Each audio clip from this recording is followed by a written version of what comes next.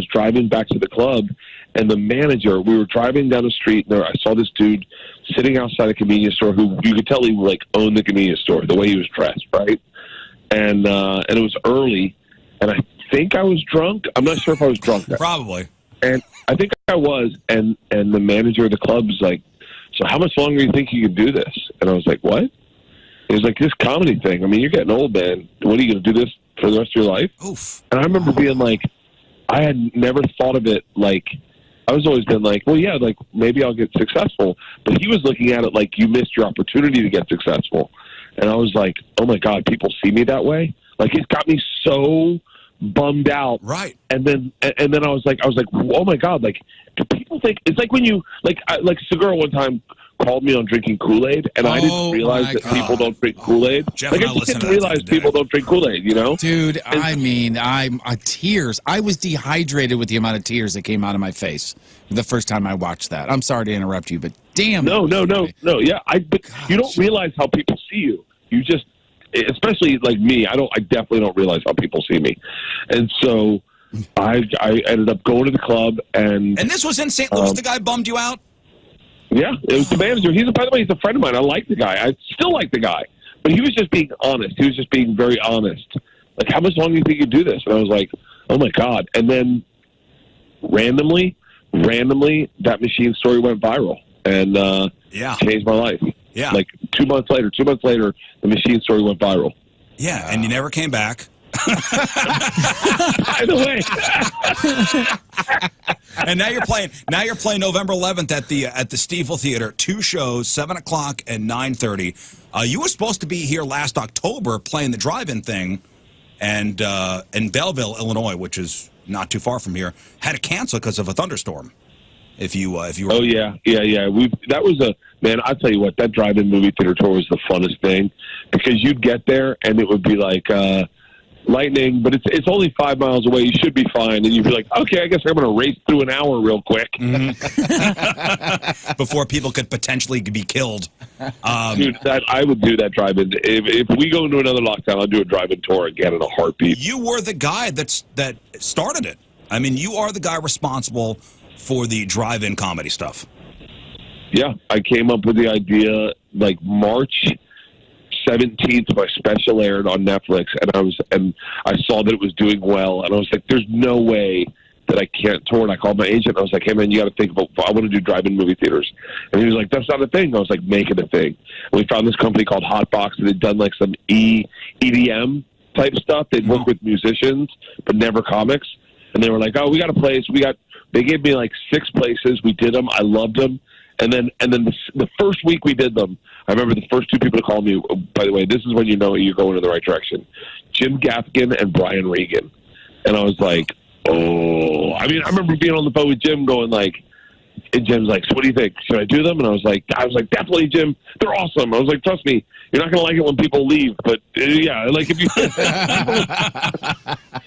No, and there are comics that loved it, and there are also comics that, like, I would never do it. I think Mark Maron was one of the guys I heard. I'm never doing that. I can't do it.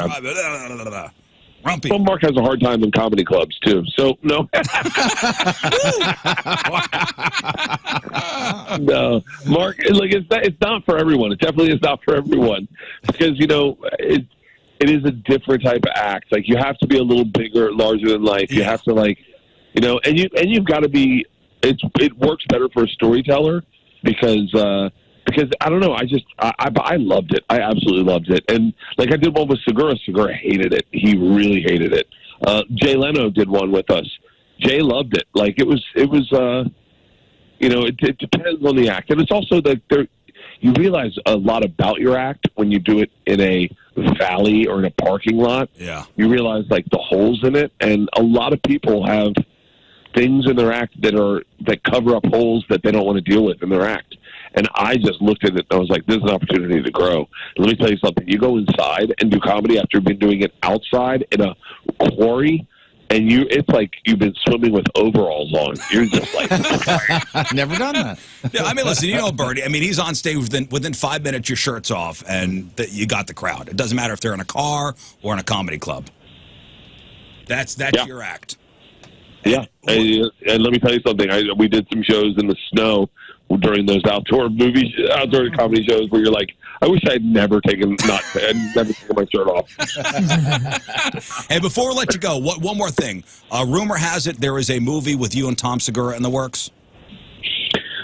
Rumor has it, yeah. The rumor has it. The paperwork just got delivered yesterday. Rumor has it. Oh, nice. I wish he'd be honest with us, but rumor has it he's not gonna. So. Oh God. Yeah, let me tell you, I did. When I did the machine, when I sold the machine, I sat in a room with a guy named Kale. I won't. You can find him if you want to find him. But he said, "You get to do one movie. What's it going to be?" And I said, obviously it's the machine. He was like, what's the story? And I was like, I don't know. I got to be honest with you. I'm even scared pitching it because, like, I'm afraid what if I do it and it's a big movie and then I get a phone call and I get kidnapped by the Russian mafia. And he looks at me, he goes, sold. And I went, what? He goes, that's our movie. You get kidnapped by the Russian mafia. And I go, great. And so then same guy says to me, all right, so you get to do a second movie. I go, I got to do a movie with Segura. Like, that's it. I got to do a movie with Segura. And he goes, do you have an idea? And I was like, just turns out we do. Oh, wow. Can you disclose anything? No. Oh. All I'll tell you is we had our first general meeting with our writer. I can't tell you anything. Like, this is already way too much.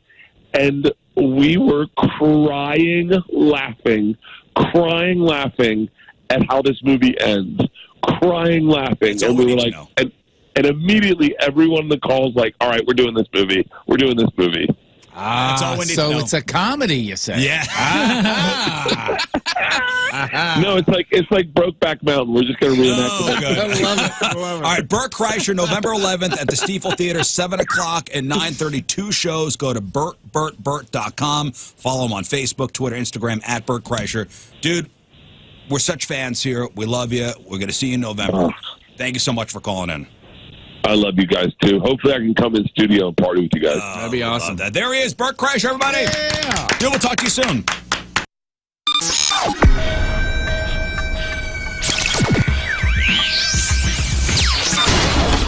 Well, here we are at the Chaffetz Arena, gigantic show tonight with the Killers, joined by Brandon and Ronnie. Gentlemen, thank you very much for your time. Really appreciate it. Yeah. I love the album. Wonderful, Wonderful is out now. It's such a great record. I think very much worth the wait. I want to know first things first about Jackknife Lee. That produced this record for you. I know there were a couple of other guys as well that did a track, but I want to know about a producer and what his role is with you guys and how you know he's the right one to work with you guys on something like this. Well, it's different. I mean, every producer is a very, it's a very, that word casts a very large net. Mm-hmm. They can be, there are some people that just get in a room and sit Indian style and give you vibe. And some people that, the other end of the spectrum is actually, they play with you and they're like a fifth member of the band. Jackknife was kind of everything. He sat Indian style and he played. It was everything. Yeah, he was all. He definitely took the holistic approach. Yeah, but I'm always very interested when, because that's a big thing to let somebody in. I mean, that's the innermost circle of the band. So there has to be a lot of trust that develops over probably a short period of time in order for that to happen. Yeah, you have to go with your gut, and you meet. We met with a lot of different people, and we met a lot of people along the way, and it was just instantly, we were drawn towards him and felt comfortable around him, so it made it easy. Very good. I'm always amazed when great songs like Run for Cover, I hear and read stories about how it's been around for a number of years. Do you keep everything around with the hopes that maybe one day it turns into something? Or are there those that eventually you go, you know what, I think this one's been around for a while. Like, how do you know that there's something there to keep it around? We haven't, it's rare for us. It's this one in particular, just my brother kept emailing me. Yeah. And that was, kept it in my mind. And because he's a fan of this song. And so I think without that, without that prodding from him, I don't think I would have, brought it back and pursued it the way that we did. But yeah, we don't have any more laying around that are that good. That have been around that long. I always wondered because, you know, some bands will say that once they write it for whatever that session is, it's gone. You know what I mean? That they just leave it and move on and don't want to kind of revisit. So I'm always it's very fascinating to me when you find those little gems there that ended up turning into great. Hey, good morning, everybody. Hello. Hi. Hello. Oh, hi. Hey. Hello. How you doing? Scott and Rafe and Lern and Moon, we're all here safe. Yeah. We're all safe, guys. The roads are completely fine, everybody. The roads are fine. That was crazy yesterday. I know. Bad it Well, got. All that prep. Huh? We actually got 17 inches of snow. You just wouldn't know because they were so on it. I know, Crazy. I'm proud of them. Thank you, MoDOT. Good job for on that. getting that snow before it even hit the ground and accumulated. Well, hey, in the On beginning, clouds in the sky, in the dude. beginning of that whole thing, on the way home, I was sliding around. Me too. Oh, really? Oh, yeah, I was. Well, remember after the show yesterday, I went to Glen Carbon to go to the dentist. By the way, No cavities? who got to go to the treasure chest after? You got a sticker? No cavity. No, I got And a spider ring? Spider ring. Right on. I got a spider ring and a Captain America sticker. So Sweet. Yes. Where's the spider ring? You gonna wear it? It's in the safe at home. Oh, cool. That's smart. It's for fancy occasions. That's right. Yeah, it was fine. 100% fine. No slipping, no sliding, nothing. I took Olive all the way home yesterday and I slid a little bit. I'll be honest, I fishtail a little bit. Yeah, I slid around a little bit. How did your gas mileage handle it? Excellent. Oh, I watched you guys. I bet. I go, oh my God, I didn't see, because I didn't go out there with you yesterday. yeah. And I go, I have to see what If you happened. missed the end of yesterday's show, here's what happened. We were talking about, I don't know how it even came up. I don't know either. I think you two were just smack talking each other. You were telling her band van was impractical. Oh, that's right. Oh, there and we I go. that's told right. you That's that's a right. lot. That's a bold statement coming from a guy whose everyday driver is a Jeep. Yeah, and I said I first said 25 miles a gallon. Yeah. Okay, I may have overshot a little bit. Yeah. Like I caught a fish this big, Yeah. or my penis is this big. Yes, Where yes, we'll subtract a couple inches, right? Right. So Which we you did. said 4. Oh, we took okay. 4 inches off. Well, you said, oh, you're not getting more than 15 miles a gallon. I said under 20. I said I'd be surprised. Oh, I heard 14, 15, 16 in this room. Yeah, which is the average of a 2018 Jeep. And We I looked said it up. no. Yes, Lauren, go I was going to say, ahead, I please. love that Rafe was the fire starter in this debate, and then Moon was the person who put the money up. Well, Well, because I made a reasonable argument. Well, Well, Moon I drive is Jeeps. currently driving a Jeep, Yeah, yeah. and you have had Jeeps in the past, so you would be an expert in this field. yeah, and I play the MPG game, you know, because on the Jeeps, I love how the Jeeps are set up, like the electronics and the displays, and it almost gamifies the MPG where you can see it at in real time, and then it shows you your average. It's kind of like a wonderful display to play the MPG Let's see game. let's see how high up I can get this thing. And I'm one that plays the MPG game, and I'm proud of myself So, when I'm popping over a Moon- 19. Moon was another naysayer. Like, dude, there's no way you're even over 20. And I said, I'll bet you I'm 21. I bet you I'm at least 21 miles a gallon. Yeah, there was some thing we negotiation. should have There was asked some though- haggling. We We landed on 21. We landed on 21. The thing we should ask you is what kind of tires you had. We didn't know you had golf cart tires. Yeah, that's true. You're driving it differently Well, I than we are. said, okay, we're putting $100 on it. Let's go downstairs and go check it out. Right after the show, that's what we did. Turn on the car. Boom, 22.8 miles a gallon. I was impressed. It was ridiculous. Instagram Live. Somebody If you wanna tried see. to steal your thunder in the comments. I saw that. I'm not saying accusing what? you of this. They said that you can reset that anytime you want. Oh. And that when you reset it, like it might say you're getting 25, 30 miles a gallon for about 5 minutes until you actually put some 'cause- miles on it. Yes, because I knew this conversation was going to happen. I'm not accusing Because you I of knew this conversation was going to happen You organically. say you're so Prepared. smart. Maybe It's you not set an me up. average over time, is what I'm saying. I've never Well, reset it. Even I when believe you. even while we were just sitting there briefly for 15 seconds, it dropped a percentage point. Yeah, well, I was Well, it was running. idling, yeah. Well, yeah. So like, I So mean, every time you warm it up, it goes down.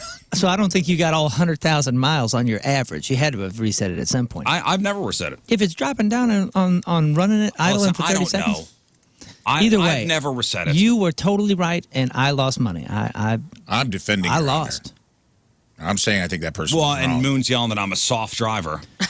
I'm not saying that in a bad way. I'm actually impressed. Like I said, I will say when he soft. pulled out, That's he put not it what- in neutral and got out and pushed it out of the parking garage. I go, Flintstoning as much as he man, can. you're really committed to this No, MPG. what did you say? I was a. Did you call me a soft driver? I did. forget what it was. Listen, I said you must really grandpa this thing, and I was like, you're just soft on it, and that's not. Of course, that sounds like a bad thing. But that's not what I meant by it. Get out! In the heat of the moment, you meant it as an insult. For No, I sure. promise you I didn't. Because, dude, I am one that loves this game. I appreciate it. I'm as soft on mine as possible as well because, A, I want them to last forever, and B, I like playing the mile per gallon game. It's what 40-year-old men do That's these what days. we do. That's what we do to get enjoyment, and that's fine.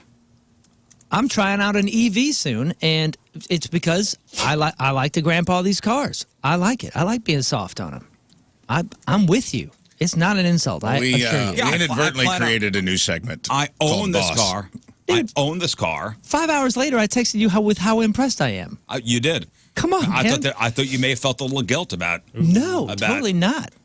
trying to insult me after you lost, which is Absolutely fine. not. I'm No. a big boy. I forgot about it. No, I'm impressed. At this point in my life, this is what impresses me.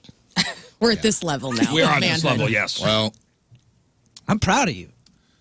I own this car, and I plan on having this car for a while. My son will be most likely driving this car in a couple months. Yeah, and I got new tires on the car. I want it to last. I've beaten cars into the ground before, and yes, it's fun. But now Hell now yeah. we're babying them. But now, yeah, I'm trying to finesse this thing. Heck yeah. Well, you're doing an impressive job Thank you, because I don't Moon. think I've I ever pulled appreciate over a that. 23. That's absurd. That's champion level, dude. You are that's legendary driving level. Keep going, Get man. the horns out. My God. I'm serious, guys. Drive a Jeep for a week. Try to get over 23. Dare you? I would love to. People start sending in your mile per gallon thing. See how you do. 'Cause I don't think you're going to beat Riz. I just want to drive a Jeep just so I can like live out my clueless dreams of being Sharon picking up Dion Hey, you know for what? school. You know what I'm saying? Weather gets nice. I'll take the top off. Let's Dude, they're go. so I fun. totally paused. Does it Let's help? go, and then we'll get on the highway. We'll start screaming. Yes. The more ducks you have, does it help with the? He did have a couple. You did have ducks, which I was disappointed to see. I know. You talked Well, so you much know a what? game of not having No, them. I- Rafe and, you pointed know- that out. He goes, "He's got some ducks up there. I'm sure he bought himself." You sentimental bastard. You do love when people duck you. You love it.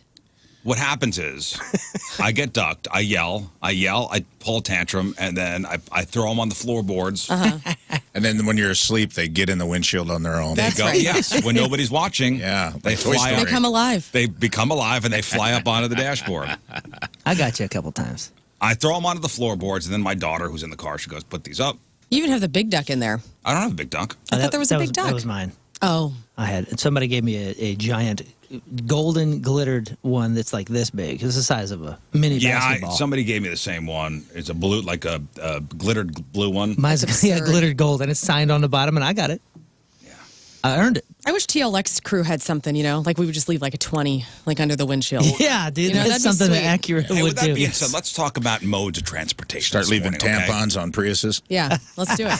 We're talking, Hey, talking man. about modes of transportation this morning, guys. Trying to get in the EV world. You get out of here. And we'll start with the most basic of basic, the horseback rider. Ah, yes. There is a video making the rounds. And I don't know if you saw this over the weekend, but a guy on a horse got brutally clotheslined by a highway sign. Oh my gosh. How low was the sign? Well, there are not a lot of details on this, but it looks like this guy was part of the Houston Rodeo's annual Pony Express event, where they deliver invitations to state officials on horseback.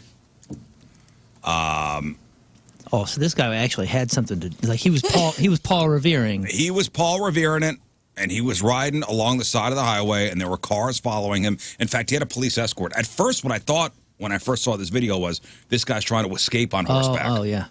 But it's not. This guy's part of the Pony Express event He's at the Houston Rodeo. You thought it was cops and robbers, like for real. Yeah. Like he robbed the. He Texas robbed Central something or Bank. other, and then he was getting away on horseback, and the cops were following him. But no, and I want you to play it up here on the screen. I got the audio. Guys, look at the screen. Pony Express. Oh yeah, that's his teammate. Oh, boy. Oh my All right, goodness. so this guy, He's riding along the side of the highway. Oh! What was man. it? Go back. He's in a canner. Did he hit? What did he hit? Oh my god! He hit a road sign.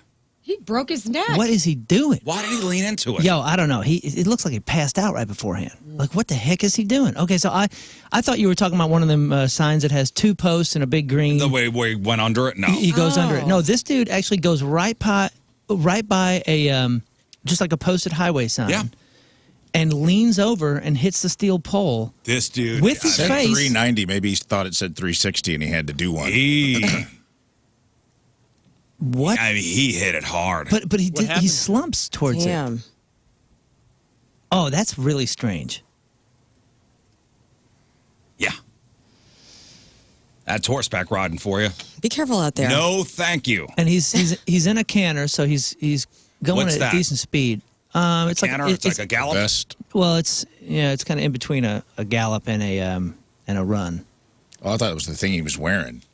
No, that's a vest. And I thought that was like a fancy term that I didn't know. Like he's got his canter on, like a hat, you know? No, like the horse is like so there's the trot and there's the Yeah, that's the old bop, trot, bop, the gallop. bop, bop, bop. The gallop is he's kind of galloping.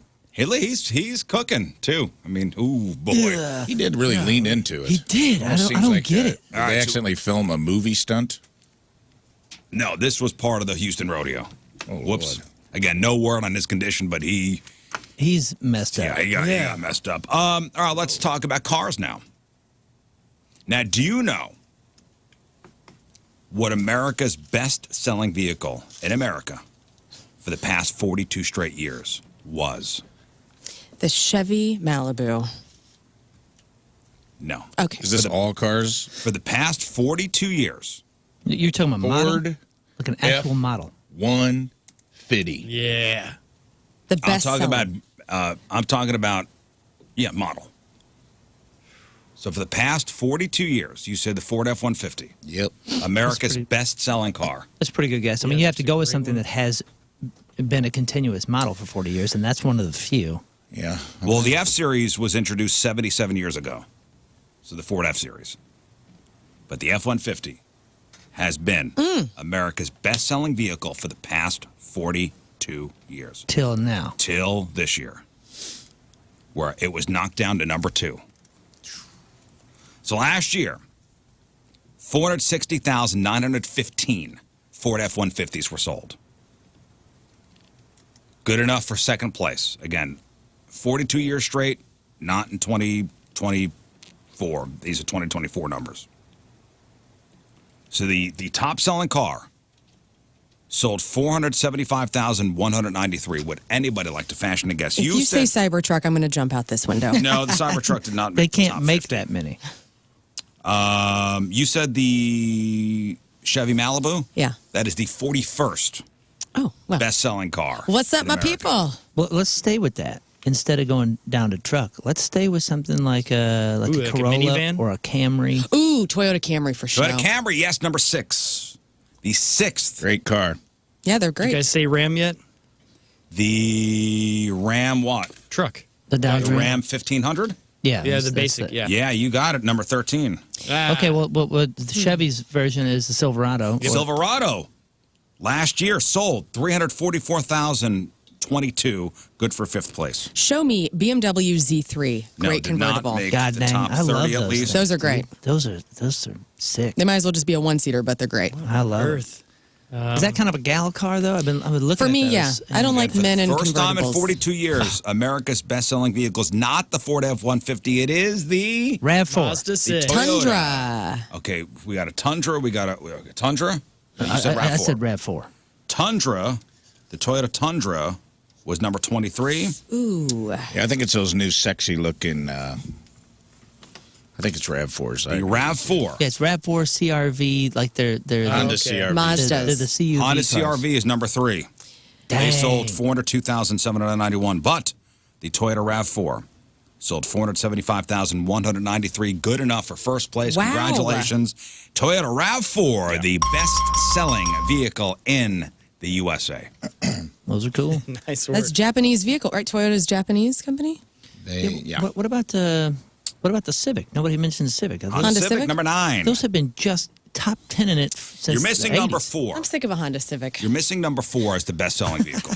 What do we have? What's top 3? Toyota RAV4 is number 1. Ford F-150, number 2. Honda CRV, number 3. Probably the a Silverado, number 5. Chevy. I said Silverado. Give me You the. said, you said Silverado, Well, number we got 5. GMC still, but I'm Toyota gonna say- Camry, hang on. Dodge Ram. Toyota Camry, number 6. We already said Dodge Ram at number 13. My bad. Let's go to actual SUVs. Let's say the Equinox, the The Chevy Equinox, number 17. How about the Econoline? No. Lincoln Town Car. But the Ford Transit vehicle is number 25. The Cube. Cherokee. Oh, yeah. The bread truck. Cherokee was the Grand Cherokee was number 35. Dude, have you been in a Grand Cherokee recently? They're nice. They are friggin' sweet. they're Jeep Patriot? Upgraded. The Jeep Patriot I saw was in the 30s. Explorer? Yep. Equinox? Oh, the Ford Explorer, huh? The Ford Explorer. I'm Tacoma. gonna say, what about the Ford Bronco? Explorer's number 14. Toyota Tacoma. Now, there's 2 Broncos on the The list. Bronco's back. Oh, yeah, yeah. but they're so expensive. Like The this- Bronco Sport.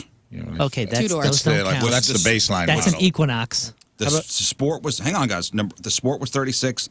The Bronco, the regular one, was Actually- number 46. Love them. How about the Buick Encore or Enclave? Oh, yeah, Enclave. There are no Buicks in the top 30. That's disappointing to hear. What about Sorry, old Subarus? folks. I've seen so many Foresters and Subaru Crosstracks. Outback. Yeah, Outback, number 20. Forester, number 19. Crosstrack? And the Crosstrack, number 18. those are all It's awesome. got to be one of the big 3. It's got to be a Ford, a Chevy, Toyota. Like a probably. or a Suburban or Oh, the Suburban? yeah. Ooh, we forgot Cadillac. Forerunner, Highlander. Wait. Highlander? No, I was surprised the Highlander What didn't. about a Kia Telluride? I feel like I've been seeing a lot of those on the road. The Kia Sportage was 22. The It's Telluride. smaller. The Telluride is the bigger one. It's nice. It's too. fancy. Those are Telluride cool. is not on the list. Man, you're missing number 4. Rogue. This vehicle sold 372,613. Is it a truck, The sedan? Nissan Rogue is number 8. Nissan Altima. Oh yeah, Nissan Ultimas and Altima. Maximas. Altima, I don't have on my Ooh, list. Trying to decide if this Hyundai? is like an entry level vehicle. Hyundai or... Tucson, right? yes. Number 11. Are we looking for a Sonata. truck here? It's a crossover. Crossover A vehicle. crossover. Okay, so like a CUV, like a CRV, and Said CRV. This brand We has said Rogues. two cars in the top 20. dang, is it a Tesla? Is it the Y? Tesla Model Y is number 4. Wow. Is that the first time that they've cracked the top 5? No, they've been in the top 5 for a Nice. while. The Model 3 is number 16. Oh yeah. The 3 is 16. The Y is 4. Nobody said the Corolla. I said Corolla. We You said did? Corolla. Yeah. Corollas are tight, dude. I know everybody likes to poo on them and whatever. The Corolla that I had was the best bang for the buck in 2015. Corolla was number 7. I heard Camry because Camry was 6. Yeah. GMC Sierra. Oh yeah, GMC Sierra.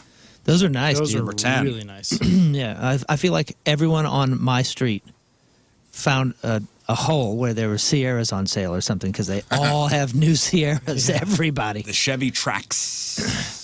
Oh, really? 12. What the heck is That's a roller skate. That's the little mini SUV, MUV. Now, I heard, Miniature utility I vehicle. heard Tundra, but I didn't hear Tacoma. I said Tacoma like Yeah, 40 she said times. Tacoma. Oh, well, I didn't cross it She off. said 41. Loves Tacomas. I love a Tacoma. Okay, I well, miss sorry. my Tacoma. The Honda Accord, 21. Oh yeah, the Accord. The F-250, 24. The Sentra, 26. Honda HR-V, 27. How about the Jeep Wrangler, How about it? number 28? Yeah, Good baby. job. 23 miles to the gallon. The Ford Escape, number 29. Ford Escape. Ford Escape. Oh my God. It's like the Escort. The What an idiot. I was It's about a to new look one. up Escape. You got me, man. And the Chevy Silverado 2500 was number 30. The heck What is about an the Jeep Escape? Liberty? That was on the list. It was in the top 50, but I didn't. Really? Yeah. I thought that'd be way down. That's a pretty good list. Yeah, man. You said Sentra? I've seen a lot of Sentras. Yeah, number 26. Overall, the U.S. sold 16.1 million passenger cars and light trucks last year, which was up 3% from 2023. So there you go. Congratulations to the Toyota RAV4, the best-selling vehicle in America. Now, if you spend enough time driving, it's easy to start forming opinions about drivers, right? Based solely on what they're driving. And not just the obvious stuff like Cybertrucks, but a new report analyzed actual data from insurance companies and accident reports to come up with a definitive list of the best and worst drivers by vehicle brand. Oh, great. It's easy. BMW is always top of list. Now, this is not, you're driving a Subaru, you must be a lesbian. That's not what I'm talking about. BMW top of the list. What you mean? Like jerkwads. You crazy? No, these one of my are the dream cars. best and worst drivers based on accidents and all that stuff, based on actual numbers from insurance companies and from accident reports. Well, it's going to have to be something that sells a ton of cars. I mean, there's just more likelihood of a Toyota, Chevy, or Ford. I think it's smaller vehicles. It's I gotta will be. say Toyota is not as far as the worst drivers. Let's say Ford. Now we're talking, okay, so crazy. So when we Priuses- say worst drivers, we're talking DUIs, we're talking speeding, we're talking accidents, we're talking everything. So I got the top 3 brand worst drivers. All right, I'll take Ford. What do you guys take? I'm gonna go Dodge. Beamers. Beamers, okay. What you got, Rafe? Who you backing? And the DUIs threw me off The because Chevy card's still on the table. If you want to take that one. He said no Toyota, maybe Honda, but I'm sticking with my. I'm going Dodge because the Ford. Challenger and Chargers. They seem to. Okay, that's you know what I didn't think about that. it's a good call. That's What'd you good. say, Scott? Lot Dodge, of Challenger. Mustangs out there though. A lot of Mustangs, huh? So Ford. I will tell you, there are no Fords in the top 10. Oh crud! Yeah. Don't embolden them. Oh, okay? so you're looking for a model? You're looking for an actual model? Yeah. I thought you were looking for manufacturer. No, I got manufacturer. I got manufacturer. Now, just think like, Dodge Ram, they consider Ram Its own brand. its own brand. Oh, okay. Oh, You wouldn't be bringing that up Had if Ram wasn't on there. Ram is number 2. Oh my goodness! It's in the name. I'm going to ram you. so is there a specific Chevy? Ram is the second worst after being the worst in 2023. Wow. Hey, So yeah, it's you're a on the little right. better for Yeah, your you're on the drivers. right path, dude. Congrats. Would you say, Rafe? Bro. Is there like a specific Chevy? No. There are no Chevys on here. What? In the top 10. Oh man, I'm at a loss. If I know. if there's no Chevys, there's no Fords. There's no The driver of this car had nearly 37 incidents per 1,000 drivers. Oh, let's go. throughout Let's go with 2024. Buick. We're talking about fender benders. We're talking about the old folks in Buicks. No, Dang.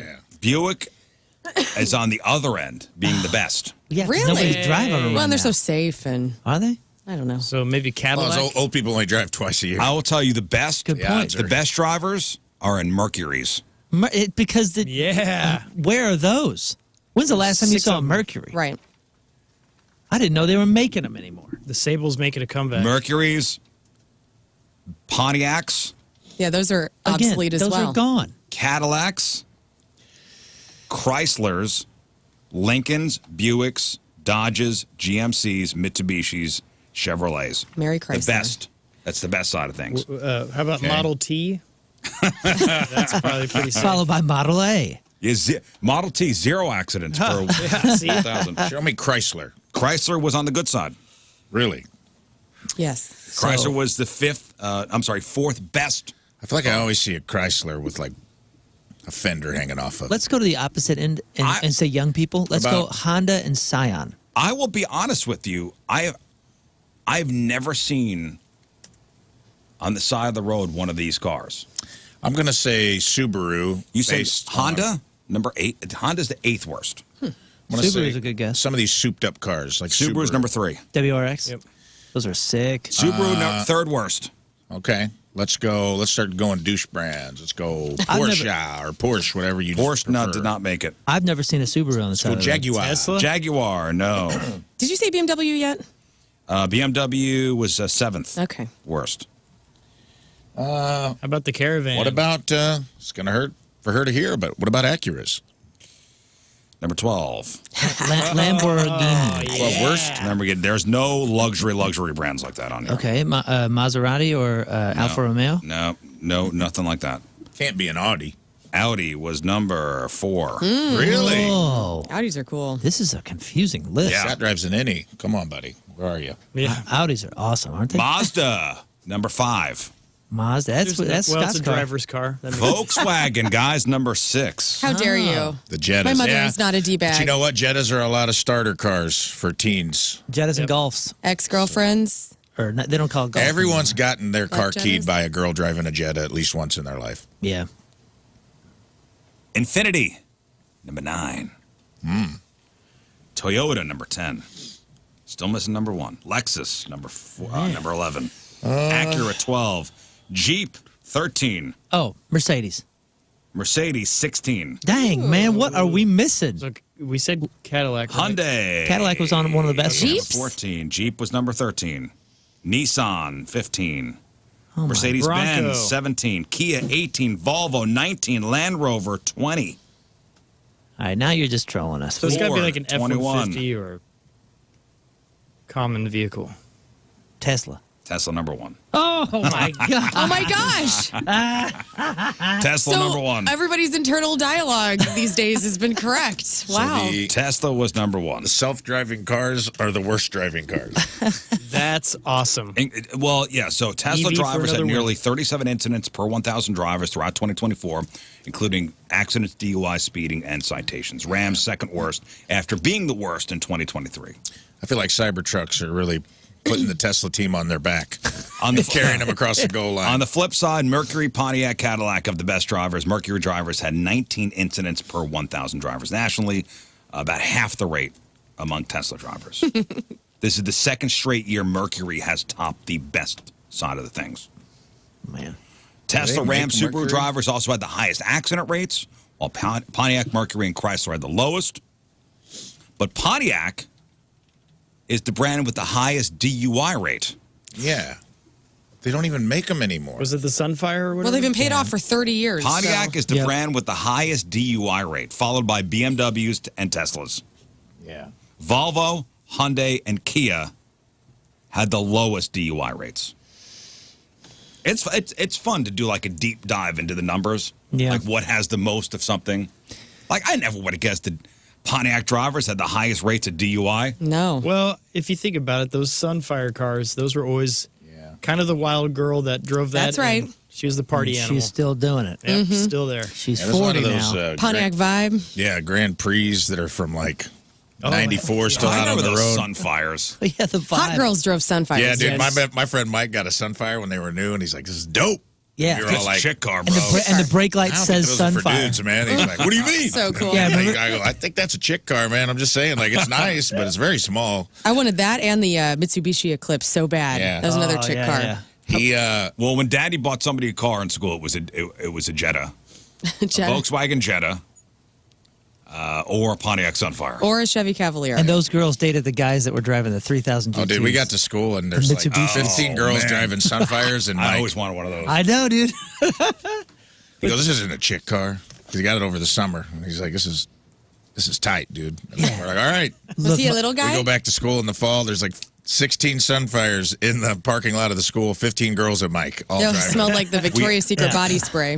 There was a dude in radio I used to work with who bought his first car, and he was so excited to show everybody. This is back 99, 2000.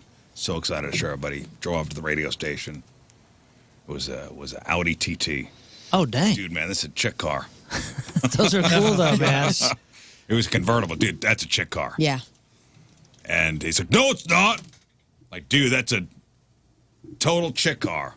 And everybody made fun of this guy. Those cars are He tight. got rid of though, it. man. You're so He little. got rid of it. Yeah. 3 weeks later. He should just rub it in her face that he could afford it. Hee hee. Dude, we rode this guy. Is it the bubbly butt, like the bubble Yes. butt on it?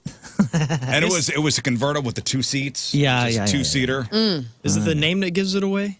The TT. The TT. I don't know. It's a chick car. You get that TT RS, though. You get the Audi Ding Dong. That would have probably been. Dude, the 3000 GT.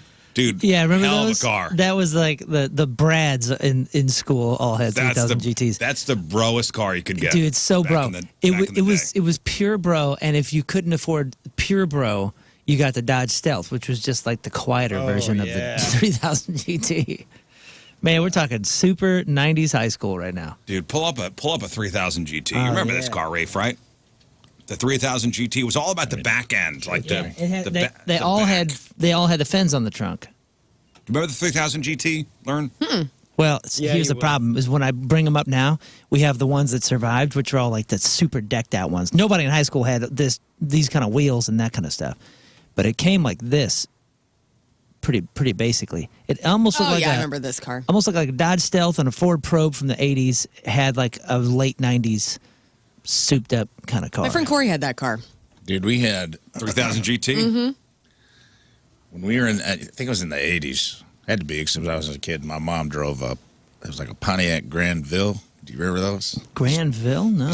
Dude, this thing was like it was like a cruise ship. It was so big. I remember that she slammed my leg in the door at the Kroger's parking lot, and I thought I was going to pass away because this thing was made of pure titanium. You know, it's one of those things like a frazzled mom trying to get 3 kids and groceries in the car, and she goes to close the door, and I'm trying to get out, or I'm halfway in the back because it didn't have back doors. You had to like pull the seats forward and climb behind them or whatever. Oh, so annoying. This thing was a boat, dude. I mean, it was definitely like probably a pimped out car in like 71. This is what A 1993 Mitsubishi 3000 GT, two-door coupe, V4 twin turbo. This is what the cool rich kids at Lindbergh were Dude. driving in '99. How much for that? 24 grand. See if you could look up like a 73 Pontiac Granville, dude, because That's a nice car. You know, I'll give it this. I'm always saying that, like, I don't want dudes in cars, like sports cars, but there was something about being like, when I was in high school, all of the hot high school guys had cars like this, and that was hot then. But being an almost 40-year-old woman and like seeing like a 40-year-old guy drive something like that is total trash. Like, I don't know where the disconnect happened. When you were in high school, that was a turn on, right? This was a turn on, but as an adult woman, total turn off. I don't know. Mom's new boyfriend drives a Ford Probe. Right. I've been driving my I've been driving my son's Z, his 370Z. Are you saying that I would look dorky getting out of that thing? Yeah. It's pretty tight though. Okay. Not impressed at all, huh, Lern? been No, fun to drive. what turns me on now, cool dudes in vans and trucks. Like, I mean, I like a dude in a truck. I know I'm very liberal and I shouldn't like that, but I love Land Rover, it. huh? Nothing, no, like a dude Land in a- Rover's cool. I dude don't in a like. nice BMW. Nah. Really? What about a dude in a Prius just hopping No, out? do something slow better. motion? If a guy's in a Rivian, you want to be eco-friendly, Rivian truck's totally hot. That's what's up. Sports cars, huh? Don't do it. Don't do it for me. But back in your late teens, That was it. high school days, But I also like the guys in the trucks too. I don't know. I just think that like sports cars on dudes is kind of my dad had a SDE. You know. had a cherry red 1988 Mustang GT, and that car was sweet. I'd pull up in that thing, and panties would melt. But how old were you? I was in high school. Okay, exactly. 16, It was 17 years fine. old. But it wasn't your car. Was it the It hatchback? wasn't my car. But man, that car was sweet. Yeah, my buddy had a Stealth. That was the first wreck I ever got to be in. We went to go see Batman Forever. We were leaving the movie theater, and he was trying to be really cool in the parking lot and nailed a curb and just destroyed every cool. wheel on that Nice. car. It was awesome. Look at this car. That was my mom was driving this around in. It was a white hardtop. That's sweet. It wasn't the convertible. It looked like Huggy Bear should have drove this car, dude. Jackie was driving this. That's what Jackie was driving us Huggy around. Bear from. We Jackie's got it like cool as hell in I this think thing. we got it like a junkyard or something, and like she was driving us around in that in the 80s. Huggy Bear was the Snoop Dogg character from Yeah. Starsky and Hutch. Yeah, it was Like like a pimp. This thing? yeah, except it had a full white, like right over there to the right. You see the orange one with the white hardtop? Oh, it was yeah. like that, only it was blue. Is it convertible though? No, it wasn't convertible. It was just a had that. hardtop. I see. It was just like a white. The roof was a different color than the car. There it is. A blue one with yeah, the it white was like roof. a baby. Ours was like a darker blue, but man, that's what we were rolling around in that. It was a tank. 75, huh? I think it was earlier. It was like a 73. Well, this is what my I mean, it was when it came out. It was probably like a dope. It was like it rivaled the Cadillac. It was Pontiac's Yeah. answer to the Cadillac Coupe de Ville. Long car. Yeah, I love a Long boat car. car. Long Oh, car. yeah. That thing's a It boat. looked like a Boss Hog car. That's what my dad had for a while. We had a Buick Electra. This thing was so freaking See if you could big. look up a 1988 red Mustang GT. Did it have the little plastic visor thing on the back? Oh my God, the old Mustangs. Yeah, this is what we had. A Buick Electra. Look how big the back end of this thing is. I mean, This is a literally- metalhead convertible. in the Honestly, I 80s. would love to have one right now. Oh my I'd drive that gosh. around with pride. It'd be the coolest thing The ever. Electra, Yeah. What were you saying? 88 Mustang GT. Yeah. We started my life out in a rad way with a Pontiac GT from the 70s. See that red one? Oh, you had it Fox wasn't body. it wasn't a convertible. you had a Fox body. It wasn't a convertible. Yeah, I like the sharp features on the Mustangs. They curved them out, in the late 90s, right? That's whenever those curvy Mustangs came out. These Fox bodies are so cool because they had the 5.0s with so Yeah, it was little a weight. 5.0. Like those are dangerous cars, brother. It was it was quick. My neighbor has one still, and it's like 40,000 original was miles. quick. And every time he takes it out, it's like, oh My brother my killed the gosh. car. Let's my all brother. get our vintage cars, dude. My We're in brother our went era. up driving. You just said that I can't drive this. It's SDE. Well, it's fancy car. It's a fun car. Small dong energy. Yeah, you're married now. My brother killed that car. He drove it into a lake, and What's he doing? What do you mean he drove is wrong into with a you, lake? dude? I've had enough. and the engine sucked up water, and that was the end of that. Oh no! Oh, man. Your brother killed the car. What? That's Those what are my happens cool when points. you put it in a lake. Surprise! I think he misjudged something. Anyway, I'd so say. we go from horseback to cars. I think he misjudged the capabilities of the Mustang 5.0, Let's talk about boats. whether it can All right. swim or not. Man, knowing somebody with a boat, by the way, is the best. I I would know. never own a boat. Honestly, I think I'm over that. Like, I always thought the status symbol was owning a boat. Oh, for status? Oh no, it's for funsies. Yeah, it's for funsies. My in-laws' boat. It's been the greatest thing to happen in the family, man. They've got this little lake house, and it's not even little. It's a lake house with a boat, and we get to go. You saw me ski last year. And they love the it, right? tubing. And They your love father-in-law it. loves it. He loves it. I mean, I think he loves it. Takes meticulous care of it. Right. And the boat owners I know, I mean, they love their boats. Mm-hmm. They love their boats. It's a lot of work, though. And it's a lot of money. Gas, boat gas is expensive, paying for a slip, the whole thing. Maintenance, Maintenance. winterizing. Oh, I mean, you're always taking care of the thing. Yeah, they always say boat means bust out another 1,000. Yep. They are right. And the whole, happiest days of your life, the 2 happiest days of the day you bought it. But, and the day if you I sell ever it. bought a boat, I would always feel guilty when I didn't use it. Mm-hmm. Yeah. You have to have a lake house then. You have to have a lake house. You have to. You have to. Or live on the coast. McNew, our video director's got it perfect. He lives on a little tiny lake in Edwardsville. It's private. It's only like 10 feet deep, and you can't have a motor bigger than 9 horses. So it's all just these little sputter around pontoons. He bought like an old 89 pontoon and recarpeted it. And it just sits on the dock, and he takes family out in it. You don't have to worry about like buying this big expensive engine. It's Yeah. basically a trolling motor on a floating platform. But you get the benefits of being on the lake and you can go swimming. You can take the kids out. They don't get to go skiing or anything like that, but they can go swim and you can putter around the lake, say hi to your Right. neighbors. That is Neighbors nice. have like yard parties, and I'm like, that's That's cool. That is perfect. the best of both worlds, where you don't have to put $1 million into it. You can have like an old beat up floating dock. Yeah, but there is something about having the lake boat where you could just, go down and do a little coving. It's my mom and Jerry's best friends. They're going down there this weekend to Kentucky Lake. Jeff and Michelle. They got a huge house. They got a boat. Nice. They just my mom and Jerry get to go visit yeah. and then pay for nothing and come home. Them's the friends to have. Yeah. Jeff's a good time. He's nuts. I love him. It's the perfect situation. It's the It's actually, Jeff is the father-in-law to Rafe's landlord, which is a crazy coincidence of, Small world. it is a small world. See, so, Good times. Lern, you're fine with going on a lake boat.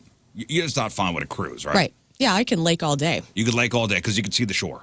Yeah, I will get there if I need to. I don't like being out in the water in the dark where I can't see the land. Right. Bro, it's the best. It's the best. One of these days, we're going to get you out there. No. Okay, You will have to You're gonna drug love me it. and kidnap me. Bro, you're going to love the panic attack we give you. No, you're not even going to know you're Bro, on the you're going water. to totally have a heart attack on a boat. You could be so busy in them things that you wouldn't even Well- know you're on the water. So my son is going to Colorado. So over spring break. So spring break is March Something. 17th or something. I think it starts for the Rockwood kids. Okay. Around that time. So my son is going to Colorado with, cool. with his buddies skiing. Right on. My daughter and wife are going to Florida to spend time with my in-laws, and I'm staying here. Why? Whoa. What are you doing? He's boating. I'm home. He's gonna boat shop. I'm home alone. You're having a little solo vacay? I'm having riscation. It's been a long time. All right. I'm looking forward to When that is for this? It's in March. Okay. It's in March. Do you now? Here's a question. Let's be honest, and I will tell you. Another one of my buddies like, "Hey, dude, let's go on a cruise." I go, "What? you. Yes. Why would I go on a cruise with you?" It does sound like fun. He goes, "I got a great deal on like a Carnival cruise." I'm You're like, just with dudes? I'm not going on a cruise with you. Thank you, but no. Why? Why? You'll go to you go to a lake house with him. You go on a guy's trip down on the farm to shoot Tanner, right? Is he married or something? You'll do He's married dang near anything else. Why not a cruise? because it's weird. It sounds very odd. There's no like event. Like I get like a broachler party. Like you're doing a cruise for a bachelor party. I get going up to the to the farm with the dudes and shooting guns and coming home for the weekend. I get going out to a lake house for a weekend with the with the fellas and doing that, but going on a cruise seems very odd. It's very romantic. It's all about the dinners. It's all about chilling, the dinners, the other stuff. I mean, I don't know, man. There's always a Doesn't it have, casino. like- There's always a casino. You smoking a cigar, going down to the casino, having some badass dinner, I don't know, man. And I was like, bro, I'm good. Yeah, and I then mean, sitting in the you hot wanna- tub looking at the stars. Isn't part of like going on a cruise like the romantic time too that you'll have with like your partner? And, Yeah. and like that's all. Because otherwise you'll get real bored. Like the craps table can only take so much. Come on, honestly. Depends Rick, on the cruise. That sounds weird, doesn't it? What? Depends Guy on the cruise? It depends on the cruise. Like No, I mean, there's concert just like cruises, a- there's that party sounds- cruises, A there's carnival, like one of those carnival cruises. Not like, but they're all different. there's no theme. There's just you go out and you go to a couple islands and you come home. What are you gonna Dude. do? Ride the water slide back to back together? It What are you just doing? sounds weird. Maybe. Wait, throw your Speedo on, go roughhouse in the pool. Hey, man, It'll be you- fun. It's a bachelor party. You want to go up to the bow and redo the Titanic scene? Yeah, dude. Yeah. Yep. I think I that'd do. be cool as hell. What? Otherwise, you're just gonna eat and drink and get hammered. You can and- be Jack. And this is the most heterosexual guy, one of the most heterosexual guys I know. Okay. Is it? I'm So not it's sure what not- that means. Mr. Hetero 2025. What do you mean? Right What does on. that mean? Hey, man, you you go know on a what that hetero I'm not sure what cruise. that means. Like he's just like bearded bro guy. Ex-military guy. Him and his wife are trying to have conceive. Maybe he wants to ask you. To be the third. Maybe he wants your seed, dude. And he's Oh, like, my hey, you're a gosh. successful You just guy. ask. He I doesn't wanted have to bring you out to cruise him. sea because what He's happens gotta- at sea stays at sea. All he has to do is just ask. I'm gonna take you off. Maybe he the- wants to take it from you. Maritime law. He's going to extract it from you. Yeah, at international high sea. waters, dude. What if we're on the Exactly. cruise? He gets done on one knee and goes, "Can I have your seed?" Oh my gosh. Will you do? And you're so will you drunk do us you'll the give it to honor? him. Boys My are God. back in town. How did this get here? The boys are back in town. What the heck? is happening? He's playing Thin Lizzy while he gets a turkey baster out and he's like, put it in. And you're just like, all right, let's do He it. pulls a flashlight out of his pocket. I would say yes 1,000,000 times. Wow. I brought you on this moonlight cruise. He gets you. He's like, I actually arranged for the captain for us to have a little private time up here on the bow. But we got to get this done because we're going to go see the high diving show on the back of the boat. Did he just ask you on a gaycation? No, I don't think it's. What happens on the gaycation stays on the gaycation. it's- We learned it's- that. We did last week. It's 100% not a gaycation. It's just two bros, just Oh, it's just the two of Swapping you. seeds. the two of us. No big Oh, deal. I envisioned this as a group trip. No, Now they It's just say one-on-one. two. just the two of us. It's too romantic for me. It's I the don't, wife and the girl in Florida, the boys in Colorado. I said, dude, I'm by myself. He goes, dude, let's go on a cruise. What? I'm all about a gaycation. But if you're two It's not hetero a- guys, Isn't it's the not a cru- gaycation. Is the problem the cruise? Because I feel like it is. Like I feel like if he's like, let's do Route 66. That's what I'm saying. He would say yes to anything else, but why? It's a bit too intimate on the seas. There's something about the cruise. It's something about the cruise. Because if he was like, let's go to Daytona. fine. It's the baked-in romance time. You are on a boat. There is nothing really. You get everything done. What else can you do? All right, But you let's also bang get it the- out. There's just baked in, and you can't bang your friend if you're not two gay guys. You're You know? going to Let's the just- islands too, so I mean, you guys could go to the island, rent like a Sunfire, and cruise around. I'll tell you what. Time On of the your last life. cruise that I was at, me and my buddy, we had a great time. We did the tour. Remember, I got to go up in the cat where they're but you driving Your the boat. wife was with you. Yeah. I'm just saying. This is not the same. No, There's plenty of I did bros. take my wife after. I did take my wife later. this is not. This is not. Changes it. Mal is not on This this has cruise. nothing to do with What I'm saying is there was plenty of things that we wanted to do that we did do that my wife was like, nah, you guys do that. You This go has do that. nothing to do with the actual boat What it- or going with your wife on a cruise or girlfriend.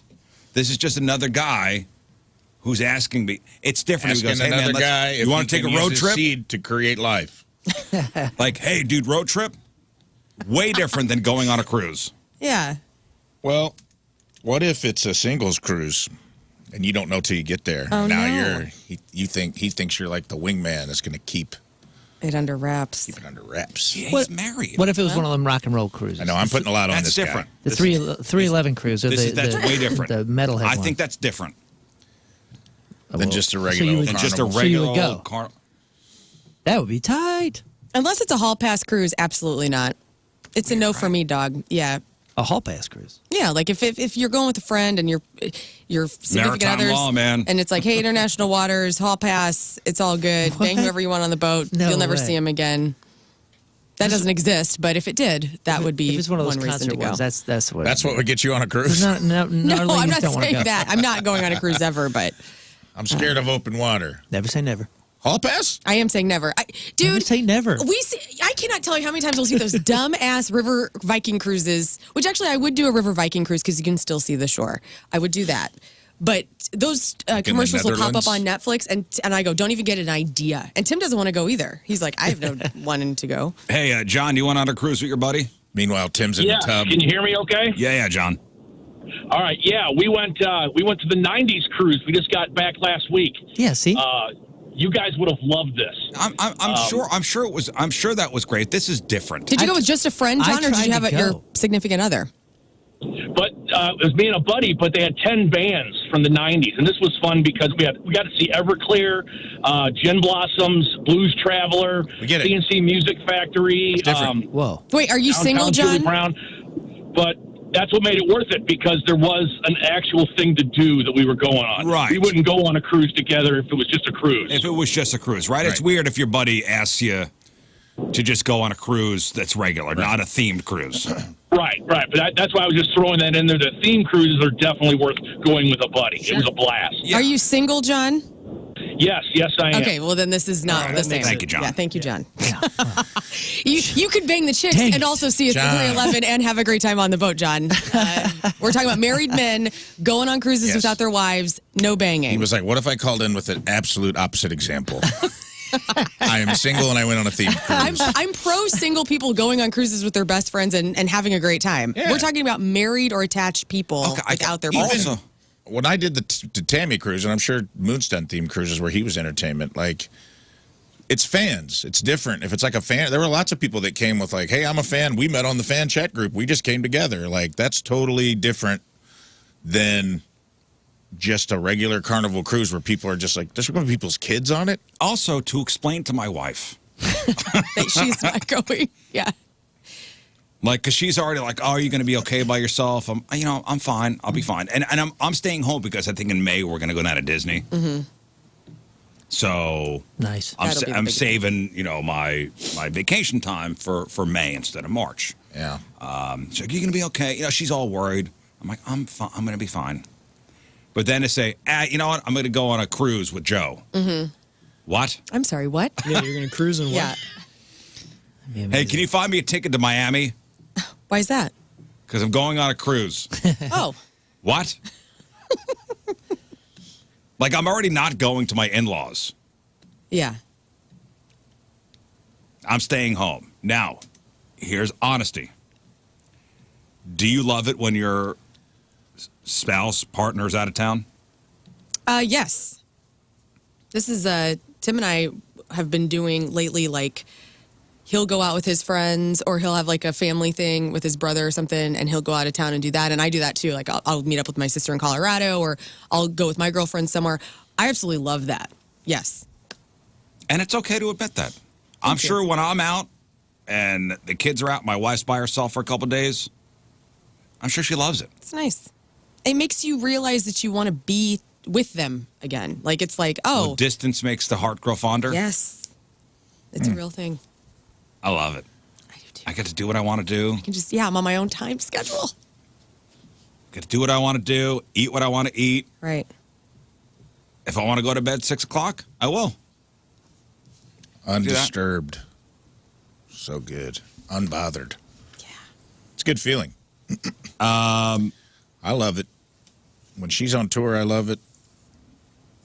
I think she likes it too when I'm out of town for the weekend, like doing shows. Like we're very autonomous. I lived by myself forever. And I liked it. Like once I didn't have roommates and I lived alone for a long time, I never lived alone. Oh, Same. I loved it. Maybe that's what it is. Maybe that's like, well, I mean, you're saying the same thing that we're saying, but yeah, I like to have like I need to recharge. As extroverted as I can be, I got a lot of energy being pushed out. I need to recharge. And sometimes that goes for my, in our marriage too. I'm like, I just need a moment, like even if it's at night, just to go out and have girlfriends and just not have to be on anybody else's schedule or anything. I love that. Do you love it, Moon? Yeah, I love it for brief periods, and it's only when I'm at home. Like if I'm traveling and she's not with me, it's a bummer, and it's because I'm talking specifically at home. Yeah, specifically at home. I like it for a night or two. More than that, no, Yeah. no. 3 or 4 nights, 5 nights, 6 nights, 7 nights. 3 months. I've never had that. It's always like a couple No, of nights. my wife used to go away. She had a job where she was a producer for a fashion catalog, and they would go away for 3 weeks at a time. Yeah, that's a long time. We were young and before kids and stuff like that. And I got myself into trouble a couple times while she was away. We almost got thrown out of our apartment complex. Oh my! You're having like a rager. Yeah. Look at you go. That is it too. Like having the girls over and like Tim's not here. Like we're watching like Practical Magic and we're eating like a ton of donuts and stuff and just like living our lives. Zero shame. Ask her about this next time you see her when she came home early. Oh. She came home early. She came home 2 days early. I happened to be at a gig for the radio station. She came. House was wrecked. Wrecked. Oh, God. And that's yes. Huh? I'm glad Wrecked. you're Can't admitting be it. mad. Oh, Dude. Well, dude, Furious. you were not. You were going to be prepared. I'm sure you were prepared to I have would it call all a nice. cleaning person in. I used to call a cleaning person in. That's awesome. This is how it's been the whole time you were gone. God, I run a so tight good ship, for- baby girl. When you're not here, I used to call a cleaning person in that's tight. That is the perfect move. Wow, that's smart. to clean, but she came home 2 days early. Oops. Too much realness. Oh man, there were pizza boxes everywhere. There I would have lost There were it. burn holes in the Couch? carpet. What? Oh, dude, How was a cleaning lady going to take care of that? Oh, dude, I once I burned bring a in hole in the carpet carpet. installers. I bring in I once drywall guys. had a hole burned in the carpet where they actually, I called a flooring guy in and they cut the little square out Replaced and it. replaced the square That's That's great. and so like good, combed it in so That's you couldn't. hilarious. What's Yeah, with yeah. you and carpet burning? You didn't notice, but That's amazing. I'll do that for. Keep the house clean, but I'll do like a deep clean if she's gone for like 3 months on tour because I know how good that feels to like walk to in. come home, It's like a That's the gift move. clean to her. house. Where I'm like, not only is the house clean and tidy, the baseboards are spotless. Yes. Like come in, the oven's clean, the refrigerator looks like it just got what. You know what I'm saying? Like I'll have a crew come in and do like a deep clean on the apartment, and then I'm 'cause impressed. that feels good when you come off the road and you're like road weary, and you walk into a house that looks good, smells good, and is clean. It's like a good feeling. But I don't like trash it while she's gone. Oh yeah, They don't have a ton of work to do. They just have to do like stuff I probably wouldn't do on a daily basis. Like I'm not wiping down the baseboards every day. No, listen, I was in my early 20s. It was a different time. I was more fun and carefree then. Yeah. Yeah, I had a band play in the apartment once, and every neighbor complained. And we got a letter from the owner of the building. You had Mitchapalooza in your house when your wife went out of town. That's cool as hell, though. Yeah, that's Full fun. full setup. Was that what you almost got tossed for? Yeah, yeah. And then also the fact there was 150 people there Did she know about you almost getting kicked out, or did you? when keep she that? got home. That's so good. She's like, I just got a thing about an HOA meeting regarding you. No, this was What? this was the owner and the owner of the building, and it was I forget how she found out about it was. I think it was like I was uncharacteristically not doing something as to not arouse like anybody noticing us doing something. Mm-hmm. She's like, oh, this is unusual behavior. Breaking the pattern. Well, I think maybe it was like I would normally play my music at loud volume, and it wasn't. She's like, oh, you're being weird. I go, yeah, I'm just trying not to bother anybody. It was like a third strike kind of thing where we would have been out. Yeah, if she sneezed, you're like, shh, Shh, be yeah. quiet, man. There's neighbors over there. Well, the next building we moved into, we got a complaint because it was a Sunday. We moved into a building. This was the old Forest Park Hotel on West Pine, in between Kings Highway and Euclid. Nice place. And it was a Sunday afternoon, and it was a building where a lot of med school students lived. So it was around like med school test time. Oh, no. And I am in the apartment by myself. I think my wife was away. I had a giant vat of tomato sauce going. Oh, I was just say jungle juice. I'm like, right. I was wearing an apron, and I had Marilyn Manson cranked. Antichrist Superstar. And I didn't hear the banging at the door because it was so loud. The beautiful people. And the security guard wound up opening the door. The security guard wound up opening the door. And there I am in the kitchen with a giant wooden with spoon. your goth sauce meth lab. Blasting Marilyn Manson with a wooden spoon and a giant vat of tomato sauce. And the guy goes, are you smoking grass up here? I go, what?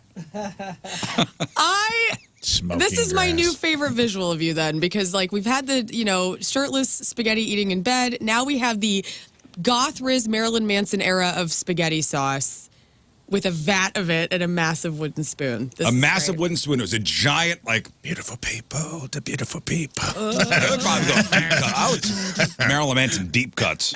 Oh. And this tourniquet. The security guard. The security guard opened the door. Yeah. Because the chick across the hallway had been banging on my door for over an hour. She was like, I'm just trying to cure cancer. And she was trying to take whatever MCAT, whatever doctor test they take. Oh, my gosh. And she was studying. The test was like the next day. And the guy, are you smoking grass up here? You like open the door in an apron, stir in a big vat with a joint hanging out of your mouth. Jeez. Marilyn Manson blaring, be like, you think what you're doing is more important than what I'm doing? She's like, yeah, actually, I do think that. Looking at you, yes, I do think that what I'm doing is I'm trying to become a doctor to heal people. What are you doing? You're like, perfecting gravy. I most likely had a cigarette dangling out of my mouth. I believe it. Gosh. 100% stuck to the bottom lip. Stuck to my bottom lip. It's bouncing. And I up look down. over, and the kitchen. It was a 2-bedroom apartment. Yeah. You look like Dan Aykroyd in Ghostbusters. Was it just the apron? I hope so. Yeah, Meals was coming home, and it was sexy time. Was I just wearing an apron? Yes, and I hope you turned around bare-assed and closed the door with your foot, so they got a little peek. I said good day. With your big vat of marinara and your cigarette hanging out of your mouth. Well, anybody when their spouse is away and they call, you look at your phone and go, not now? No? Nobody? No. Okay, no, I don't do that. I don't do that either. What?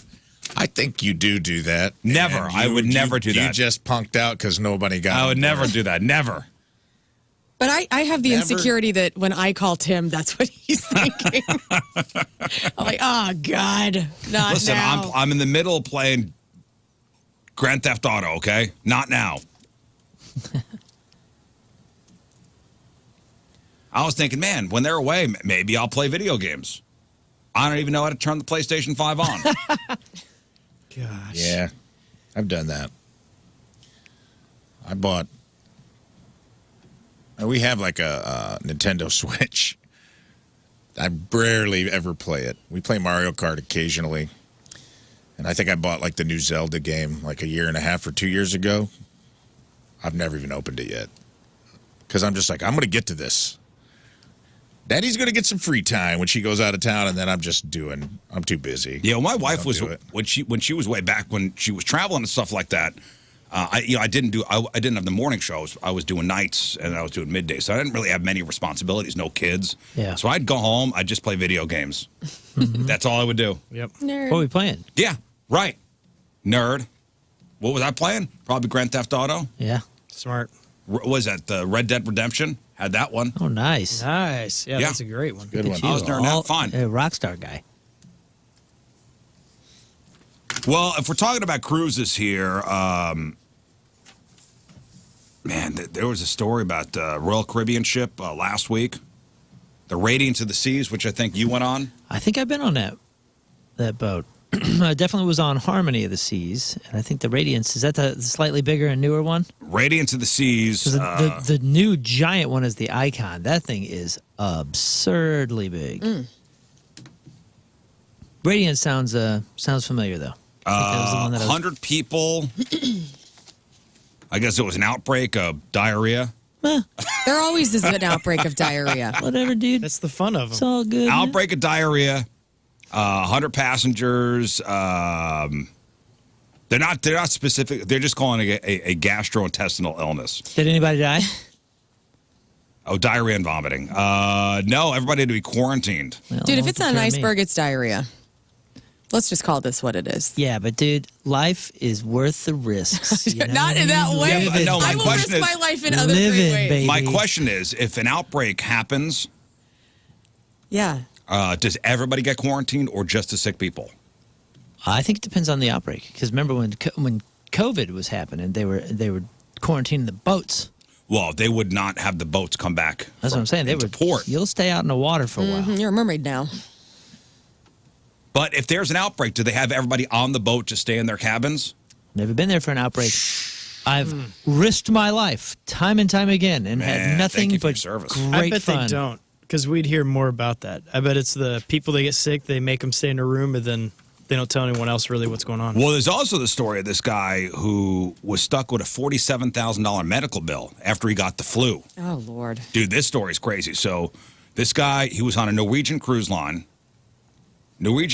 ship earlier this month, so a couple weeks ago.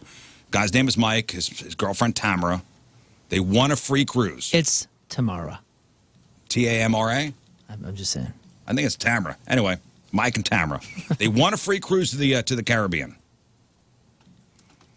So the Norwegian Cruise Line Encore ship departed from Miami on June 5th, week-long tour. During the trip, Mike came down with the flu. He had to go to the ship's medical center for treatment. Which, by the way, is something to be said. You think that through. You know, you think like, oh, I'm on the ship. I'm isolated. When's the last time you booked a vacation and made sure that a hospital was within 30 miles? Every time I book. Well, think about it. This thing is within 300 feet. That's a good point. And they have incredible medical staff that has to be pretty much prepared for Including everything. a morgue. Okay, that will go in the pro column for me. It's for a sure. Cruise. I got to see it. Like I went down, you know, like in the bowels of the ship, and you see kind of how that works and how quickly they can get to different parts, and you go, well, that is a plus. Okay, for sure. I will Can't give stop you that. diarrhea from happening, but Well, I mean, who can? I mean, Good it's reaction. the Okay, powers that's of a the good planet. point. I mean, who can? It's an avalanche of your body, right? Nobody can stop diarrhea. An not even intestinal Pepto. avalanche. when everybody's getting it, that means somebody touched the lettuce. Somebody's Somebody's bunghole up the touched the lettuce lettuce or for sure. something. Yeah, the old E. coli. So they were down in the med bay. So he gets a flu. He goes down to the medical center for treatment. He recovers after 3 days. I guess the cruise line charged 2 credit cards on file, maxing out each one of them. Oh my God. $47,000. Whoa. For the flu? Yeah, for whatever treatment they did. Oh, They got the good stuff. so not included in the price of ticket, medical care. Was he not insured? Was it like one of those things where, like, I got sick in Australia, and it was, I mean, the closest I've ever been to dying, I think. I mean, it was disastrous. Scott saw it, and it was 105 temperature for a minute there. Like they said, had I gone any further, I would have been brain damaged, and maybe I was. I don't know. It was pretty jacked, right? And I got home and found out, like, oh yeah, my weird AFTRA insurance, my Screen Actors Guild insurance, did not cover Australia, and it cost me thousands and thousands of dollars. Yeah, the couple bought travel insurance and did not help. You kidding? Dang. Yeah, the couple bought travel insurance from Norwegian that covered medical expenses up to $20,000. And That this needs to was be looked at. yeah, this is there's a something's goof weird here. and it makes a good story. That's all going to get fixed, right? Hopefully. Well, here, listen to them talking about it. This is, this sucks. Let me see if I can find this. Yeah, here we go. This is, here's Mike and the girlfriend talking about the whole thing. I mean, I really don't know how I'm going to ever pay him off. I'm going to have to, but I don't know how. To turn around the day we're leaving and get handed a $47,000 bill, I just didn't even know what to do. And everybody in the medical ward kept saying, don't worry, you have $20,000 coverage. You'll be just fine. Well, the traveler's insurance doesn't want to pay it until we run it by our health insurance. The health insurance doesn't want to pay it because it's abroad. You're abroad. Yeah, it sucks. There's a dance, and it's The guy sounds like he's made of biscuits. it's a horrible. Yeah, dude, is that a Minnesota thing? I love him. Well, I don't know exactly how many cruises you've been on, but my Rebecca and I just wanted to have a good time at the high seas, and the next thing you know, the kids aren't going to college. It's every sentence structure has to have one lift, but it has to be randomly put in the middle of the sentence. Yes, it's very every far. 3 words. Every We're 3 talking words. like this, and it keeps going up. Well, so now they owe. So the cruise line charged 2 credit cards on file, maxing out each of them. He still owes $21,000. They bought the insurance. They have not had any luck filing the claim. They said that the travel's insurance doesn't want to pay it until we run it by our health insurance. The health insurance doesn't want to pay because it's abroad.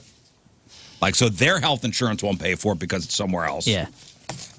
Norwegian says that its pricing is closely comparable to other cruise lines and is what they think is fair and reasonable. I just went through this with my brother and all this silly stuff that he's had to deal with in the last year and a half, and I've had to take point on all of it. And dude, I mean, it's a nightmare. Well, I spent a year calling phone number after phone number, email this. I mean, there's 100 different ways, and then finally they're like, okay, everything's fine. Now this is finally covered. And guess what I just got last week? A $12,000 bill. Yeah, well, and I'm like, how? you got to fight it. No. So now what do I do? So now I got to figure out more numbers. They said this was fine. They said this was taken care of. We had already paid like $50,000 for different coverages and whatever. And then here we are. We're completely drained. We're pretty much balanced out at a zero. And then another $12,000 bill from a year of service that happened over a year ago. Well, what am I? Who do I got to call now? Right. I don't know. It's Well, a mess. with all that being said, right now, out on the high seas, Norwegian Cruise Line and their big nude boat that's out there. Oh, yeah. So did you see this? I did. Last week it set sail. Oh, it was last week. 11-day cruise, so it's still out now. Naked sailing? Naked. Yeah, it's a naked cruise. Nude cruise. 11-day naked cruise. This is where you don't want the diarrhea outbreak. This is the story last year, if you remember, where the family cruise parked next to the nude cruise. Whoa, really? And the kids saw like the nude people. Yeah. So it's a 968-foot, 2,300 passengers, calling it the big nude boat, the Norwegian Pearl. Norwegian Pearl. I've been on the Norwegian Pearl. That's Did you now have the big pants nude on? boat. That's you were on the the nude Norwegian boat? Pearl too? Yeah, and we were pretty much the nude cruise too. I mean, there was. It Oh, wasn't- that's the specialty boat, right? So it they'll do wasn't like sanctioned. It was the one that 6man was using. Now 6man is using the Norwegian. It's not the Pearl. What the heck is it? Oyster, something like that.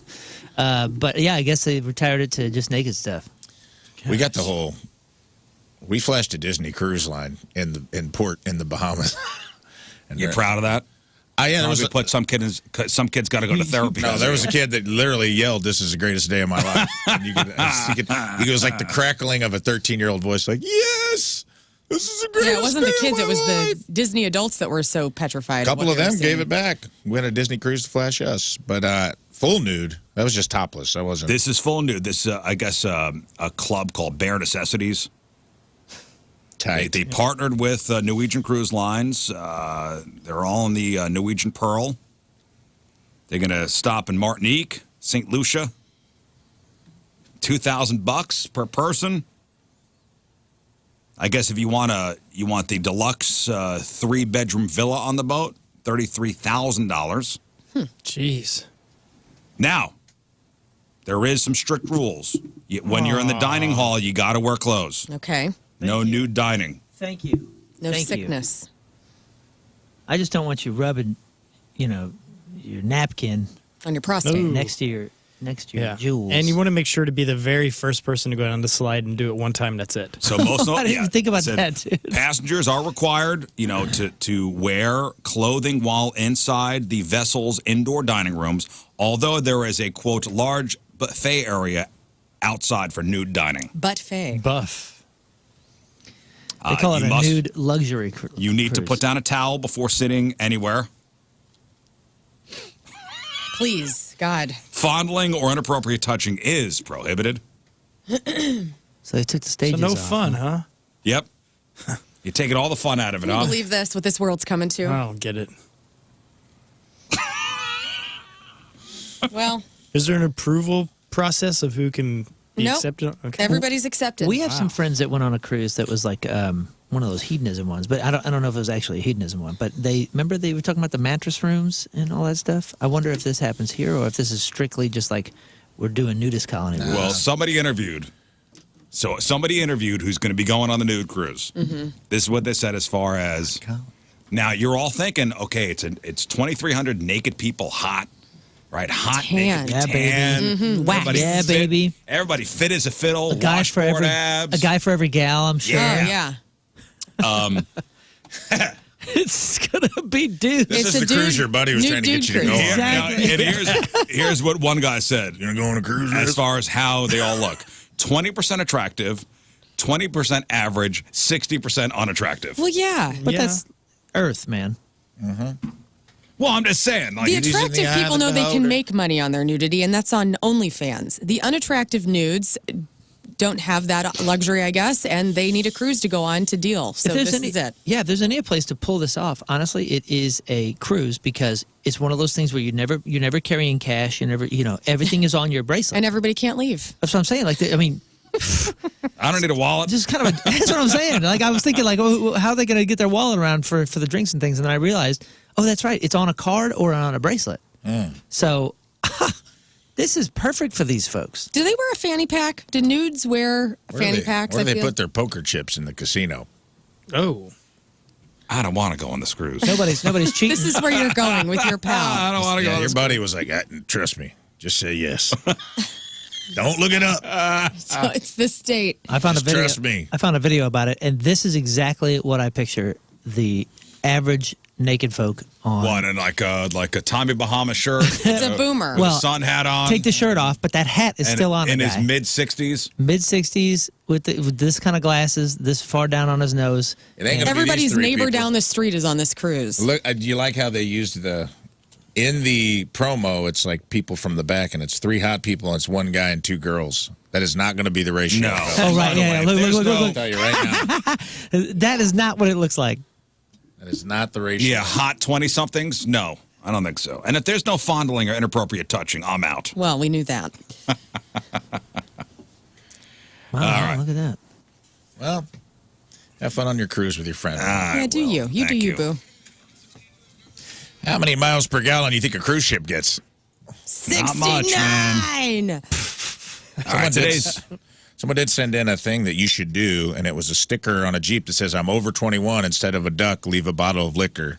And everyone's putting like airplane bottles of Jim Beam on this guy's Jeep. That's what you should do going forward. Encourage drunk driving. Cool. Oh, it's all right. All right, today's Team News Remember the Day is brought to us by Hot Shots Sports Bar and Grill, celebrating 35 years of Hot Shots with a new daily featured menu item every day, all February long. From Afton, Patrick Corrigan is our Team News Remember the Day. Patrick.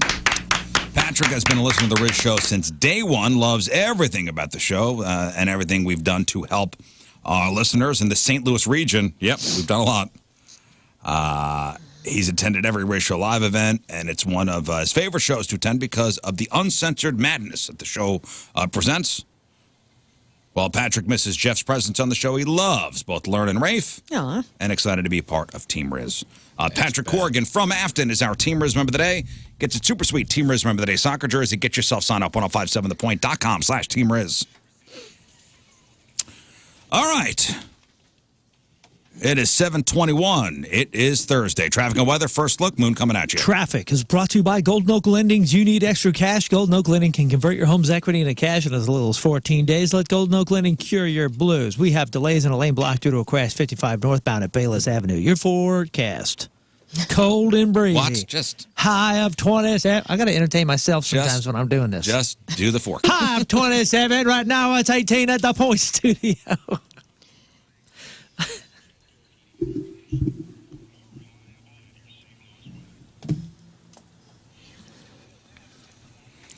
All right, what do you got? Did he just sit down? Team Jacob, get your ovaries and broveries ready. Is Kevin Costner Mr. Ho 2025? And what movie should you be watching this weekend to get all hot for Valentine's Day? All right, we got that. We got your crappy birthdays. We got the porno birthday. And happy Get a Different Name Day. And happy World Radio Day. Uh-huh. Oh. Well, we'll chop it up next day there.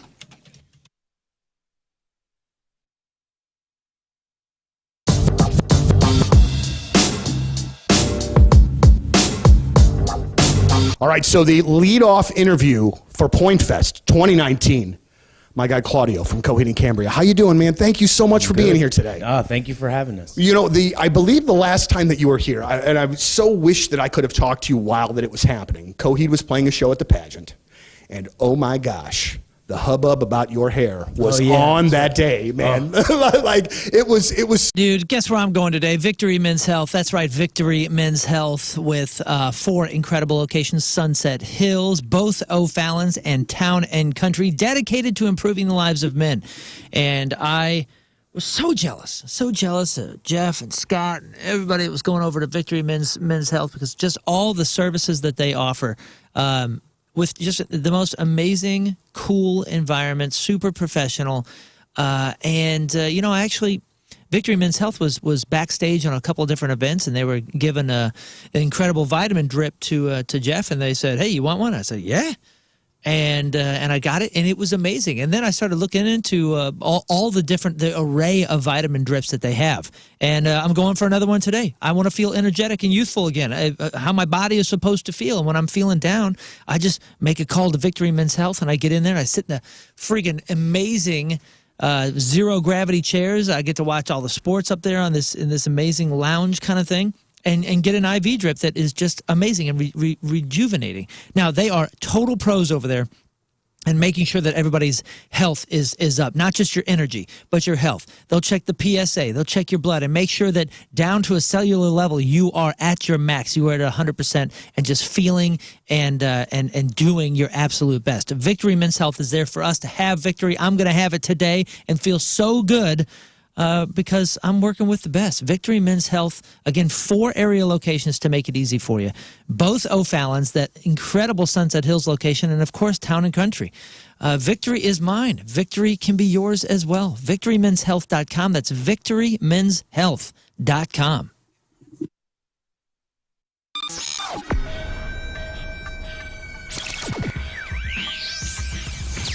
All right, it's Riz, it's Jeff Burton backstage at Pointfest with Eric and Jeff from Stone Temple Pilots. All right, how you doing today? Good, how are you? You seem like you're like a morning radio show where you're all A amped lot up of- on caffeine. Did you know I do a morning radio show? do? Yeah. All right. And a lot of cocaine. Yeah. Hey. Good morning. Actually, good afternoon. Hi. It's kind of morning. That's why To I'm me, commenting yeah. on that. Yeah. So how have the shows been so far? I mean, Jeff's the new guy. So what hazing has been going on, or any? You ever see Full Metal Jacket? Yeah. Yeah. Bars of soap and yeah, socks? no, we haven't been doing that. But I just wondered if you saw the movie. Of course I did. It's a great movie. He's just a big fan of the movie. I thought we were going to talk about Stanley Kubrick today because that. Oh, we you know, can. yeah, We can. What do you want to know? Just how great he was. He was great. Yeah. He was great. No, seriously, no hazing? We don't do any of that stuff still? No, Or are we too he's- old for that? We're not never too old for that. It's, You're just not talking about it, is what it yeah, is. well, no, and he's doing such a great job. So. He is. Yeah. He is fantastic. And Yeah. one of the things about being the new guy, and I've been the new guy before, talk about reaction from the fans, reaction from everybody else being that new guy. Yeah, ultimately, that's not even up to me, so it's not something I can really control. All I can really control is going out there and just presenting STP at the best of my ability, which is all I really try to do. I'm not trying to be anything I'm not, just try to go up there and do the songs justice and do them the way the way they made me feel when I heard them, you know, growing up and through my musical journeys, you know, listening to Stone Temple Pilots had a huge influence on me. So, Who did you listen to growing up? oh man, Simon and Garfunkel, Gordon Lightfoot, the Carpenters. My dad's record collection was very instrumental in my songwriting and my base of where I started from. And then, you know, as I got older and was in bands, I was always the guitar player. I never wanted to be the center of attention. It's funny how that works out, but it was when Core came out. It was the same year that was the year I put down the guitar for a whole year and didn't pick one up, and all I did was concentrate on vocals. And it wasn't because of them, but it just happened to be that same time, and front men like Scott and people like that, and just seeing how that worked and how great it was. And I'm like, you know what? That's what I want to do. So you know what's great is he was just mentioning his influences, and when he was growing up with Simon Garfunkel and Gordon Lightfoot, and then you throw in Fleetwood Mac, Elton John, stuff that was pop in the 70s. When I was a kid, it was more of a singer-songwriter kind of influence, even though that was considered pop radio. But that's what we all grew up on. So that whole concept of the songwriting, the presentation, that's deep in our DNA. So I think that making it about the song. And make it about the song. And I think he's just kind of tapping into that. So the new record came out last month, which congratulations. I mean, it sounds great. The reviews have been amazing on it. I'm sure there was there a hesitation to even keep the name Stone Temple Pilots moving forward? No, not at all. I mean, was there much backlash? Or did you hear about it? I mean, I didn't hear about it. I read about it, but I didn't hear about it. So, I mean, no one would say that to my face, but they, but the little trolls would be on there. Yeah, just of course, typing away, of course. Just going, all right, this is cool. This is cool. Was it always a thing like, hey, we're going to keep on moving forward with the Stone Temple Pilots name? Or was there even a thought of, hey, you know what, Scott's not here anymore, Chester's not here anymore? No, we have such deep love and respect for him, but it was, you know, as far as moving forward, that's a whole different topic. But we definitely, every day, you know, we talk about Chester and talk about Scott and how much we appreciate them as artists, as humans, and, you know, what they contributed and the times we had together, Was there even a thought of saying, that's it, it's over? Oh, yeah. So what was the decision to keep moving forward? It's just when you come out of the depression, when you come out of the sadness. Because there was a lot of sadness and sorrow. Yeah, I mean, you think about everything. It's like it's just kind of like any breakup would be, where you're totally depressed and you hate yourself, you hate everything, you hate the world, and you just kind of come out of the haze and say, you know what, we have a lot to contribute. We have a lot of joy in what we do, and we want to share it with everybody. And there's a lot of people that still want to see it and appreciate the shows. Our shows have been sold out ever since. You guys look tremendously happy on stage. Yeah. And hearing some of the stuff that, I mean, as a Stone Temple Pilots fan for many, many years, hearing songs that I've never heard played live before, like, you know, Silver Gun Superman. I've never heard that song played live before. Yeah, that's great. And then we were just playing in Nashville last night, and the way he sang Atlanta. Atlanta's it was incredible. Another great song. Yeah. You know, Sex and Violence I haven't heard in a long, long time. You know, these are songs that have kind of been resting for a long time, and now you're bringing them back with your own style, which is great. But everybody looks happy on stage. It's working.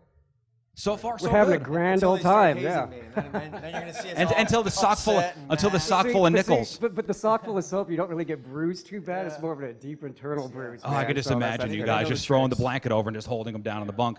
You're giving him ideas, is what you're doing. I know. If he starts hearing Joker on the bus, that's when he's gonna start to get scared. So, Jeff, for you, I mean, you guys went through a year and a half audition process. Yeah, it was a long, long time. So how did you come up with Jeff here? Jeff, he did not actually submit his songs to us through the internet. He was the other 20,000 plus people did. 20,000 plus? Robert was on tour with the Hollywood Vampires, and he was up in Detroit. Listen, it's all over the news. Grocery store prices out of control. I want to see you save some money, and so does Schnucks. And big news from Schnucks. They've lowered prices on over 2,300 items around the store. That's a big number. And we're talking markdown prices on things like Honeycrisp apples, Jack's Pizzas, Ore-Ida potatoes, Tyson Family Pack chicken, Organic Girl salad kits. Have you had one of those big 32-ounce Chobani yogurt tubs, stock cold brew coffee? Lower prices on all that stuff. Now, by lowering prices on over 2,300 items, Schnucks is bound to have lowered the price on something you love, some of your favorites. All you have to do is check out the digital self-tags around the store, find tons more items, all with lower prices. And make sure you download that Schnucks Awards app. It's free, and it's easy, and find even more savings there. That's everyday savings you can count on, all at your local Schnucks. New lower prices every day on 2,300 items.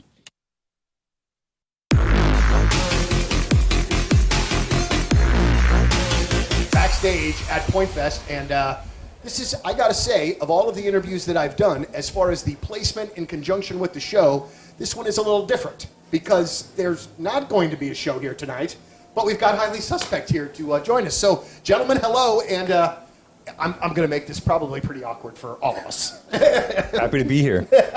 Grateful to be here. Well, it's absolutely wonderful to see you guys again, and it has been a spell since we have heard new Highly Suspect music. All right, so I want to know when there's something new work. I mean, what do you got? All right, welcome back to the program. Phone number 314-624-3833 or 618-398-3833. The Mick Ultra Studio Cams, 1057thepoint.com/Riz the socials at RIZZ Show. Your emails, RizShow at 1057thepoint.com. Grab on celebrities here in just a moment. We'll play 3 and 5 a little later on. Give away some fabulous prizes, including tickets to go see Jerry Cantrell and Filter, tickets to go see Cake, tickets for Pointfest, and tickets for Can You Feel the Punk Tonight. So today, it's a couple different holidays, a couple different things to celebrate today. First off, it's Galentine's Day. What up, my ladies? I guess, is that from, what show is that from? Parks and Rec? Yeah, I think so. Which I never watched. Me neither. But Leslie, nope, I think she started it. Amy Poehler's character. Galentine's Day? Yes.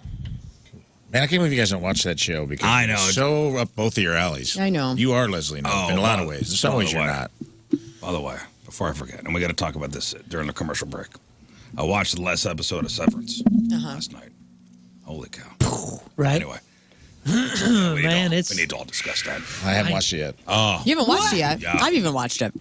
What is new the season? No, you The you last did see the episode. last one. You're the one that texted us and said it was a mind blow. Oh, yeah. I thought you meant, new one comes out. New one next comes out Friday. tomorrow. New one comes out tonight. Oh. They come out on Thursday. Anyway, My bad, I Galentine's have Day, seen it. guys. Galentine's Day. Galentine's Day. Valentine's Day, but just for gals. Yes, it's where us ladies, we honor our other soulmates, which are our best friends, and we buy them gifts.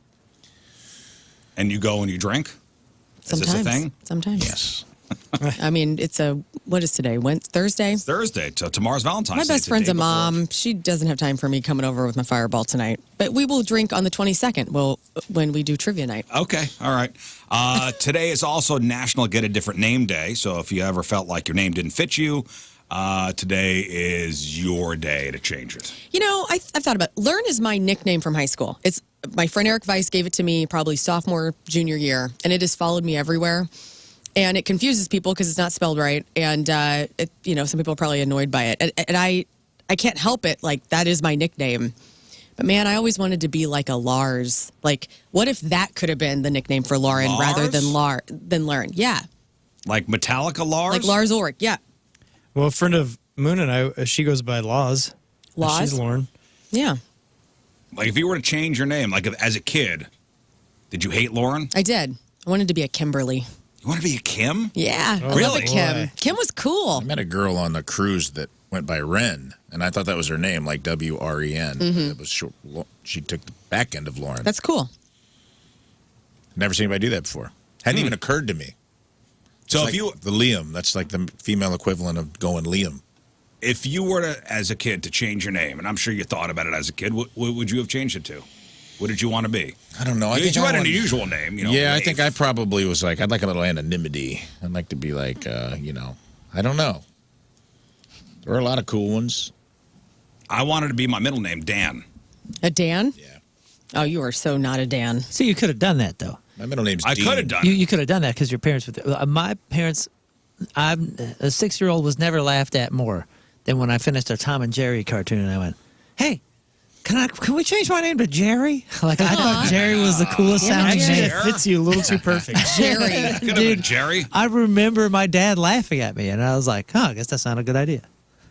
Yeah, I was considering going S. Daniel, like S. Daniel Rizzuto, but Yeah. and it just never Never did it. Hello, I'm S. Daniel. Daniel. I want to go. My initials are LL. LL Elwell is my like whole name, and like I have like when I've signed things, I've done LL Elwell, and people are like, "What is this?" Dude, LLL. LLEL. LLL. Yeah. LLL. Triple L. Triple What's L. your name? Lady, I'm married. What's up? So am I. Come at me. What's up? I'm Hi, have you met my friend? That's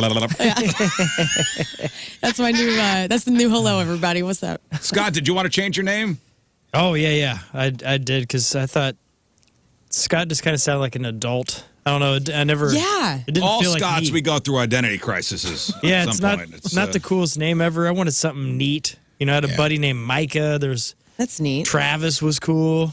I But, didn't want a neat name. But I just wanted wanted a name nickname. just to like everybody else. No, you do have a name, Scott. No, I know. Pretty but mainstream. It is mainstream. My middle name's Dean, which still would have been a little not Dean's a a lot cool of Deans. name, It's man. cool. I would have liked that.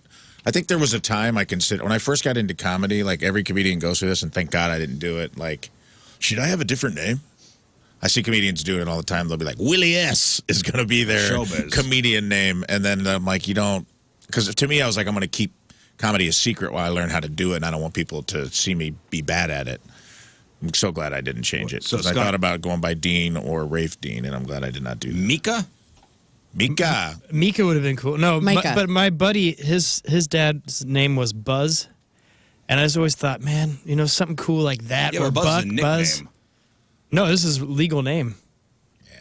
Yeah, like my little nephew's Legal got- name Buzz? Yeah. Trip is my cousin's son's name. Hi, I'm legal name Yeah. Buzz. And then there's like a guy from Showbina named Speedy, and I Whoa. thought that was always a cool name. That's cool. I don't want a nickname as a name. Yeah, Yeah. Lauren just is I never wanted to be a Laura or a Lori or anything like that crap, but Lauren is not. You don't really get to have a nickname. Lern, Ren, Lars. That's where That's I can. three for I mean, one name. That's pretty good. Yeah, but they're all kind of. Were you calling ever me maybe? Ra. Were you ever maybe going to be something else? Yes. So my mom wanted to name me CJ. Or I'm sorry, Casey. My mom is CJ. My mom wanted to name me KC because she was a Royals fan, and it was the year that nice. George Brett was huge. And she also wanted to name me Brett if I were a boy or a girl. My dad was so conservative, and he was like, absolutely not. He wanted to name me Jethro if I would have been a boy, which would have ruined everything. Yeah. And Which oddly would have appropriate. ruined I hate Jethro Tull, everything. and I don't know what the hell my dad was thinking. Jethro. Is that why you hate Jethro Tull?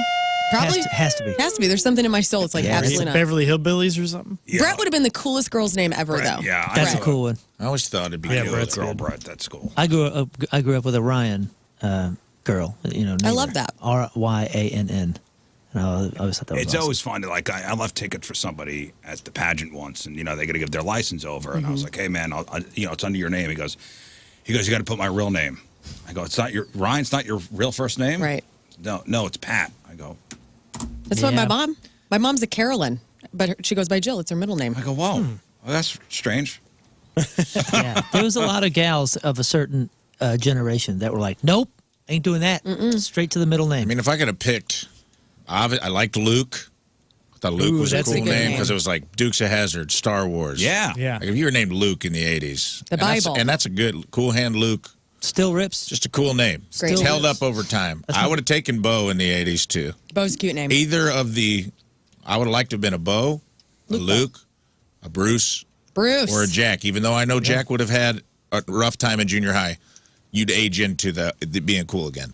I don't know about Bruce. Oh, I do. My I don't know, grandson's dude. I wanted to be Bruce I love a so Bruce. bad, and It's like the there were a dog couple from cool Bruces in my hometown. Bruce. It was peak of the Springsteen era. Yeah, I think I may Bruce change is my a name good. to That's a Axel hard man's Foley. name. Axel Foley, Axel is Foley. the best Yeah. name. Dude, that's a I don't good know. When name. I hear Bruce, I just Bruce think Valanche. Hey, Bruce. That's because of Bruce Valanche. And they're all- Bruce Willis. But Bruce could be anything, dude. Bruce Springsteen. Bruce has just handled whatever they want to handle. Yeah. Yeah, dude. Every Bruce I know is completely different than Bruce the, don't than care the what you last think. Bruce. And the Bruce women want to Jenner. get handled by the Bruce. Well, at that time, Bruce Jenner was a. I just think Bruce. Bruce. I don't No, know. I go straight to the boss. Tell you what, I'd have taken a Kurt. Kurt, man, I'd have it's a taken cool a name. Kurt. Kurt's a cool name. There are a couple cool With Kurts. a K, though. Yeah, with a K for sure. No not a C, Kurt. No, what it's are you doing? hard to trust a Kurt with a C, isn't it? Isn't it? Something about Used to it. work with one. How'd you get there? No, Kurt with a K. It's got to be Kurt with a K. Kurt with a K is hot guy. I didn't want a long name. I didn't want a multi-syllable name. I think, that's why my brothers. I like a nice. Yeah, but Curtis, right? Luke, When my- Bruce, Kurt. My grandpa's name was Curtis. That's with and a my C. uncle's middle name is Curtis. Kurt with so a it was C. a family name. I could have ended up with it. Kurt with a C is Curtis. Kurt with a K is Kurt. That's not short for anything? I don't know. It wasn't I thought Curtis it was- Cobain. It was I thought Kurt. Courtney. My parents were so adamant about making Curtanye. sure that my brother's name could not be shortened or nicknamed or anything. They were like, we want a name that literally whatever we say and put down legally, that's the only thing he's going to be called, and that's Your why name they. No, that's why they went with Clark. They're like, His nickname's Ark. All right, so Can't do anything it's with that. change your Just name Clark. day. And I think everybody in America already has this marked on their calendar, so do I even need to mention it? But it is World Radio Day. Yes, it's a thing. United Nations made it an official holiday back in 2012. So, listen, all jokes aside, radio really did change the world and still reaches over 80% of Americans every single week. 80%. It's beautiful. So the first commercial radio broadcast was November 2nd, 1920. Now there are over 15,000 radio stations in the U.S. alone, all owned by iHeart, except for this one. A poll a couple years ago ranked the radio as the 11th most important invention of all time. So the 11th most important invention of all time was radio. Can you name the top three? The washing machine. The toilet. Electricity, phones, and vaccines. Oh. That's what I've been told. The Model T came out in 1908, but cars didn't get radios until the 1930s. The first radio cost around $130, which is like $2,300 in today's money. Call letters for station in the U.S. start with either a watt or a what? KRW. Yes, and it's a military thing from the 1910s. It's about the Mississippi. Right, so in general, stations west of the Mississippi start with a K. East start with a W. Most stations in Canada start with a C. 1 in 5 people say listening to the radio is a top little thing to look forward to. Hearing your favorite song played ranked 5th on the list of nice things that can happen to you on any given day. That is a sign. Number 1 was finding cash, which is hard to compete with that. That was always a sign. Like if I got in the car and my favorite song was on, it was like you know what? Thank you. This is gonna be a good day. It was like the universe. God was saying, "Hey man, today's your day." Thumbs up. A poll found 9% of people wish we'd play more commercials, which is odd and somewhat insulting. I don't know. What were the managers and sales managers involved in this study? What's up? Broadcasting was originally a farming term, which is it comes from broadcast seeding, which is when you scatter seeds in a wider pattern than normal. That's where broadcasting comes from. A third of dog owners have used the radio to keep their dog company when they're gone. Same with my cats. Hey man, the horses are still listening to the oldies. There's been a radio on for the horses since oldies, the freaking 70s. And a I recent think it's poll, the same radio. yeah, probably. Never been turned off. And a recent poll of more than 1,000 radio hosts found the top reason we do this is a whole lot of fun. It is fun. That's why we do it. Although 50% also agreed with the statement, it's the only thing I know how to do. So, yes. yeah, that's me. We are so screwed. That's me. So happy World Radio Day, everybody. Thank you. And also with you. Thank you. All right, today is February 13th. Back in the day, 159 years ago in 1866, Jesse James committed the first ever daylight armed bank robbery in the United States during peacetime at the Clay County Savings Association in the town of Liberty, Missouri. And he took his gun and he signed the wall before he left. It was Jesse James? crazy. Yeah, crazy. 55 years ago, 1970, Black Sabbath puts out their self-titled debut record. 53 years ago, 1972, Led Zeppelin forced to cancel their Singapore concert when officials would not even let them off their plane because of their long hair. Oh, God bless it. 43 years ago, 1982, the 300-pound gravestone on the resting place of Leonard Skinner singer Ronnie Van Zant was stolen by a bunch of drunken hillbillies out of the Orange Park, Florida cemetery. Police found it 2 weeks later in a dry riverbed. I hope that some drunk fan of mine takes my gravestone one day. You know, like how can you be mad about it? Like that's awesome. Depends on the fan. Well, they gotta, yeah. I mean, I don't want them to like burn it or anything, but like take my headstone. Yes, they are. 27 years ago, 1998, The Wedding Singer comes out. 23 years ago, 2002, the great Waylon Jennings passes away at his home in Arizona. He was only 64. Cause of death, diabetes. Got his ass. And 8 years ago today, and I encourage everybody to do a deep dive into this story. Okay.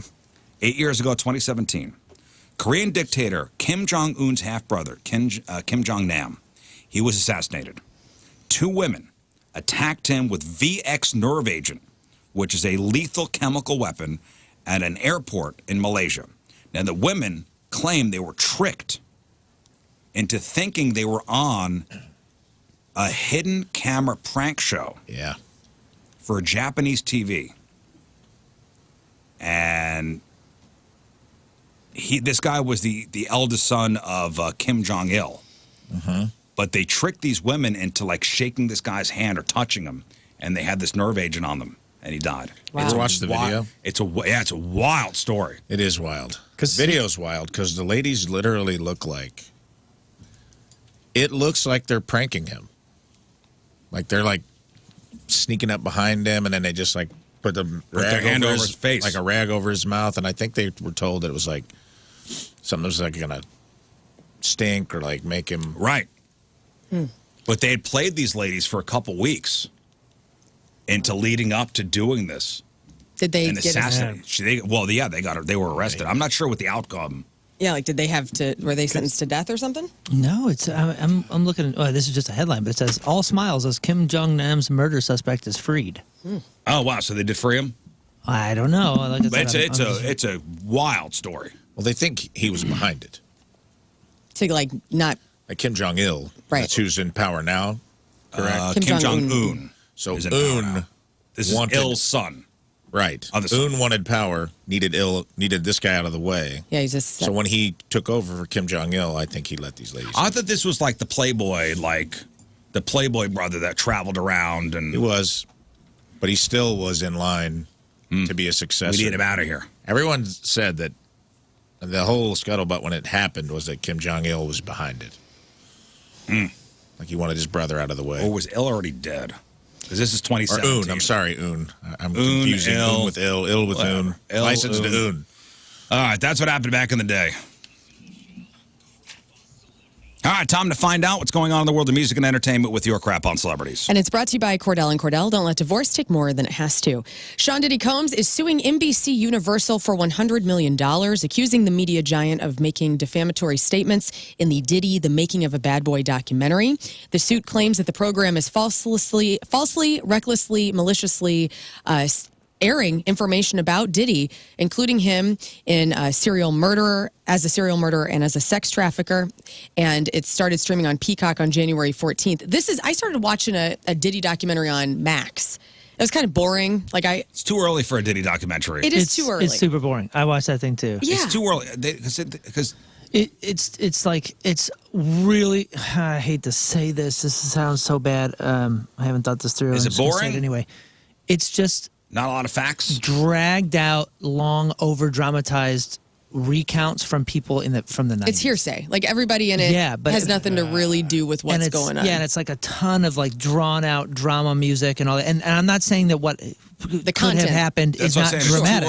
It's too early for this. Yeah, it's all speculation at this point still. I think after we get... It's not a great look. It's not. Because you think you're going to get details and you're like, oh. Right. Okay, I mean... I'm glad I wasn't the only one who felt that way because I was like, am I just like numb to this? And I felt bad saying that. I was like, oh, this is just like TV dramatized. Right. That's exactly what it is. Well, this is a different one than Moon and I have seen. So this is the one on Peacock. And so Diddy's seeking $100 million for severe reputational and economic harm. Oh. Obviously, he's done enough harm to his reputation, and that is why he's in jail right now for racketeering and sex trafficking charges. And guys, I haven't even been, there's been maybe a handful more of cases that have come forward in the last 2 weeks.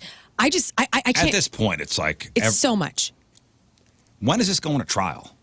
Mardi Gras, or I'm sorry, Cinco de Mayo, May 5th. Is when it will start. Oh, it's when it starts? Yes. So we will know more this summer. And, this show gets a bad rep for killing people because we mention somebody on air and then they die. It only happened like 10 or 11 times, so which is... But we need to also... It's not a pattern. The other swing of this pendulum of what we do on this show is sometimes when we say somebody's name, they go out and tour again, which is exactly what George Strait is doing. He is going back on the road with Chris Stapleton, playing 5 more massive stadium shows in 2025. I think Chris Stapleton is coming to town. Not that show. It won't be here in St. Louis. But if you want to go see George Strait opening up for Chris Stapleton, you can go to Philly, Buffalo, Pittsburgh, Foxborough, Massachusetts. I want to go see Chris Stapleton. I do too. Is he coming to town? Did I just dream that up? I feel like I I don't know. But I keep getting served. I keep getting served. He's good. On Spotify. Like, you need to listen to Chris Stapleton. And a couple songs I've listened to, I'm like, man, this guy rocks. Like, oh, yeah, dude. Like, I'm enjoying I what should I'm send July you guys 11th. Yeah, he's coming. The guy's got a voice silky, Gorgeous. bluesy. And his old stuff with his old band called the Steel Drivers, it's a little more bluegrassy, but his voice, makes it cool. It's hard to explain. Because I know you guys don't really like that style of music, but I'll send you a couple songs. Where is he playing? The amphitheater. The amphitheater? Mm-hmm. So summer show, July 11th. What day of the week is that? What is it? You look that up. Well, but maybe that's the Riz show that we all go to, the concert we all go to. We got to have our summer show. In festival news, Green Day, Weezer, Lenny Kravitz, Fall Out Boy, and many others are going to be headlining Ocean's Calling Festival. When is July it? 11th is a Friday. Oh! Nice. Dang. Yes! We're going. We have Saturday off? Go ahead and mark Yes. Ocean's Calling Festival, September 26th through the 28th at Ocean City, Maryland. This is a massive festival with people that you love, like Cake and Live, Spin Doctors, the Black Crows. Good Charlotte's going to be there. Weezer. So, Ocean's Calling. Ocean's Calling. Where is this? Maryland, you said? This is in Ocean City, Maryland. Ocean City, Maryland. In September. Your weekly Jelly Roll news. Excuse me. He has started an online community for runners called Jelly Roll's Losers Run Club, and you can find it on an app called Strava and on Facebook. So both are offering community support, free courses, and advice on how to reach your weight loss goals. I love this. Jelly's been doing all these marathons and 5Ks and whatnot. He's walking them, losing some weight. He's wanting to build community, and now he has his Losers Run Club. So check that out. That's nice. ZZ Top's Billy Gibbons is going to be the NASCAR's Grand Marshal for the upcoming Ambetter Health 400 in Atlanta on February 23rd. This is perfect for him. We're going to get to hear the Gibbons growl. Drivers, start your engines. Time to roll fast and faster. And you can watch it online if you want, AtlantaMotorspeedway.com. Yesterday, we did our picks for the Rock and Roll Hall of Fame. Yes. And the fan vote already has a lead, and Fish is off to an early start. They have 27,000 votes Man, so those far. Fish fanatics. Dang. They really are. Wow. For a band that has had 0 radio hits, and if I ask you to name a Fish song, can anybody in this room, can one person in this room, I can say Trey Anastasio, and that's all I can say. can one person, without looking it up, name a Fish song? Go ahead, Scott. Bounce Around or something? That they had a single. Bounce around? Yeah, it was something like that. Down with Disease. Is that what that is? Down with the sickness? Down with Disease is, I think, probably their most Down with Disease? mainstream famous song. Interesting. You want to hear a little Fish? Yeah, My let's friend go was with like, Fish. somebody on my cousin was like, I've got a 5-hour road trip. What should I listen to? And I was like, 2 Fish songs. Yeah. Because my buddy, we went on a road trip one time and he was going to get me into Fish. And I was like, I feel like we listened to the same song for an hour and a half. That's about right. And it's just not my thing.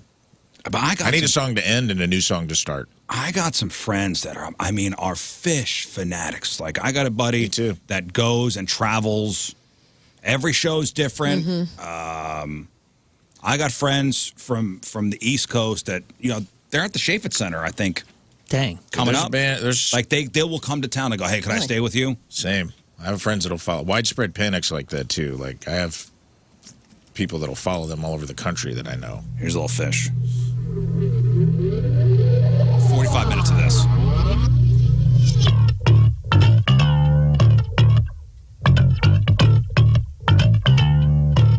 This is a song called Down with Disease. It's fine. It's a little bit more kindness than I was See how you feel in 20 minutes. I mean, it's a 4-minute song. It's like Earth-grown Tool or something. I don't know. It's good. It sounds like a band testing out new pedals. 3 weeks in my bed, trying to stop these demons that keep dancing in my head. This is what it would sound like if Dave Matthews fronted Primus. Yeah, that's right. Song I could play. They I do like have it. a song called "Bouncing Around the Room." I actually might want to look into that. There you did go, it. Scott. Dug it up. Billy Idol is second in line with just over 20,000 votes, followed by Soundgarden and Cyndi Lauper and Joe Cocker. So those are the top 5 rounding out the Rock Hall fan votes as of one day in to voting. You can see the full list and vote if you'd like at rockhall.com. You know, one of their more well-known live albums from Fish was recorded in St. Louis too. Fried I fish. used to have their record called "A Picture of Nectar," which no, okay, just me. No, I don't know what you're talking about over there. Anyway, Taylor Lautner played a werewolf in the Twilight movies. You guys ever watch Twilight? Yeah. No. Oh yeah. I've caught pieces of it in a hotel room on TBS. Pretty much anytime it's on, I'll stop what I'm doing and I'll sit down and watch. No, that's not really my thing. Yeah, that's okay. Sparkling vampires. I know it's not meant for me. Well, Taylor Lautner was the werewolf, okay? Yeah, Team Jacob. Team Jacob.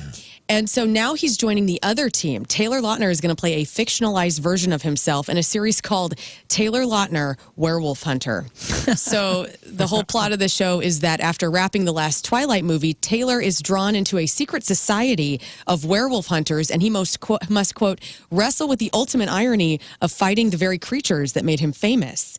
The producers are promising a balance of self-aware humor and genuine scares, and he confirmed the news on Instagram saying, just when I thought I was out, they pulled me back in. So they're looking for like the unbearable weight of massive talent kind of where they're meta. playing themselves. I like self-aware humor. I do too. That's It's fun. it's like when Bill Murray was in Zombieland. Yeah. If it's as done Bill right. Murray. It's great. If it's done right, yeah. I think I told you guys about this before, but there's one season on Amazon called Jean-Claude Van Johnson, and it's Jean-Claude Van Damme, and he turns out he plays himself. And then the first episode, he has a woman sleep over, and she gets out of the shower, and she's all sticky. He's like, "Why am I all sticky?" He goes, "Oh, my entire home has coconut water." And he, like, rides a Segway down to get the mail. And he's, like, doing sidekicks on a Segway. And he makes fun of himself. And he turns out he's secretly been in the CIA, and he made all these bad movies so he could go in, like, Singapore, so he could go on secret missions. So he's That's like, awesome. It's very self-aware, and How the did that comedy's very self-aware. How did that do well? Right. Dude, watch it. It is an excellent. What's it on? It's on Amazon, and it's only one season. It's called Jean-Claude Van Johnson. It's hilarious. It's funny. He remakes Huckleberry Finn as a Jean-Claude Van Damme movie. Oh, no.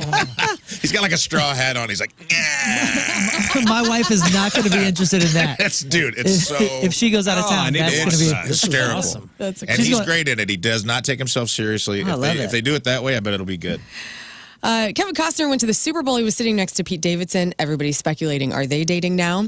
But no, a couple days later, Kevin Costner and Hoda Kotb spotted together at the Super Bowl. Now people are Now curious. they must be mashing genitals. So Hoda posted a picture with Costner on Instagram, which caught the attention of some of her former colleagues, including Savannah Guthrie and Jenna Bush Hager. And the rumors continued, last year. All sorts of different things. People are saying maybe now after she's Costner's retired. divorced, she's retired. She's retired. Maybe they're together. Hoda Kotb's retired? Yeah. Oh, I didn't know that. Yeah, this year. Who took her place? They had some people filling in. Like they had. I'm not sure who took her place. I don't know either. I think she wanted more money, and they were like, no. And she's like, I guess Oh, really? I'll retire. I mean, she was great. She was the last. She was Kathy Lee Gifford's. I was say she was the last one standing after. Kathy Lee left. Is she still alive, Kathy Lee Gifford? Yeah. Okay. I just don't know. I don't know. You thinking what of to hear. Regis? Is Regis still? Regis is dead. Wait, what? No. Now that you Still mentioned her, Kathy Lee. She does commercials now for like gummy vitamins. Hang in there, Right Kathy on. Lee. Don't bring this curse upon us. And finally, Valentine's Day is tomorrow, guys, and it's only fitting that we talk about all of the romantic movies that maybe you'll watch. So the Hollywood Reporter put out a list of 20 movies that are some of the best romantic comedies. When Harry Met Sally. When Harry Met Sally That's gotta be number one. not on this list. What? Oh, I'm sorry. No, it is. I'm sorry. It's number Major 6. League. Major Yes. League. That's a good guess. No. This Is this in order? This is just best This rom-coms? is in order. There is a number one. Rom-coms. Rom-coms. You know what's a good rom-com that kind of flies under the radar? It's Bull Durham. Yeah, it's, those are the ones that I was thinking of with Major League and Bull Durham. Like and, Bull Durham, man, it's a movie for everybody. 10 Cup. Yeah, I think these are going to be more mainstream. You're thinking like Dude, where they sneak a rom-com into a Dude story. You looking for- I love Major League, love Bull Durham, same movie. I mean, not same movie, but same love story type thing. Well, and then you throw Slapshot in there too, and that's the same. You're looking Right. for Clueless. I mean, you could even throw that into what was the Jackie, well, the one with Will Ferrell, where Woody Harrelson was rekindling with his gal. Kingpin? No, the one where they play basketball. White men can't jump. Will Ferrell. Oh, they said. Will Semi-pro? Semi-pro. Thank you. Oh, that doesn't hold a No. candle New to Major League. Orleans. There's really not like a sports movie on here, so you're going to have to do better than I'm that. going to say. No, Clueless. I will say 10 Things I Hate About You. That is number 2. Don't say Love Actually. That movie sucks. That movie is not on here. Oh, no, it is. It's number 10. Oh, God, Ugh. that movie's I terrible. hate that movie so much. It's got that its one? place, man. You need some lowest common denominator stuff in there. Who's in Love Actually? Hugh Grant. Everybody. Bridget Jones' Diary. Bridget Jones' Diary. No. I will say. Give me the wedding singer. Wedding Singer. Great guess. No. Is there another Hugh Grant movie? Crazy Stupid Love. Crazy Stupid Love is number 12. Another Hugh Grant movie. I don't know, man. Notting Hill. Notting Hill. Is that Sandra Bullock? That's I think isn't that Julia Roberts? Notting Yes. Hill. Yes. No.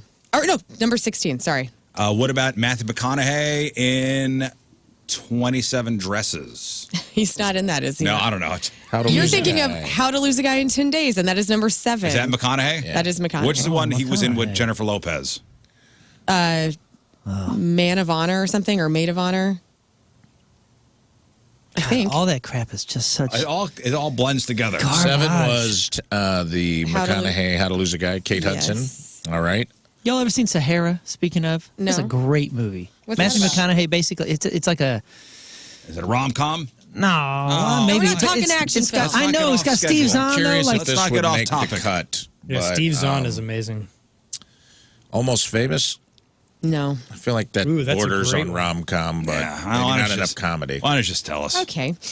Number 10 was Love Actually. Number 9, The Proposal. The Proposal. That was Sandra Bullock. Proposal. That's Ryan Reynolds. Yeah. Number 8, My Best Friend's Wedding. Number 7. Which is the one with Vince Vaughn and Jennifer Aniston? The Breakup. The Breakup. Is that on there? No. Oh. What about Princess they break Bride? up. Princess Technically, Bride. That's a great one. Princess Bride is not on this Oh. list. well then we're done. That's the greatest love story of all time. Number truly is. 7, How to Lose a Guy in 10 Days, which you got. Number 6, When Harry Met Sally. Number 5, Crazy Rich Asians, which is a great movie. I haven't seen it. Number 4, All the Boys I've Loved Before. I've never seen that. Number 3, Sleepless in Seattle. Oh, yeah, we've got all those. Oh, what about Pretty Woman then? Pretty Woman was number 11.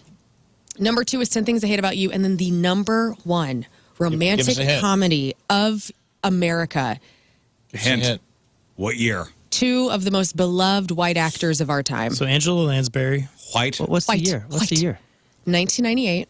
98. Oh, Dumb and While you Dumber. were sleeping. And one of the most While you were beloved sleeping. I hate black that comedians title, of by our the way. time is in this as well. Okay. While you were sleeping is like Wait. that's a Who's horrible. Okay. So Say that second Two part.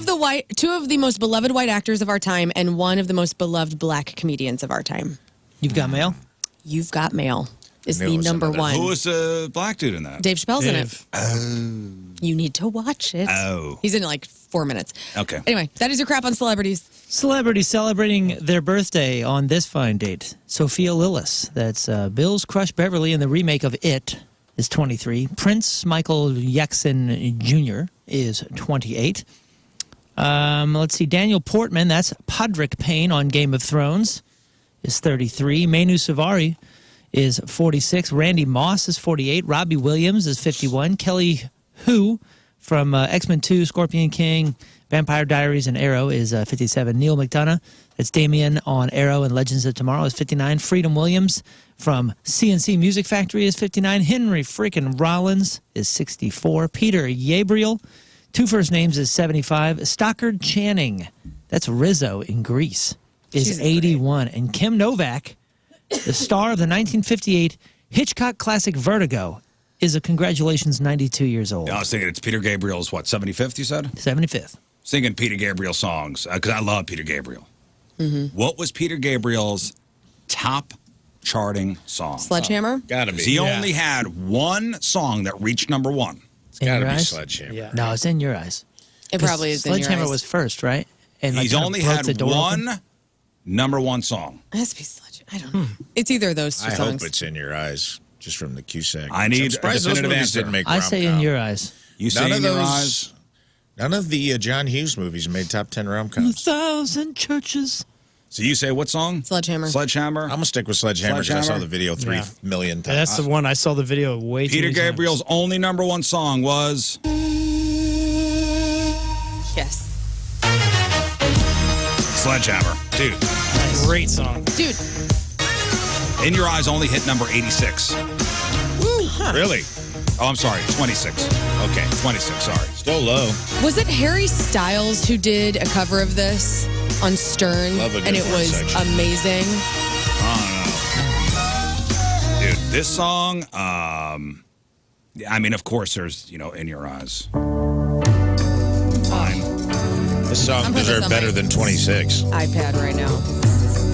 Only at number 26. This makes me want to figure out how to get a triangle in the next You remember Foo that Fighter song. SNL sketch where this is the only song the wedding singers do? No. It was like Will Ferrell and Horatio Sanz. They just kept singing. He just like, play a different song. He goes, okay. And they would just speed it up. Your eyes, the light, the heat. This one is my favorite Peter Gabriel song. This one. Salisbury Hill. Yeah, Let good me song. get into this one. Oh, this is my favorite of the Peter Gabriel catalog.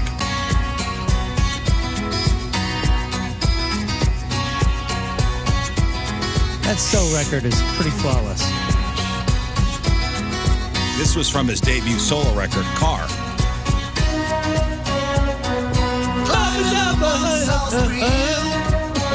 This song is about them throwing him out of Genesis. It was his first single. That's my favorite of the Peter Gabriel songs. My second favorite would be this one.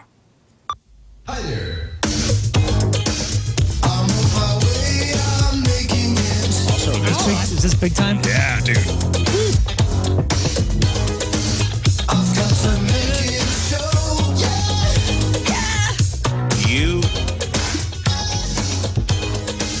Sledgehammer was so big. Do you guys remember when they tried to use its momentum to make a show called Sledgehammer? Oh yeah, It was dude. on TV. yeah, dude.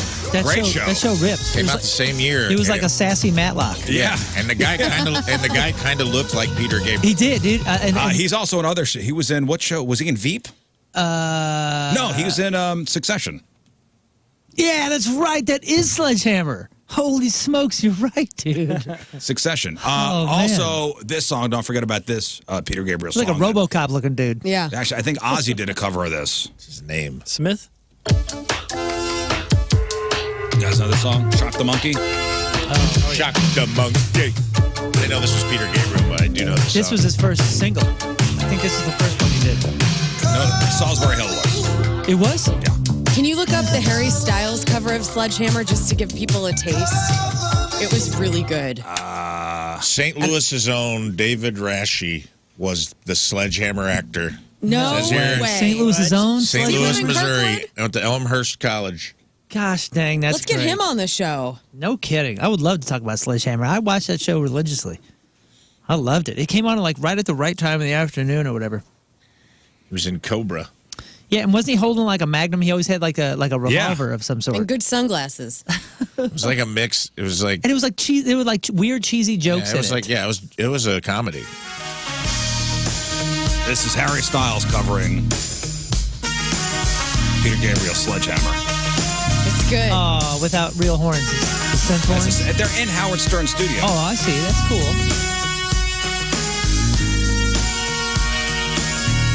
There we go. Coming at you.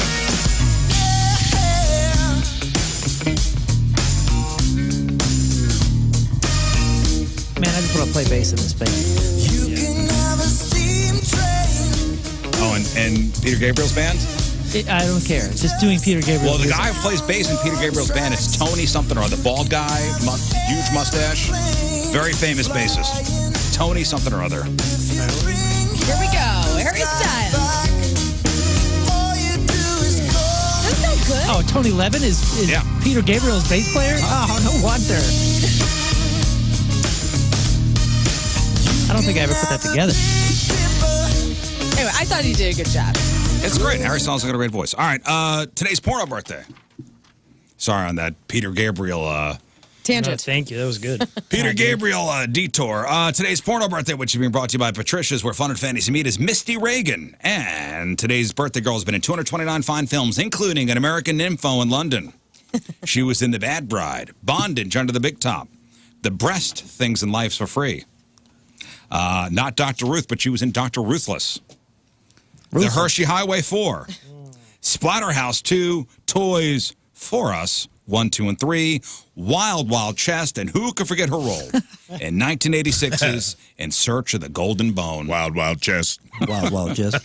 Come on Misty over to the Reagan Wild is Wild 62 Chest. years old. That's your porno birthday. Those are your crappy birthdays, and that was your crap on Check out the cleavage on the Wild Wild Chest. We'll take a break. We'll come back, and we will play 3 and 5. It's been a while since we played this game, and we got some great prizes to give away, including tickets for Pointfest, which is coming up on May 17th. We got tickets to go see Jerry Cantrell and Filter on a Saturday night, the 22nd, over at the Hawthorne. We've got tickets for Cake on June 24th over at the Factory. They're playing 2 nights over there, the 24th and 25th. And we got tickets for Can You Feel the Punk tonight, Saturday, May 3rd, over the Pageant. We got tickets for the 3 p.m. matinee early show. So Moon's going to give you a category.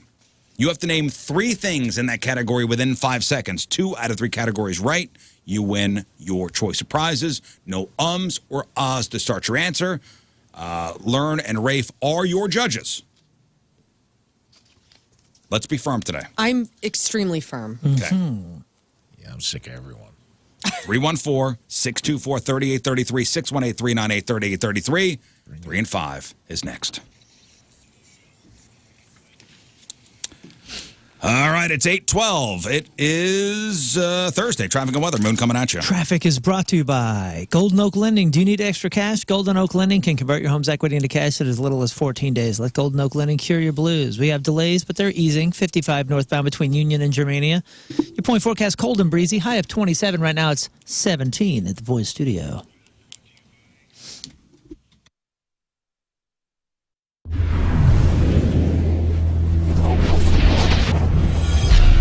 So here we are, our very first Ho-Ho show of 2017, our Christmas show. You will be our first band that we will see, 2/3 of Biffy Clyro. Gentlemen, how are you?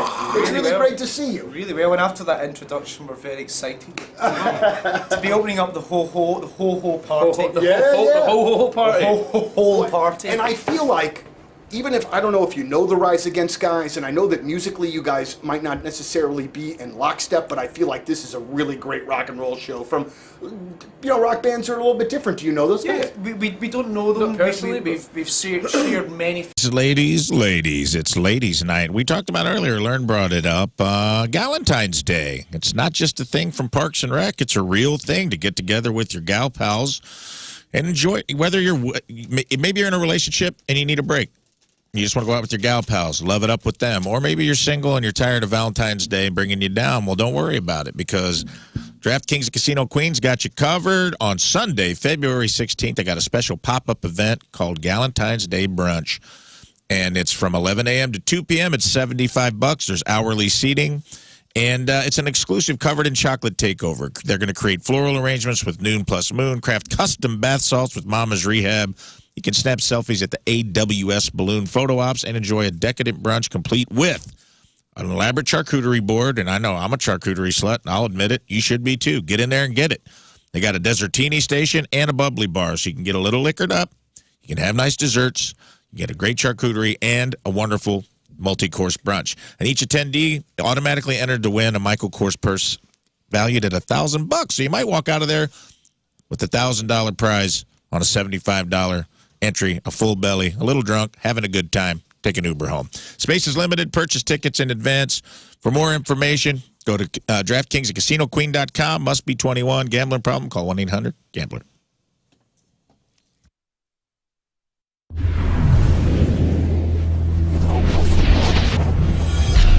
So here we are, our very first Ho-Ho show of 2017, our Christmas show.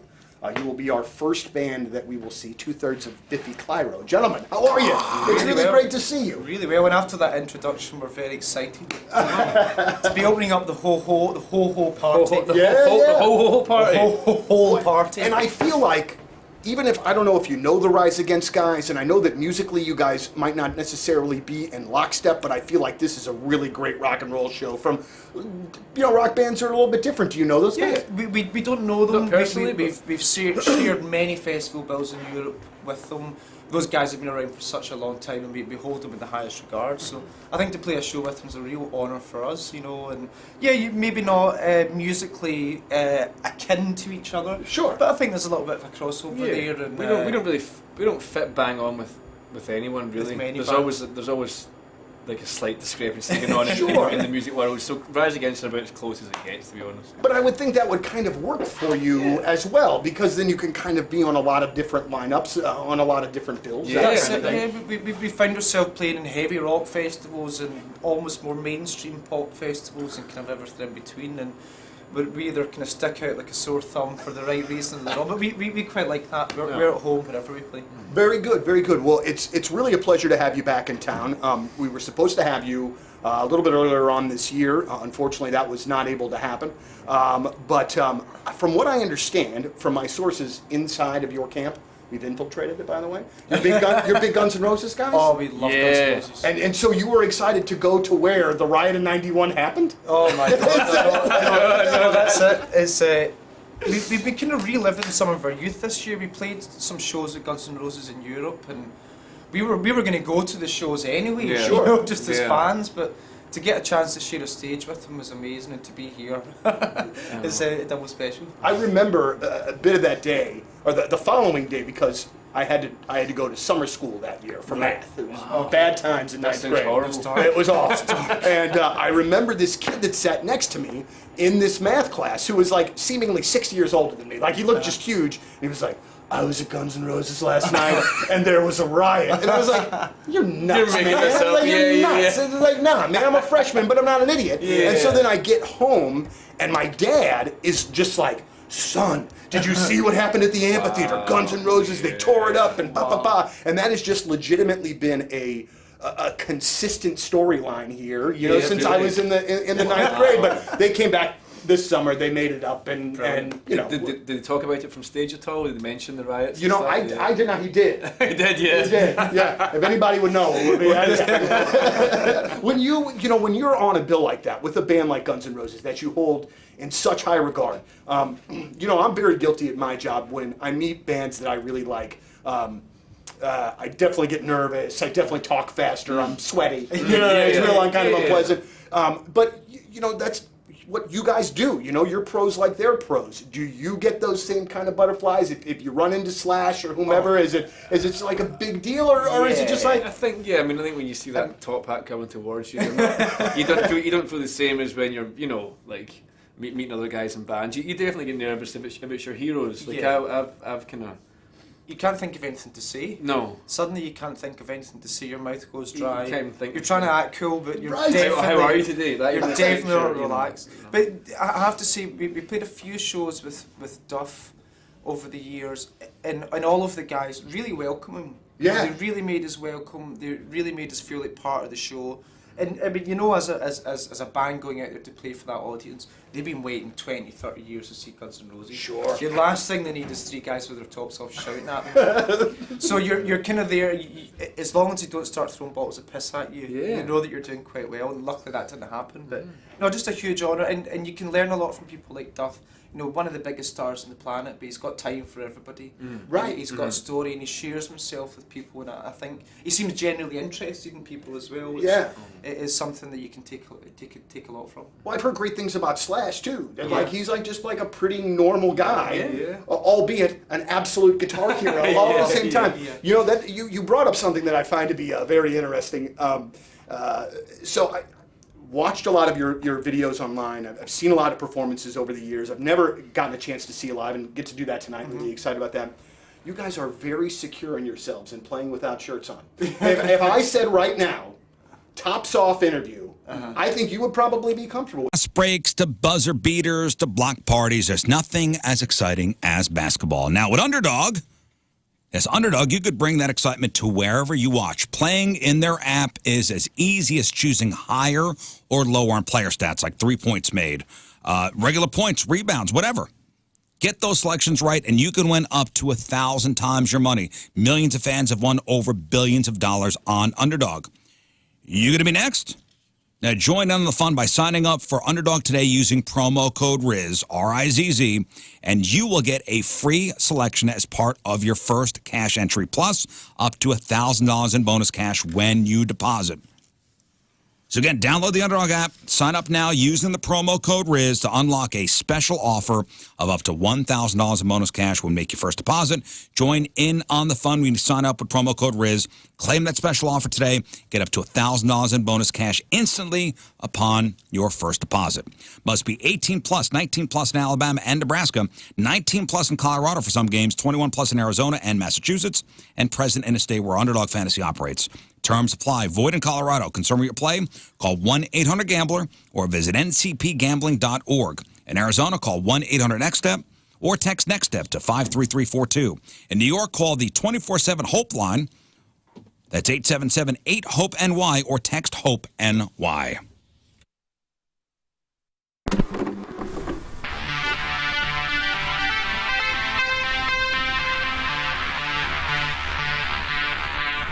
It's 105.7 The Point, Donnie Fandango backstage, way back Pointfest, Goldfinger, and we got everybody. How you guys doing? It's great to have you. Woo! Thanks for having us. Well, and welcome back to St. Louis. I know specifically people were absolutely stoked to see you guys and have you guys back here. And, you know, our buddy Moon is waving that Goldfinger flag when you guys aren't here, man. Moon rules. Yeah, pretty much. I've known Moon way before Moon. Thanks, buddy. He's a really good man and an incredible musician, and it's an honor to have him in the band with us. Really, really incredible. Thanks, you know, and I say this. Watch this guy on YouTube. His name is Rick Beato, B-E-A-T-O. He's a music teacher. He's a recording engineer, and he sits down with a lot of like big time rock artists, like people I love, whether it be, you know, Jimmy Chamberlain from the Smashing Pumpkins to Steve Lukather from Toto. He had a Maynard from Tool on last week, the week before. It's interesting, and I like, you know, listening to that stuff. You know, they talk about recording, they talk about songwriting. I don't know, I nerd out like that. But as they were chatting, Taylor Swift came up, and Maynard from Tool said he's never heard a Taylor Swift song ever. And I yelled, bullish. How could you go through life in the past 5 years and never have heard a Taylor Swift song? Could be that he didn't realize it was her. It is everywhere. It's ubiquitous. everywhere. I get it. But he does have a Swiftie tattoo. Even if you don't want to hear it. It's there. Even if you don't seek out a Taylor Swift song. Yeah. Somehow it finds you. I found out that there's a song, I can't remember the damn name of it now, that I liked by Taylor Swift. I didn't know it was her because I don't listen to her music. I don't seek it out. And when I have listened to it, and again, I've said this before and the Swifties want to murder me, but it's not for me. I love Taylor Swift as a human and I appreciate the mogul she is. When I listen to her music, I don't get the same feeling that I get when I listen to like Alice in Chains. No, and that's just me. I can't help it. And that's fine. It's not for you, but you've heard a Taylor Swift song. For sure. Yeah. I totally believe it, though. That he's never heard a Taylor Swift song. Yeah, man. I think it's hard. I think we all get in our own bubbles, and we understand the world as we understand it. And I remember... Get the f*** out of here! Listen, when I was touring, like, there is a bubble. There's a bubble that you find yourself in. And you come home and you realize, like... whoa, everybody's kind of on to something else, or there's something. It's it's the water cooler talk that what's happening in your day-to-day routine. She's been cranking out hits for how long now? But dude, that guy has been in a successful music bubble that's based on Tool music for 30 years now, 40 years, whatever it is. I just find it really, really hard to believe that somebody could avoid the biggest artist in the world, again, who's been cranking out hits since 2010. Does Maynard have kids? Yeah, But well, I'm he's got older kids. But I'm saying if he doesn't have teen daughters, if he doesn't have daughters that he's interacting with on a regular basis, and he's doing music or wine, and those are the only two things he's doing, I can see him being in that bubble, man. I mean, because we're encountering a lot of the world with what we do, so it seems obvious to us that it's hard. I don't know. Yep, maybe that's it. I mean, I yelled out loud in my basement, "Bull!" Get the f out of here. Yeah, I think it sounds cool to say. I think it's a cool move to say it, but I agree with you. I think that would be like, I said this on the break, but like, even if it's not my cup of tea, I'm in the industry. Like, it's like me claiming like I've never heard a Sebastian Maniscalco hit, or I've never heard I've never seen a Matt Rife clip on accident on Instagram. Whether I seek it out or not, it's like, he's in the music industry. I would think that, like, if you're in the industry and someone's that big for that long, has he also never heard of Beyonce? Never heard a Beyonce song? He didn't say that he's never heard of it. He's never heard a song. That's what I'm saying. A Dude, song. But he's not. This is not an Instagrammer. This guy's not on Twitter. Yeah, he is. He's more of a Snapchat guy. He puts a lot of stuff up. A lot of jiu-jitsu stuff and winery stuff. Yeah, he may be putting things up, but he doesn't. Been in grocery stores, I bet. He doesn't seem to be a consumer of those things. Okay, so like I'm just trying to think of somebody that's directly close to me that I would assume maybe hasn't heard a Taylor Swift song. My cousin, he's in his own family bubble. Unless his kids are bringing it into the house, he's not going to encounter it when he's working on RVs, or he's working on his derby, his demolition derby cars. Like, you know what I mean? Like, that's his day-to-day routine. He's not on Instagram. He's not absorbing media like we are. I mean, she's had songs for Old Navy on commercials. Yeah, commercials. You know what I mean? Like somewhere it's got to get in there. You had to have engaged with a Taylor Swift song at some point. What I'm saying. That's what I think Lern is right, where he probably I agree with you. He may not be able to name a song. He may not be able to know it. Name it. He didn't know it was her. Maybe he didn't know it was. I don't know. I think that's really what he meant. And also, like, I don't think Nina's the type of guy that, like, is trying to be controversial by saying that or being a dickwad or anything. I think he's literally just... We want to think that. In our His head. dad just died, man. What does that have to do with anything? I love him. I want to... I love Maynard. I can't deal. I do, too. I think he's real. I don't know. Let me have my They're going to play dreams. Shake It Off at the funeral. Yeah, Sherry says, has he not gone to a wedding reception? Maybe not. I think you guys are underestimating the possibility of people's bubbles. Yeah, he doesn't need to have access. Like, we go to the grocery store, we're hearing it. He's probably not going. He's going to some cool grocery store where maybe he's not going. They just play like space noise. Maybe he's not going. I haven't gone to a grocery store in a while. I'm not allowed. I make poor choices. Get out of here. I'm a simp for him, dude. I can't 50 million times more money than I do. So, like, I don't think he's dodging Taylor Swift and Deerbergs. I don't think he's going to Deerbergs. You think the Merkin Vineyard is playing Taylor? They got a customized playlist. I don't think they are. I don't think they're playing it over at the winery. No, but I bet every other winery he's gone to sample wines and prep to make his own wine had Taylor Swift on at some point. That seems like at a winery some point, somewhere, playlist. A Taylor Swift at any moment, there's a Taylor Swift song playing somewhere.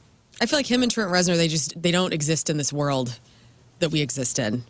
It's a new alternate world. That you know what? And we need more people like that. And we do. But we need more people that we assume are in those worlds. Yeah. That's what I think we're missing. Why? I want to go because there. I want to be in that world. That was one of the greatest things about being a fan of something. They're just like us. See that I don't want to know that. I don't want to see. Sorry, you're disappointed. I am. I'm disappointed in what we've done with entertainment. I want mystique. I miss mystique. Mm-hmm. Everything's too accessible. I miss it. I don't. It mattered. What else did you learn from that? I mean, that sounds like a great get for that guy on YouTube to watch. What else did you learn? It's a tough sell. That's the thing that ruined the whole interview for you? That was it? You turned it off? What else? No, I turned it off after that part. Okay. I can't take this coincidentally. Yeah. And it was about 45 minutes into the hour, 15-minute interview, so I have a half hour to go. I'll pick it back up. Okay. I'm just saying, I'm going to go watch that when I get off work. To me, that's like, if rewind this to the 80s, it's like if Metallica got interviewed when Master of Puppets, aren't they height of their fame in the late 80s, going into the 90s, and they're like, I've never heard a Prince song. You'd be like, you've never heard a Prince song? Ever? You never ran across one? Or a Madonna song would probably be Or a Madonna better. song, Yeah. fine. Like somebody that's in the pop zeitgeist like that. I find it very hard to believe. It's virtually impossible. And I'm not hating on him. I just find it You almost have to go out of your way to not. I think it would have been easier for Metallica to hear Michael Jackson in the 80s on accident than him. How? There's so many more ways to have it. No, there's so many more ways to have it your way. Burger King. All right, Burger King. But I'm saying today. Never heard of it. That's true, Moon. So today you can consume whatever media you want in whatever situation you want, Yeah, yeah. especially if you have money. Ad free, this and that and the other thing. For so sure. I am less likely to believe that James Hetfield did not encounter Michael Jackson in Because it was just the 1985 radio. than Maynard All right. encountering Taylor. I've just never thought it was an sought out interesting John Mayer's point. Waiting for the World to Change, but Schnook's forced it on me. Like, I've never heard a that Jack song. Johnson But your song. circumstances also forced it on you because you have to go to Schnook's. Keenan don't have to do nothing. That's maybe He's living that's in a true. different world than any of us have. You don't can think he goes to understand. the grocery store? No, I Now don't. he does, probably. He's divorced. In all honesty, I don't. No, I don't think. I think he does. I don't think a guy like that. He's is a farmer's market worried guy. about what I bread think is he picking. goes to the grocery store. I just know too many people from that world, and none of them have been in a grocery store. I think he goes to I want to believe. I think on Sunday mornings, James Hetfield puts on like an old pair of jeans and like a nice top. I and think he James goes Hetfield goes to the grocery store, too. I disagree there. Is he in a Corvette? I think he does. Oh, man. I think more people go to the grocery store than you think. I'll tell you what. I mean, Remember I've the seen time more I saw famous... Whitey Herzog at the grocery store? Probably goes to I Airline. saw Ozzy. That's the same You know what? thing. That's a good point. Whereas I've seen all my famous people lately at the grocery store. Ozzy Smith, Dave Mason, and Joe Buck. I've seen all of them at Target and Schnucks and Whole Foods. Joe Buck is very famous. Yeah, and he and his cute wife, they're buying crap at Target. Let's give away some stuff. Y'all crazy. All right, and today's contest, which is 3 and 5, is sponsored by. Oh, God. It's sponsored by CarStar, your auto body repair experts. Locally owned with nationwide guarantees. See carstar.com for a location near you. All right, so we've got tickets to go see Jerry Cantrell playing the Hawthorne with Special Guest Filter. Saturday night, February 22nd. We got tickets to go see Cake. They are playing 2 nights at the Factory, June 24th and 25th. If you win tickets, you get tickets for night number 1, June 24th. We got tickets to go see Pointfest, 311, The Urge, Toadies, Finger 11, Ludo, and more. Saturday, May 17th at the Hollywood Casino Amphitheater. And we have tickets for Candy Fill the Punk tonight, 2 shows. Saturday, May 3rd over at the Pageant. You will get tickets for the 3 p.m. matinee early show. Tickets for that are on sale now, including your family 4-packs. All right, so simple concept here. Moon's going to give you a category. You name 3 things in that category within 5 seconds. 2 out of 3 categories right, you win your choice of tickets. Here's the catch. No ums or ahs to start your answer. 314-624-3833 or 618-398-3833. Let's go to Jason in St. Louis. Good morning, Jason. Good morning. All right, Jason, are you ready for 3 and 5? That's debatable. Okay, well, great. you have no choice. Here we go. Okay, name me 3 types of coffee drinks. Frappuccino, cappuccino, mocha. Yes. I All thought the I heard a best little bit of Me too. He said Frappuccino. Yeah, a little bit of an at the beginning, but Yeah, I'm going to chalk it up to phone static, but I almost bounced you. Okay. And I'm ready to bounce. all right, Lern's ready to give out tickets today. Dude, I'm ready to go get a mochaccino right now. All right, next. Name 3 things that are sticky. Gum, slime, gel. Yes. Gum, slime, gel. Gel. Think of hair gel. Sticky. Okay, congratulations. Jason, what do you want? Slime. Thank you. Control tickets. Jerry Cantrell at the Hawthorne. You are going, my friend. Hang on. Yes, that was gum. Gum. Gum. Gum. With a G. Kevin O'Fallon. Hello. Hello, good morning. Good morning, Kevin. Hello. Let's play Hi, 3 Kevin. and 5. Here Name we go. 3 countries in South America. Brazil, Argentina, Colombia. What's up? Okay. Little stumble. That's all right. An incorrect answer does not count as No, it does not. True. And he excused It does not. himself for the correct answer and then gave 3. Yes, even Within 5 seconds. Politeness. That's a Amazing. lot to do. I would That's a just like lot to to say, do. for as many calls as we take where people don't know the geography, when they do, it is a that is Impressive. a Also, where the impressive hell's experience. Belize? Isn't that in South America? Central I America. think it's Central Caribbean. America. This is a man who knows a map. We probably would have given it to you, I'm going to be honest. Yeah. probably got it. I would have too. Oh, boy. All right, next. All right, name me 3 types of boats. Yacht, ocean liner, cruise ship. Yes. Dude. This man. What's an ocean liner? I thought an ocean liner was a cruise ship, but maybe not. Maybe it's like a freighter. You guys are the judges. Google it. I don't know. I'm over here hosting. give it to Don't him. make me do two Cruise jobs. ship. An ocean It's my liner. birthday too, so. Oh, it's his birthday. Oh, get out. Guys, ocean liners are designed for speed and long distance, while a cruiser designed for comfort and pleasure. There you go, baby. Kevin, what do you want? Happy birthday, buddy. Thanks, man. Happy birthday to you as well. I will take those Point Fest tickets. All right, Point Fest, May 17th. You're going. Hang on. See you there. Also, a pleasure voyage is a new term that I'm going to start using. A pleasure voyage? That's what I tell all the ladies. You're not allowed to use it because you refuse to go on one. Well, I'm going to find my own pleasure voyage. There could be on a land. river. There could be a river pleasure voyage. Hell yeah, there can. Doubtful. It could be a lake pleasure voyage. It could be a stream, too. Don't you worry. Girl, I want to take you on a pleasure voyage. Also, a.k.a. a canoe trip. Ooh, sexy. Brian, hello. Hey, happy birthday, Riz. Hey, thanks, buddy. Here we go. Okay, name 3 things that smell bad. Farts, trash cans, feet. Feet. Who yelled feet in the Somebody background? yell Hey, you ain't feet. got no partner. Somebody yell feet in the background. I'm walking away. Where Tell we them at to on be I that? walked quiet. away for good. Get away from them. Get away from there. I have a question. Yeah. To clarify this rule for me. I don't think I've asked this. Is the only count if it's at the beginning? Only at the Yes. beginning. Yes. So they can it up. They could it up, After but just they- they need All right. to begin with the answer. Good to know. All right. That's the tough. They could it up after they give the first answer. Good to know. I didn't know. I've never asked. I've always right. assumed. Turn Brian, the radio down. One for one. Listen, I got a feeling you're going to nail this one. Tell me 3 different types of energy drinks. Rockstar. Oh, Lord. man. I had a good feeling there. Rockstar loyalist. Yeah. He's a rock star Red guy. Bull. All right, Brian, last one. Name 3 things you would see at a parade. Elephants. Vehicles. No. Elephants and vehicles. I would love to go to a parade where an elephant is. The first thing he thought was elephants. I think huh? he thought circus. And then he realized. That's oh, wait. fascinating. Circus parade. Elephants first.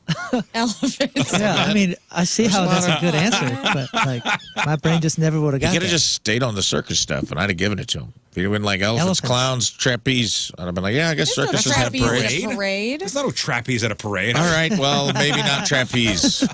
Sorry. The judges argue Juggling. amongst yourselves. I'm not playing this game. I don't care what you say. Kyle in St. Charles. Hello, Kyle.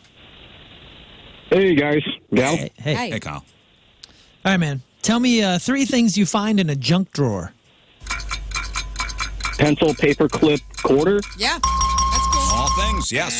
Just throw 'em in. MacGyver could build a bomb with those. One for one. Let's go. All right, man. Name me 3 different things that are round.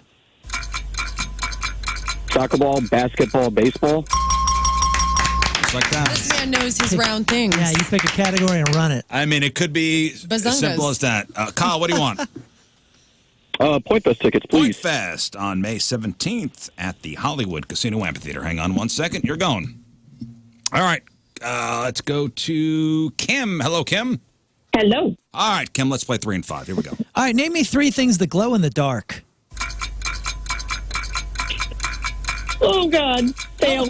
That's a tough. Fail. That's a tough. Come on, Kim. You have my name. What, name 3 things that glow in the dark. Worms, blankets, and window clings. Blankets. You can get a glow-in-the-dark blanket on Amazon. Blankets. Dude, anything can glow. I can make you Moon. glow. Glow stick. Lights, lightning Glow bug, stick, yes. Okay. glowworm, Don't glow make Kim. stick. Hey, don't make Kim feel bad. Sorry, Kim. Yeah. All right, Kim. Here we go. Next. Name 3 cable TV channels. Oh, my God. Oh, my God, indeed. Kim. I guess I got canceled. Skinemax. Kim. I'll give it to you on the glowing things. That was tough. But the HBO, cable channels, TNT, come TLC. on, Kim. Kim did not come ready to play. No, she did not. Lisa, are you ready to play? I am. You got your thinking cap on? Yes, I do. Let's go. All right, you're Let's going to go. get this one. Name 3 traditional Valentine's Day gifts. Flowers, chocolate, kisses. Love it. Kisses. I'm going to get you a gift that That's keeps what on I'm giving. Lisa. That's what I'm giving this weekend. Cost me a fortune. Cutie. What a cutie. Okay. 1 for Oh my 1. gosh. Next. Okay, name 3 things you do at the gym. Lift, bench press, run. That's right, girl. You did it. Lifting and bench pressing are kind of the Lifting. same thing. No, they're not. You can be standing and lifting weights. Bench press is on a bench where you're pressing metal up. Lifting metal. Yep. Bench. You could do lifting with your legs. Yes, You can. That's right. You really painted yourself into a corner using a broad one at the beginning. You watch that's, you could say sauna. Yeah, sitting.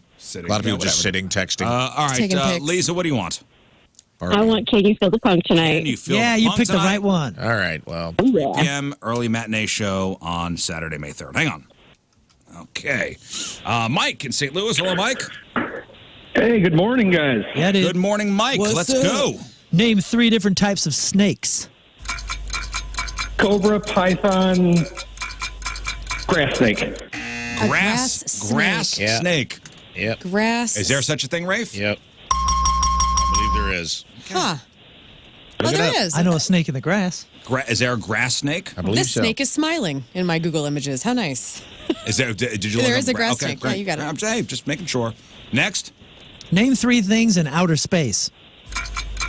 Stars, planets, moon. Yes. The man who knows And his not moon on the show. like the moon I in the got sky. you, Mike. Hey, man, half the time I'm out in outer I I'm got in you, Mike. outer What do you space want? Too, buddy. I know. Cake. Cake, you are going on It's the June right answer. 24th. Hang on one It's the second. right answer both ways. I'm a space cadet. Becky. Becky in Fenton. Hello, Becky. Hi. Hi. Hey. Yeah, you ready to play? Yes. Let's go. Name 3 types of trees. Oak, maple, elm. Yeah. This is a woman who's Elm. an Honestly, arborist. Best 3 trees. You named Those the best are 3. the best 3 trees. What about hickory? Oh, I'll throw an ash Hickory's tree. fine. I love a pine tree. Pine, I'll throw a willow in, but not in the top 3. alder, Top 5. rosewood, Pine, dogwood. oak, elm. Nice. There we go. Next. All right, let me think. How about, Name 3 things you find in a dirty bathroom. Laundry. Honey, I heard a little something. And I didn't like it. Okay. Laundry. Oh, laundry. All right, Becky, comes down to this. Last one. Okay. Name 3 things you find on a beach. Sand, seashells, crab. Crab. Crab. Crab, okay. She said crab. We were looking for- You can find crab, In too. Florida, yeah, for sure. Yeah, they bury it. We It's were a looking Florida for beach. nudists, needles. Yep. Any medical waste. would Seashells, do. crab. All right, Becky, what do you want? I'll go to the factory. Who'd you say was going there? Cake. Cake at the factory. Okay. Hang on one second. Good job. That's a true West County person. Like, they didn't base it off what they liked. They based it off not crossing the river. Yep. I What's applaud closest it. to me? I'm Whatever's not at the leaving factory. Chesterfield. I don't care. All right, one more. Let's do one more round here. Learn. Pick 3, 4, 5. 3. 3. Jonathan, hello. Hey. Hey, Jonathan, you ready to play? Yes, sir. All right, here we go. 3 and 5. Final contestant. Let's Name 3 types of bears. Brown bear, black bear, grizzly bear. That's it. Boom. With time to spare. Next. Is a brown bear a grizzly bear? Is 3 separate things. They're different. Let me see. Dude, Brown bear. Jonathan knows this. Are you questioning Brown Jonathan? bear. I'm questioning the judges. Brown 'cause bear they is a seem to- different bear. Okay, man. Grizzly bears are brown, but brown bears are smaller. Right. This is a bear expert on the phone. You're right. You're right. Are you a bear, dude? Ursus arctos. I mean, you didn't even touch Hey, Polar. dude, I'm holding some honey. Does that do anything for you? Look on the webcams. Getting horny there, bud? All right, here we go. All right, here we go, Jonathan. Name 3 famous YouTubers. Quickie baby. You my friend. Your bear ass is out on that Yeah, I one. got you. All This right. bear is shook, dude. I got this bear shook. Last one, Jonathan. All right, let's go with. I don't want to give him that one. I know he's an expert in Hey, bears. how about this one? How about this one? How about this one? It's got to be a good one. How about this one? Oh, they're really putting it together for you. Okay. All right, here we go. All right, man. Oh, boy. Name 3 things you can ride. Car, bike, airplane. Could have said bear, dude. I thought he was going to say bear. Grizzly bear, polar bear, brown bear. I gotta see what he wants. As a bear. Jonathan, what do you want? Let's do Can You Feel the Punk Tonight? Can you feel the punk tonight? Hang on one Don't second. have bare naked. You better be in a bear costume. That's With not your even the bear one I bag. checked, Moon. Say what? That's not even the one I checked. Oh, I didn't see a check. I was. Oh. Well, let's give that to Lern. By the way, bears. knows so much. Brown bears are up to 5 feet. These are my people. These are my little All guys. right, Lern, 3 and 5. Here we go. Go. All right. Name 3 famous landmarks. The Arch, the Gateway, the Lewis and Clark, and the Eiffel Tower. What is happening to me? I was trying The Lewis and Clark, the landmark. gate, Lewis and Clark. Lewis What's and up, Clark, St. what? Charles? Confluence Tower? Is that what you're thinking of? No, I wanted to He said say the Lewis and gate. Clark. The Golden Gate Bridge is what I was thinking, and I couldn't get it out. Golden Gate Bridge. Sorry, you are I'm out. not Right going. out. You are not going to go see Cake. But go see that Lewis and Clark statue at St. Charles. It's nice. It's right on the river. I mean, is that a famous landmark? it is to me. It's strangely misproportioned. Go to the Confluence Tower. That's a thing, right? That's a where's Lewis and that? Clark. Somewhere over by Alton. It's like where all the rivers meet, and there's a big tower you go up in, and you can see all the rivers where they converge. Oh. I think that's a Lewis and Clark thing. Maybe I made that up. But I know the Confluence Tower is real. Fun. That Go to Lewis St. and Clark Charles thing. today, you guys. That No. Lewis and Clark thing in, Okay. I'm not going Frontier across Park. the river. Next time you see it, it's like them and a dog or something. The boot on that thing is longer than his leg. It's Maybe Oh, he had really? a big old foot. well, maybe, Fake you know wooden what foot you we know don't what know they say about. I big old- promised myself I wouldn't cross a river today. Good for you. Sorry to hear Set that. those boundaries. Yeah, so I'm not crossing a river today. All right, we'll take a break. We'll come back and we'll do some news. You know, the pennies are out now. You hear that news? Oh, yes. No more pennies. Your pet's microchip might not work right now. Oh, I got That's the email. a big thing. I got the email. Our vet said, "Hey, this is the company we were using. Fix it now." Yeah. Ah. We'll talk about that next. And those NASA astronauts. Yeah. That are up there on the space station may be coming home sooner. Oh, Are they pregnant? I thought you were going to say they are confirmed. They are banging. No, I looked this up. There's more than 2 people on the space station now. Oh. There's 10 altogether. So it's a group. So it's a gangbang. It is 8:47. It is Thursday. Traffic and weather. Moon coming at you. Traffic is brought to you by Golden Oak Lending. Do you need extra cash? Golden Oak Lending can convert your home's equity into cash in as little as 14 days. Let Golden Oak Lending cure your blues. Left lane blocked and a left-hand shoulder blocked due to a crash 270 northbound just before 44. Your point forecast, it is cold. It is breezy. It is a high of 27 and it is 17 at the Point Studio. It is.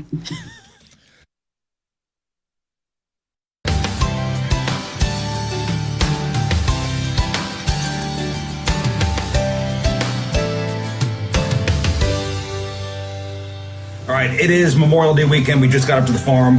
Job number 1, feed the chickens. Let's go. There's 1 turkey, 2 turkeys. Yeah. All right, come on. To the chicken house.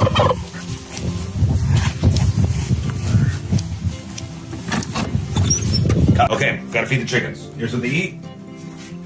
Look in here. Oh. Here, camera guy. There you go.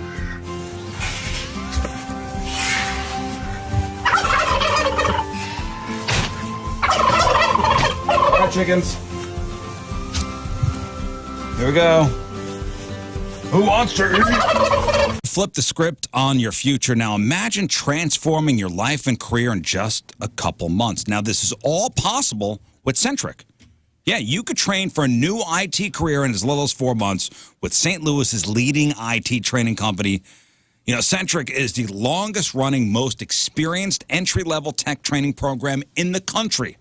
And their programs train you on the most current technologies employers use because unlike four-year schools, they could quickly adapt their curriculum to match changes in the job market. And they know your goal is to find a great IT job. That's why job search assistance is a huge part of their program. In addition to the technical training, you know, they know there are other skills that need to be developed to help you find that right job. Centric's career services team provides students with seminars, workshops, other services throughout your training that prepare you for your job search and help you land your new IT job. Centric is with you every single step of the way. So change your life. Get in touch with my buddy Patrick Nealon at Centric. Centric.com/Riz, CENTRIQ.com/Riz. Will there be celebrity guests on this show? Who does number 2 work for? Have you ever wondered what your boss's bathroom routine is like? Well, me neither. But we might find out today whether we like it or not on the number 2 show.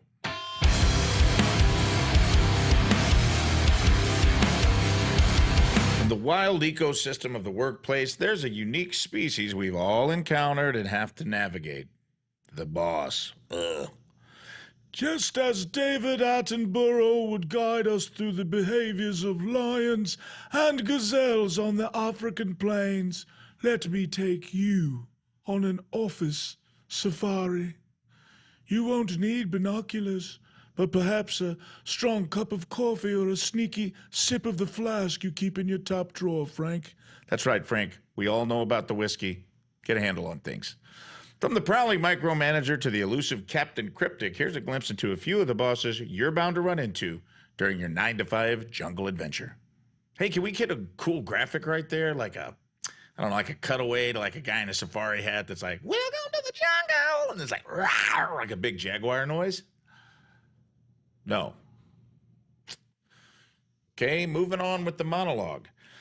The micromanager from hell stalks your every click like a digital big brother. If they could, they'd probably control your mouse pointer from their office.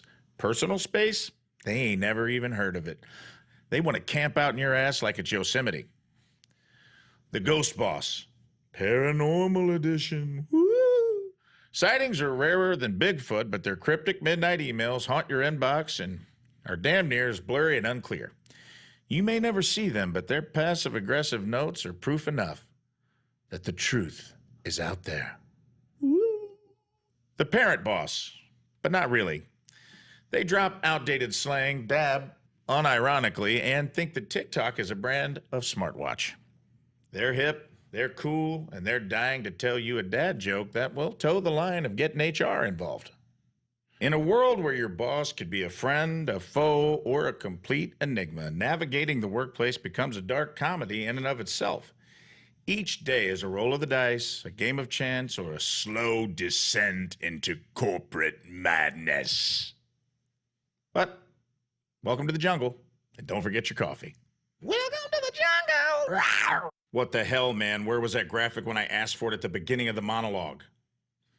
Well, today we're flipping the script. We're trading in that luxurious radio studio for something a little more intimate. My guest is the voice that wakes you up, shakes you up, and probably makes your morning commute bearable. It's the one, the only, the man who usually is number 1, but today finds himself in the number 2 spot. Scott Rizzuto. Hi, Rafe. Hey, how's it going, Riz? Well, I'm just sitting in the stall here reading the walls. Yeah, they did a great job. It looks good in here. And I'm glad all the money in the budget went to this, because what I'm thinking is you kind of duped management here and you just wanted your own private bathroom. It is. I was just saying it would be really funny if all of this was just a ruse to get you in here, because my dream has always been to just poop in front of you.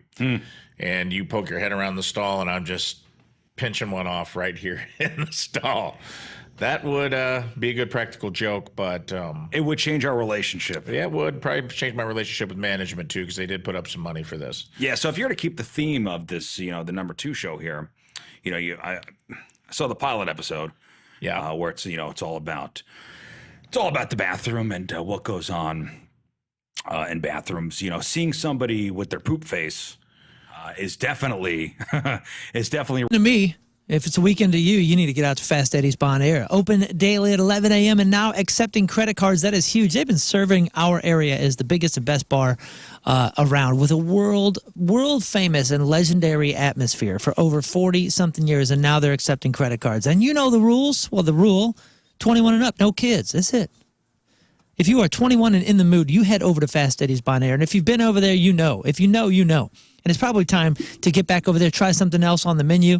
Sometimes we get stuck in our patterns. I know I do. So the last time I was out there, I was like, I'm going for the adventure. I'm going for the half-pound Fat Eddie burger. Incredible. Yes, music's live every single day of the week, every single day of the year. 7 days a week, they have live music out there.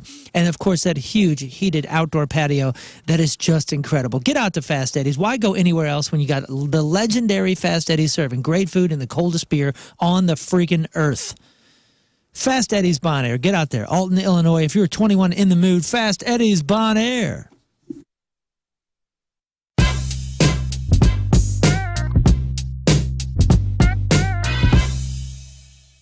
Well, big things happening in the 21 Pilots camp. And you know what? If you are going to talk about 21 Pilots, there are legitimately no better two people in which that you could call to talk about said band than our guys. Gentlemen, it's wonderful to see you again. Hello, and it's been a while. Hello from St. Louis. Thanks for having us. Yeah, it has We're been a while. excited. Man, it's really great to see you guys again. And the first thing that we want to talk about is the 21 Pilots cinema experience. Now, it's coming out on May the 19th. There'll be a special encore on May the 22nd.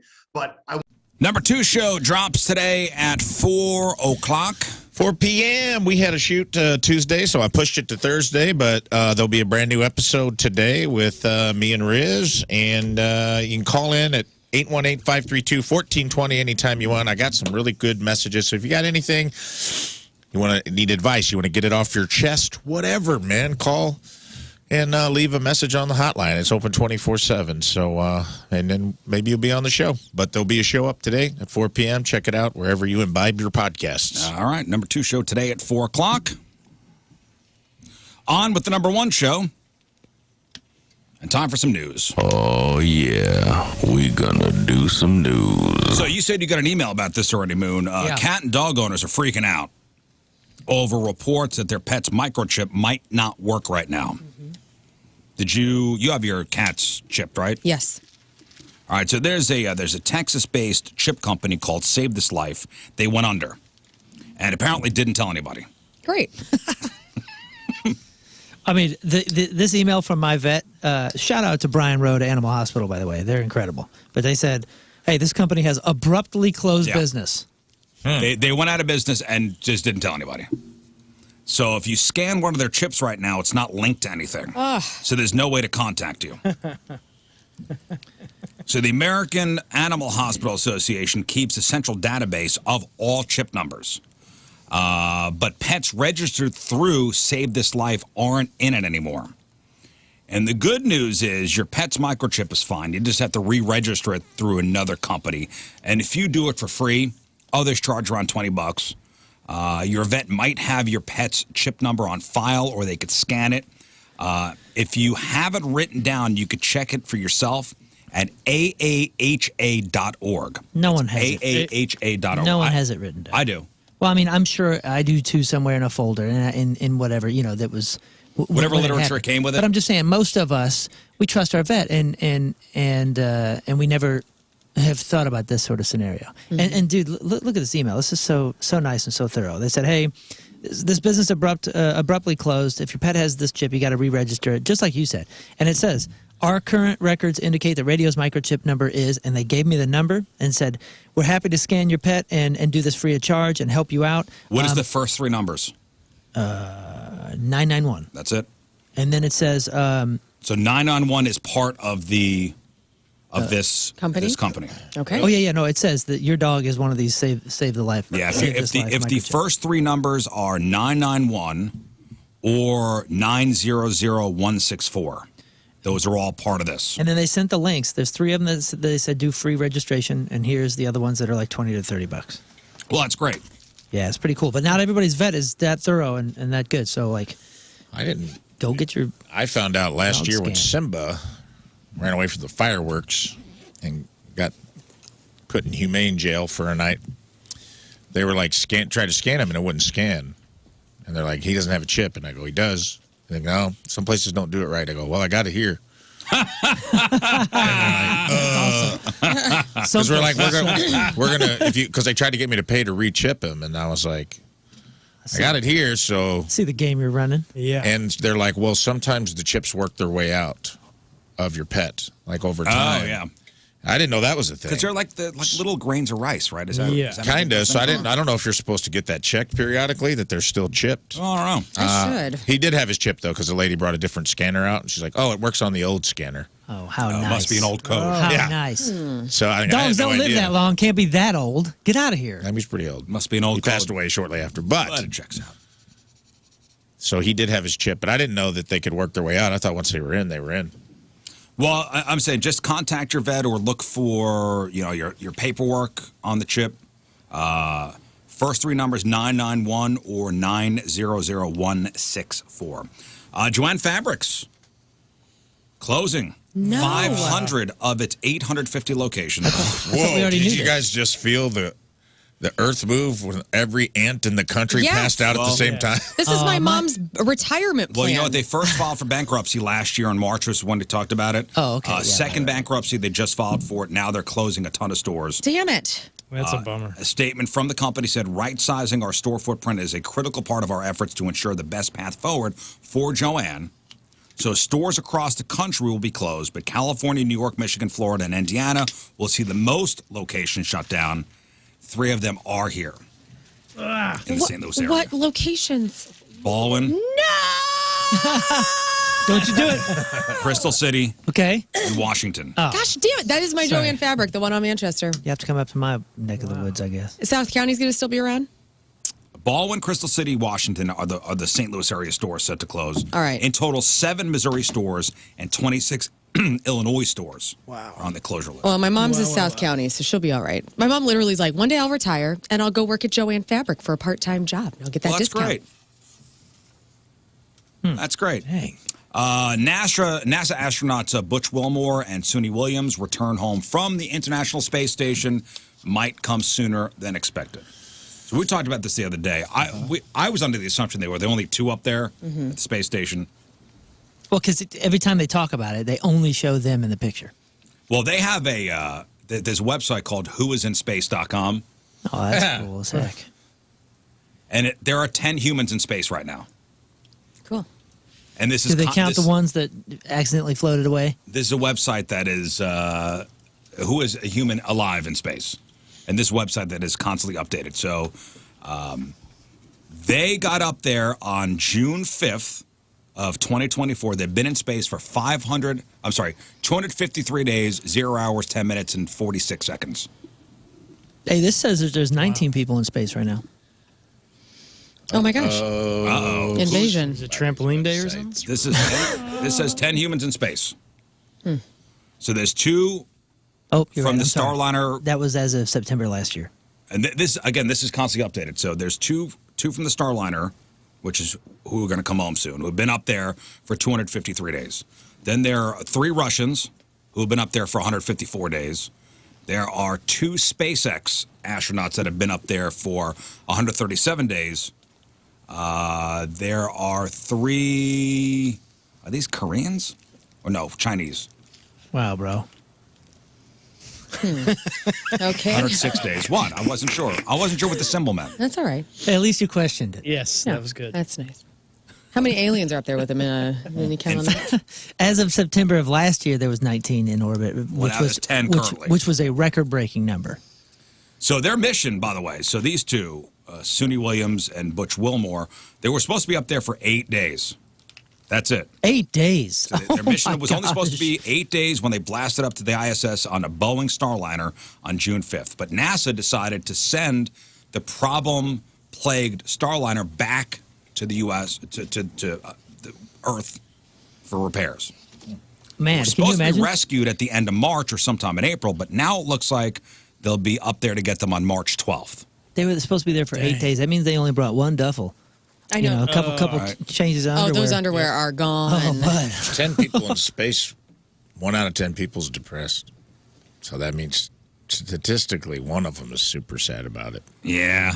That's But a it may good not be stat. them. Could be one of the Japanese, Korean astronauts you talked about. I'm gonna guess Chinese. I'm gonna guess that it was one that was supposed to be up there for a cup of coffee. Yeah, I would imagine. 8 days. Ended They've been up up being there there for for a year. 253 days. A cool, fun ride. They're missing everything. There's 2 women and 8 dudes. What was that movie with Jennifer Lawrence and what's his nuts from Parks and Rec?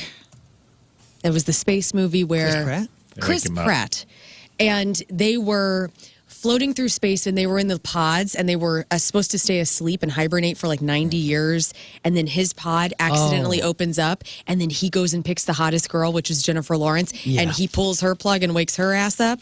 But That movie's great. doesn't tell her until halfway through. That's right. And they plant that tree and then that What- random guy comes. What movie is this? I've seen it. Passengers is what it's I called. saw that. Oh, it's good. What was that movie with Sandra Bullock and Gravity. Gravity? That movie sucked. George I Clooney. enjoyed that movie, but It was sad. 30% on Rotten Tomatoes. Passengers. 30%? 2 of those I am such a astronauts lame human. have an STD.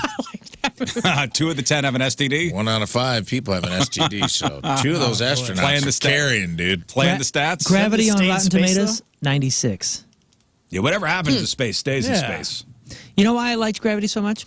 Because it was one of the more unique It was grounded in theater. reality. No, theater experiences that I had. I was we were on tour, and I don't know I where saw I it in was. the theater too. Well, I saw it like at noon, so no one was there, and it was these chairs. The front 5 rows were responsive chairs, so Ooh.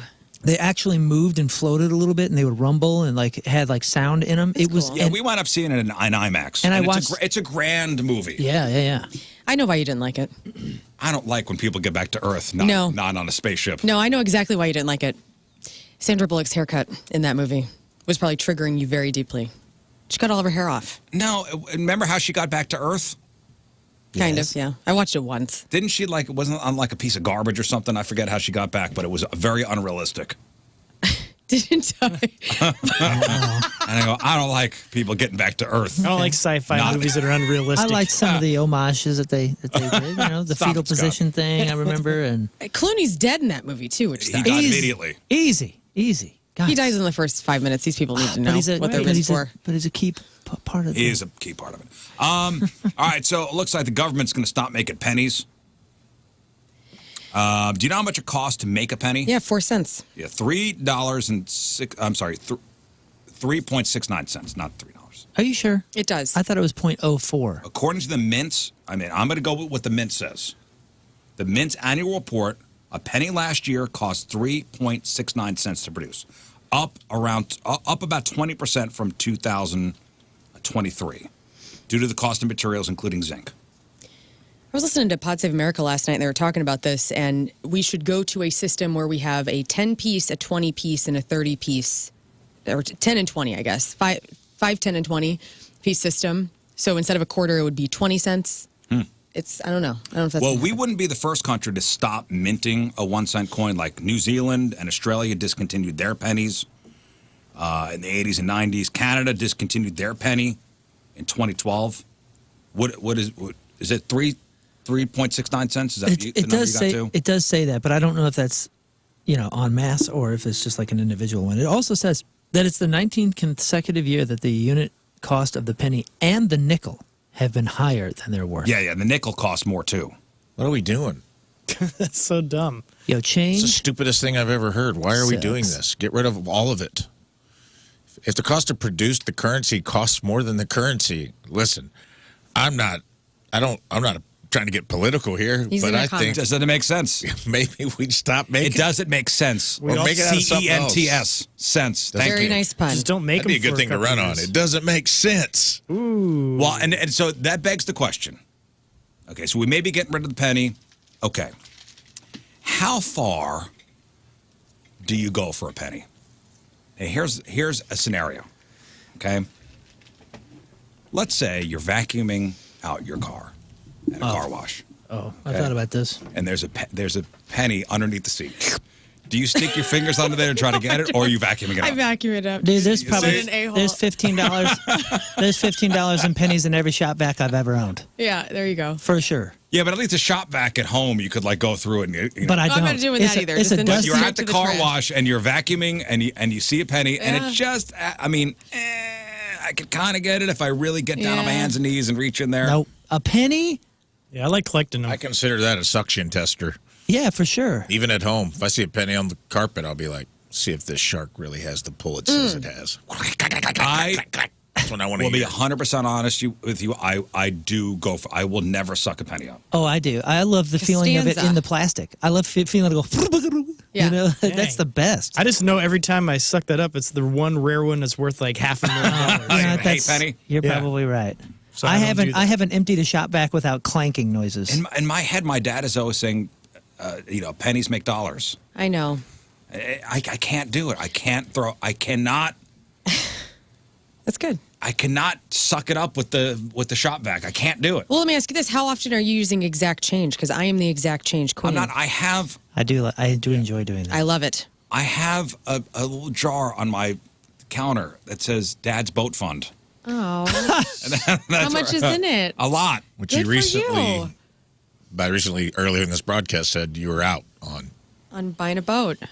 So, So can we now just what free is it money fun now, for? brother? Party money, dude. Can we divvy Have a that? kegger. It says That's Dad's Dad's Boat Fund. cruise. When Meals fund is out of now. town, let's have a kegger at your house, and then we'll have the hiring. We'll hire the cleaning staff the next day, like Listen. you said you used to do. I'm not having a party at my house. If I'm going to be fully transparent here, change. There's one place for it in my life, and it's in the console of the car. So when I'm buying fast food and I don't want it on the credit card statement, so my wife sees it. Let's go. Yeah. I use exact change. That's what That that's was me a for. couple days ago at Raising Cane's. Hello, everybody. Exactly. That is for Lion's Choice or whatever drive-through I'm in that I don't want my wife knowing that I ate. I have gotten my arm jammed between the seat and the console to save a penny. And you get the nasty grease stuff on you too. You know, That is if it goes in the track. which it always Which does. that's happened too, but I've got my arm caught. You even go into the grease track and get it? I'll go everywhere for it. Wow. You crazy person, dude. A penny? I'm Yeah, not sure I I'd do do. it for a dime. I don't know you at all. I really don't. I don't need know. that sticky green penny so bad. And it goes in my pocket. Then when I get home and I empty my pockets, I go, oh, this goes in the Dad Boat Fund Look at you. jar. Kat Von D at her new house in Indiana, where she lives with her family, did an entire floor of pennies where she put pennies down, and there's like, I don't know, $10,000 or something. The That's just resin bragging floor. about wealth. or My old a roommate pocket. did that in a Yeah, coffee that table. looks cheesy. He did bottle caps and he did a table of like pennies like that. Yeah, that's. I had my old roommate Steve got really into resin for a while. Resin's cool, dude. You got a resin person in your life? Yeah, we resined a counter once. He got real into That's it. Right? sweet. He was like, "Look what I made today," and I go, "Are you going to work, man?" This is going to be work. My mom's sports bar looks like that. She's got all of her Rams tickets all Resined in? Yeah, It's cool. resined on the bar. He just got a little. He was making too many resin items for just for a short period. Where I'm like, "Hey, man, Gotta I'm turn that- worried about your resin You're obsession." addicted to this. You got to turn that into Addicted to a resin. YouTube channel. Yeah. And then that's where it's at. Oh, dude, there are a ton of YouTube channels. With I'm people not saying resining there ain't things. competition, but hey, you can be cut through the noise, be the best No, resiner. I do have a dear friend who had one of those water jug bottles, and they paid for a trip to Hawaii. Well, They filled it up. That was where this idea came from for the boat fund? No. The boat fund was like somebody got me a little jar, like a little. Coinstar loves hearing this conversation. Man. He wants you to start a bucket, a water cooler jug, so you can dump it in. They can take Dude, they 8% or went- whatever. They went to Hawaii. Okay, so That's so cool. That's a cool story. Is that true? yeah. Like, didn't pay for nothing outside of the bottle. I mean, it funded most of the trip. We'll say. Wow, that's cool. Maybe I'm going to start that. I don't like how change looks in a bottle like that. Like the aesthetic of it isn't for me. That's Oh, where you really? hide it. Yeah, I got like a coffee cup in my middle console in my car. That's where all the change in my car goes because I don't want to look at it. I want to see it from the side. I don't know what that's all about. Have you all tried the apps yet to see if the coin is worth any money? Have you Oh, seen they got those like apps? like the Seek app that I use for plants. Yeah, basically. They had that for coins. Get Yeah. out. The dirtiest damn thing I've ever seen. Dude, I told you my retirement is in science boxes in my basement from all the coins that my dad continues to Heck gift yeah. me. Like I have so many different quarter collections and specialty mints and all this stuff. Like I'm hoping that someday it's worth something. When Scott talks to other, he's like, "You on the apps?" He's like, "Nah, I don't do Tinder." He goes, "No, the coin app, the penny app, let you know if you got a rarity. Sometimes they're worth 7, 8, even 12 cents." I'm a murderer. So, you know, somebody who studies coins is a what? Coiner. Coinologist. Numismatist. Wait, say it again. Numismatist. Say it for the first time. Numismatist. What? Numismatist. Numismatist. Sounds like no, you missed my. Numismatist. Numismatist. Yep. Yeah. Wow, I'm retiring once I find my It lucky happens wheat penny I sometimes. lost. Sometimes you're excited and you mismatist. my dad's a what? I can't even say that word. You got to wash the pillowcase. Big deal. Numismatist. Yeah. Okay. You mismatist. Numismatist. You're an idiot if you didn't know that. Oh, well. Well, you're just am. a stupid numismatist. All right, let's take a break. Okay, we got sports next. 9:15. Thursday, traffic and weather. Moon coming at you. Traffic brought to you by Golden Oak Lending. Do you need extra cash? Golden Oak Lending can convert your home's equity into cash in as little as 14 days. Let Golden Oak Lending cure your blues. Left lane blocked and a left-hand shoulder blocked due to a crash. 270 northbound before 44. Your point forecast: cold, breezy, high at 27 right now. It's 19 at the Point Studio.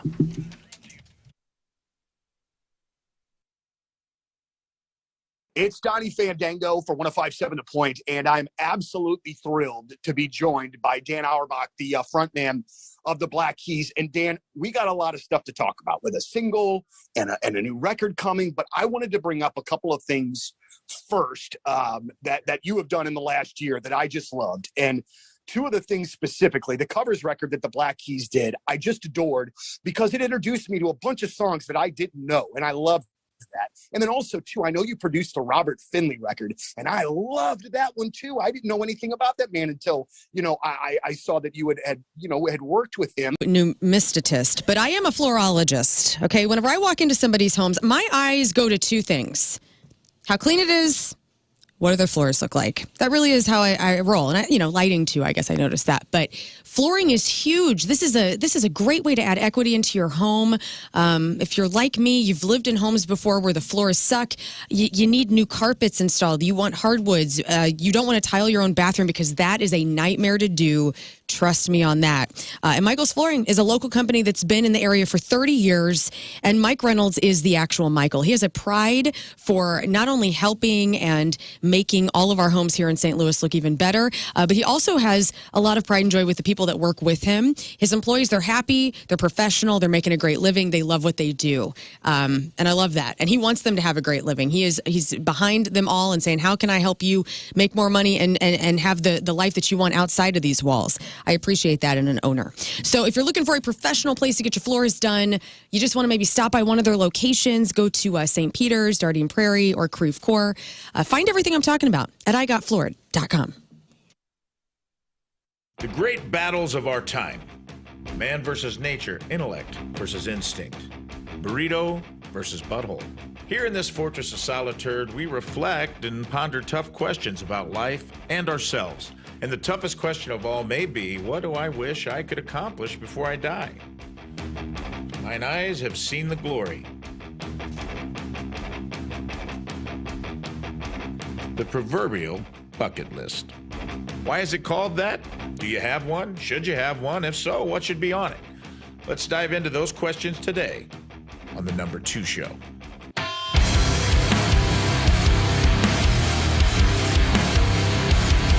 You know, they've always said to think outside the box, but here, inside this box, we've had some of the most profound reflections. They say inspiration strikes in the most unexpected places. Sir Isaac Newton, an apple tree.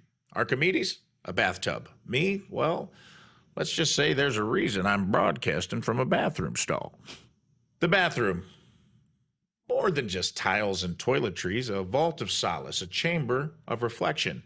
Ever think about how much history, philosophy, and yes, even strategy have been contemplated in spaces just like this? I'm pretty sure when Bill Shakespeare wrote To Be or Not to Be, he carved it with the quill on a bathroom stall before he put pen to paper. How many of you have had those aha moments in the restroom? Think about it. You're all alone, free from distractions, and suddenly the answer to that problem you've been mulling over becomes as clear as the bathroom tiles. Recent studies, and by studies I mean a quick poll of a few of my friends, reveal that bathrooms are like unsung brainstorming chambers of the household. I'm pretty sure if we placed whiteboards in showers, we would have solved world hunger by now and probably perfected teleportation. But today we are switching gears to contemplate life's big picture, the journey. Which brings us to today's main topic. Follow me through the glory hole as we explore the bucket list. It's a concept most of us are familiar with, but how many of us truly understand its origin? The phrase kicking the bucket has been around longer than we might think. But why a bucket and why kick it? Historians theorize about a grim tie to execution, public hanging, to be more direct. With kicking our own bucket away as the last thing we do before we die. That's a stark contrast to the delightful and daring dreams we jot down in our little dream journals before we go night-night. Eventually, we flipped the bucket over, took a seat, dropped a deuce, and got to thinking, what do I want to do before I die? Take my pal Rizzuto. He's always dreamed of drop kicking a mofo. His dreams may be violent and small to us, but they're big to him, and there are plenty of people running around out there that could use a nice double dragon Van Damme style drop kick right to the side of their temporal lobe. Or my pal Lern. She wants to kiss Steven Tyler from Aerosmith and jump out of a birthday cake. Maybe we kill two birds with one stone and we Ocean 11 her into Steven's 100th birthday party and scare the holy hell out of him and get her a nice restraining order.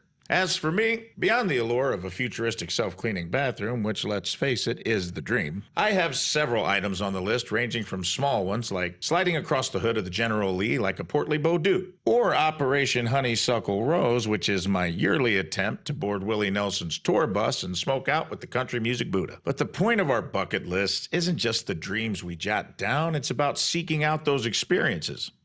It's about looking life straight in the eyes and saying, I want more. More adventures, more laughter, more memories. It's not a to-do list that belongs in a drawer, right? It's a must-experience list. It doesn't have to be all huge pie-in-the-sky dreams like climbing Mount Everest. Maybe your dream is kissing a stranger on the subway, and if so, I say get consent and go for it. Hell, you might even stop an aspiring SoundCloud ukulele artist from giving an impromptu train car concert that nobody asked for. But what if instead of a train car, it was a bathroom stall, and it was a concert we did ask for? Because part of my bucket list is to have some of the best artists in the world play on this very show. Which brings us to our next segment. The first ever tiny stall concert. The first time I saw this artist perform, it was electric. He took command of the stage like I take command of a good pork steak. All the way from New York, performing Never Ending Moment off of his new album, Dream Machine. Please welcome Des. People in bad circumstances, instead of selling you a car, my friend, the Auto Loan Pro, is going to help you get your life and credit back on track and get you a great, reliable piece of transportation. You're thinking you need a new car, so you're going to go to the dealership, you're going to walk the lot. All right, I'm going to take that one, and next thing you know, they whisk you into a finance office, and a guy is furiously filling out paperwork, and you're signing things, and next thing you know, how much am I paying for this every month? The Auto Loan Pro works with over 50 different lenders to get you the very best financing. He's going to work his ass off to get you the best rate possible. Anybody could sell you a car. It takes a pro to do it right. Now, if you've had that credit hiccup and you're wondering why my credit score is what it is, go to the autoloanpro.com. That's autoloanpro.com. And download the free Playbook to Success. It lays everything out there for you. Financing a car, there's one thing to know. Choose the Auto Loan Pro. Autoloanpro.com, autoloanpro.com.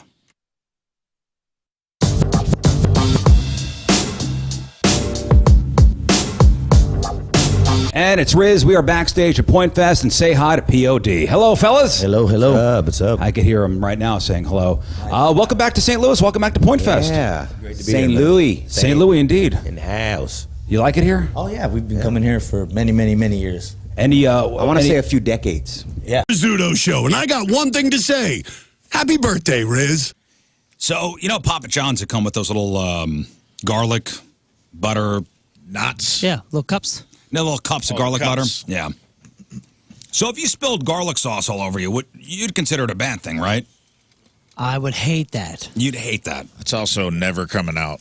The butter. Well, imagine you spilled it all over your body. It can't be butter. It can't actually be butter. I mean, you could put that in the fridge and it's still that weird viscous. Like, imagine you spilled it all over your body. Grease. You'd want to take a shower immediately, right? Yes. Or would it be such a good thing that you wouldn't want to shower for a week? Ew. No, dude, Papa you'll get John's zits thinks immediately. you... What's Scott? I said you'll get zits immediately. On You'd your end skin. up smelling like our buddy who worked at Fazoli's. And it was so gross. Papa John's thinks you might want to smell like their buttery garlic sauce, so they created a limited edition bath bomb. No. All right, that's so cute.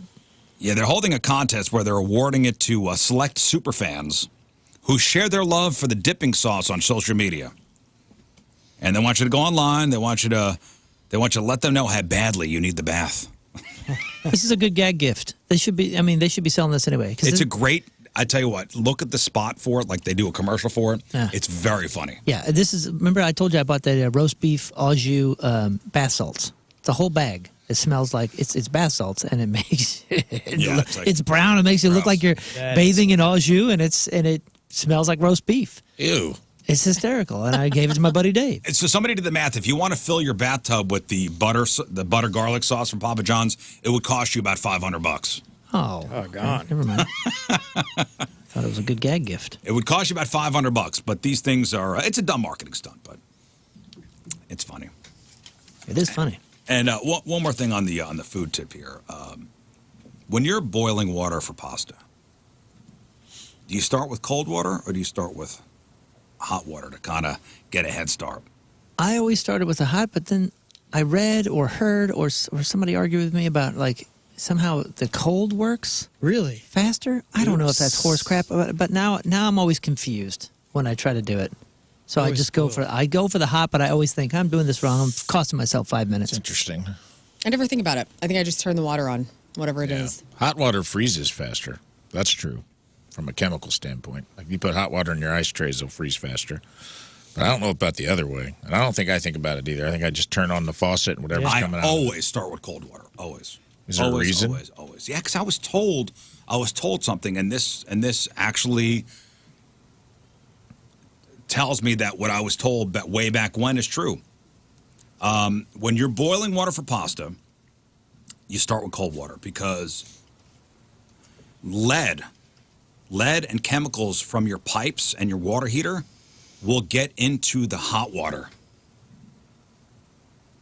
Say it again. So it's more likely. So you never start with hot water. It's more likely to leach lead and chemicals from your pipes and your water heater. So it's safer to use cold water and wait a couple extra minutes for it to boil. So the hot water is sitting in your water heater. Okay, so it doesn't speed it up. It just makes it potentially potentially cleaner. By the way, water. I looked up if hot water freezes faster than cold water, and it says no. It says that there are certain circumstances that might have that happen under certain conditions, but that's a myth. A commonly spread myth, actually. Yeah, but look up the thing about cold water. I'm an idiot. No, I think it's one of those. I think it's one of those things that You're not. enough people say it, and like you go, oh wow, that's cool. It's So like, I've been drinking leached lead ice cubes for no reason. Yeah. That's all I was Lucky. thinking about while I was reading this. I go, that doesn't seem like that's a good idea. It's chemicals leach. I'm drinking lead cubes. So you got chemicals coming for your. So the hot water goes through your pipes. What an idiot. It goes into what you're going to eat. It sits in the water heater. So also a chance to get chemicals and bad stuff in it that you're going to eat. It's one thing just bathing with it. Right. It's another thing actually using it in your food. Yeah, and consuming it that way. and now here's a website that says yes, hot water freezes faster than cold water. Well, what? I mean, come on, Bill Nye. What is Says, it? However, it does not always happen. Dude, The this science is the explained. world. Like, It's because the metals, they'll freeze quicker. It helps it freeze quicker. All right, well, let's listen to this. This is about the hot, cold water for pasta, okay? My question. When you use water to cook, you're not supposed to use hot water from the tap. Hot water is more likely to contain lead particles. The hot water tank is made out of metals, and those metals can start to corrode and break off, ending up with heavy metal in your hot water. Not to mention that while the water sits in your tank, it can start to stagnate and grow bacteria and other microorganisms. The solution here is you just have to cook with cold water from the tap and let the stove or the oven do the heating for you. One more idea, you can use an electric kettle, starting with cold water, heating it up, and then pouring it into your pot. There you go. Well, my question is, if you're boiling it, doesn't boiling water boil off? Not the metals. But the water in the water tank, is it almost? I mean, it's scorching hot. Yeah, but they're more talking about the heavy metals and lead and stuff like that. Yes. Listen, I've always been told this forever, and this validates it for me. I thought it was a thing about just the pasta. No, it's more of the cleanliness of the water. Listen, do what you want to do. I don't want to eat lead. I don't want you. I want you to live forever, Rafe. Anymore. Not anymore. Not since I got yeah. I've been lead cubing it for about 9 or 10 years now. Thanks, Bill Nye. I want you to be safe, buddy. That's it. Huh. That's it. All right, here's sports. All right, Moon. All right. It's almost time. Well, it is time to talk about soccer. Simon Betcher scored twice in the second half as St. Louis City SC closed out the public portion of its preseason with a 3-1 win over New York City FC at the Coachella Valley Invitational in Indio, California yesterday. Marcel Hartel scored 9 minutes into the game. Marcel Hartel? That's right, Marcel Hartel. He gave City SC an early lead that it held during the duration. City SC has 2 wins, a loss, and 2 ties in its preseason. SC's third season begins for real February 22nd at Energizer Park against the Colorado Rapids. Swing way, boys. Hey, all this talk about Eagles rookie Cooper DeJean or DeJean getting a Super Bowl ring in his first season. It turns out there were freaking 9 rookies on the Eagles all getting a ring. 9 rookie football players get a Super Bowl ring their very first season. Now, all 9 rookies played at least one regular season or postseason game except for one. Tight end Cameron Latu, who signed a futures contract with the Eagles in January, will still receive a Super Bowl ring despite never suiting up for one game. Originally drafted by the 49ers, Latu is officially listed as a rookie on the Eagles roster, so he gets a ring.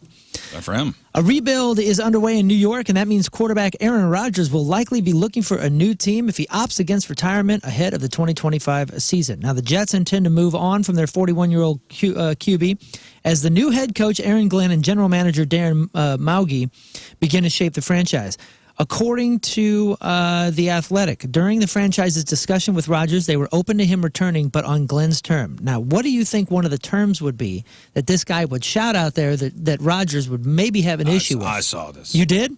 I know the whole story. It's amazing. Here's the quote. I was told that when they had conversations with Aaron Rodgers about what the future would look like, if you're going to be a part of this team, you're going to attend all of training camp, and you're not going to do the Pat McAfee interviews anymore. Oh, wow. Whoa. Quote, He was on there every week. Yeah, quote, they had a conversation with him and said, if you're to stay here, here is how we would want it to be. So this to me is Aaron Glenn getting control back. Yeah, this is the coach saying, this is going to be my team, and you're going to do what I say, and you're going to work within the framework of what I'm trying to accomplish here. So if you don't like it, you could get out. And you know what? Looks like Aaron Rodgers is going to have to get out. I saw a meme of him in a Minnesota Vikings jersey. It was like, fulfill the prophecy. Because that's what Brett Favre did.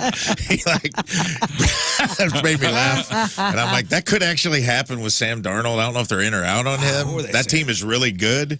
And maybe I could see them being like, That would that's be what Brett such Favre did. He went to the Jets for 1 year and he hated it, left, went to Minnesota and kind of petered out in Minnesota. They said there's a possibility for Carolina. That team is so good. If they even considered Rodgers, it's a time bomb. It's the fulfill the prophecy made me fall out of my chair. That's amazing. Jack Flaherty's time with the LA Dodgers has officially come to an end after winning the 2024 World Series. There was speculation he might return for another season, but that's off the table. He signed a 2-year deal with the Detroit Tigers. Nice. 2-year, $35 million contract. The deal guarantees him $25 million in the first year and includes an opt-out option if he chooses to exercise it. But that's pretty wild. Jack Flaherty to the Detroit Tigers. I'm Moon, and that's for sports because doing the bull dance, feeling the flow, working it, and working it. All right, one final break. We'll come back, wrap her up.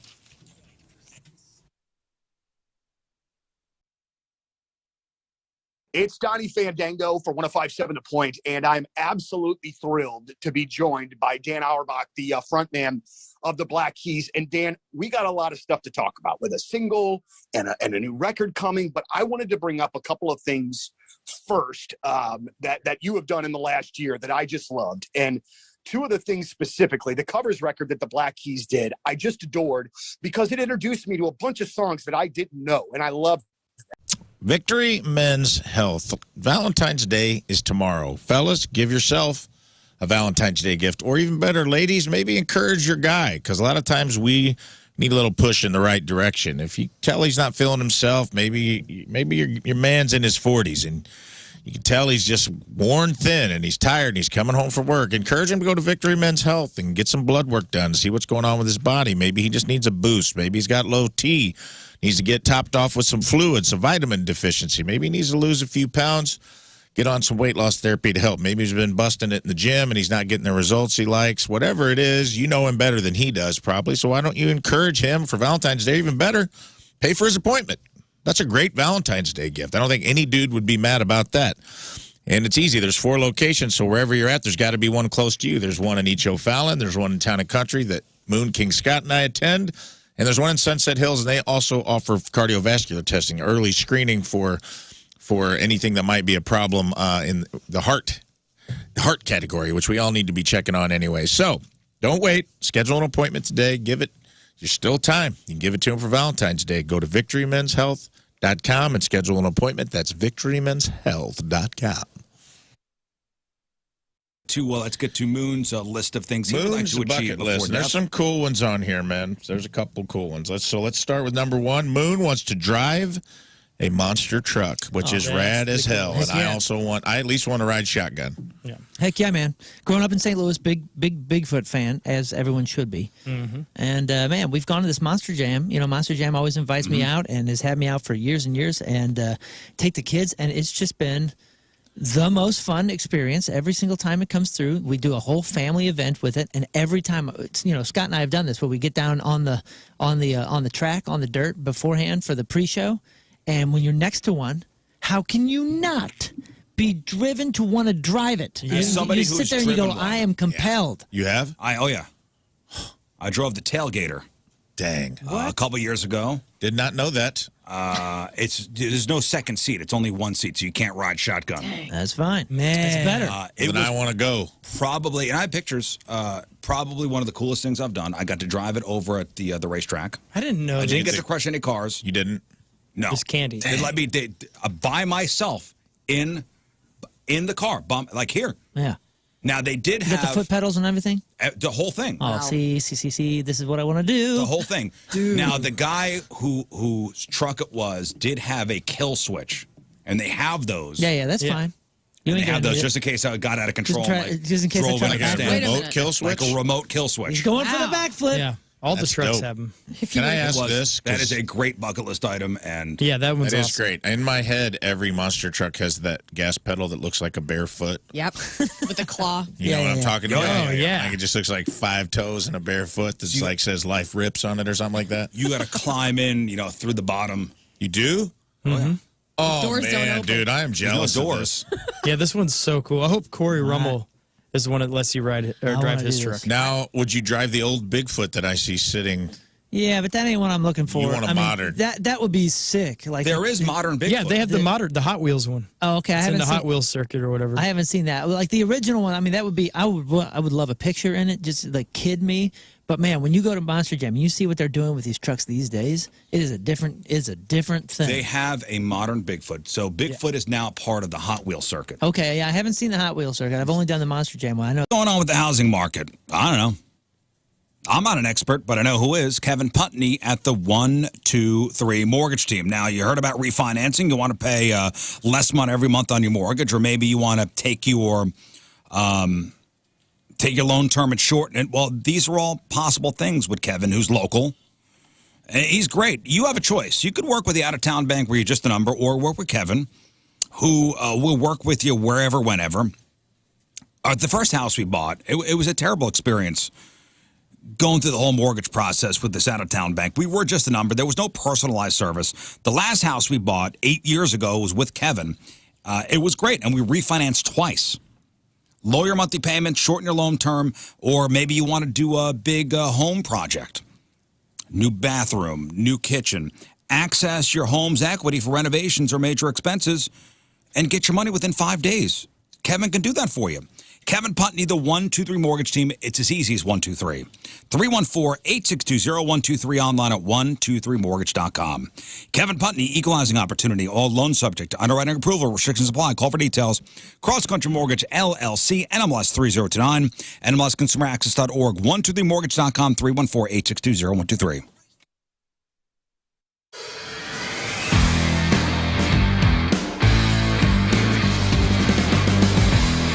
So last time you saw the garage, the place was full of stuff. It was dirty, it was dingy. So this is the inside of the garage. So what we're gonna do is we're gonna keep some of this structure here and then kind of build around it. And now look.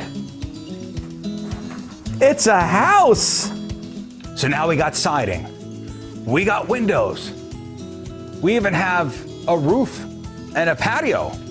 So let me bring you guys inside. Oh, hey, you wanna come in? Let's go.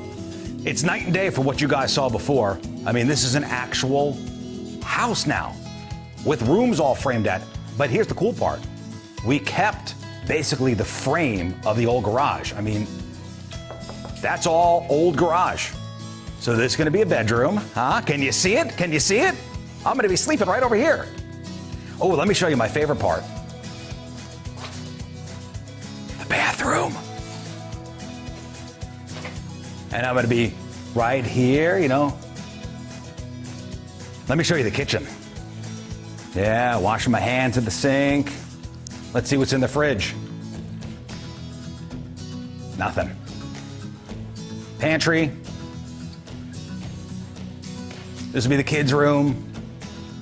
I know it's dark in here, but this will be kind of a mud room. After working in the field, come over here, take off your stuff, washer, dryer.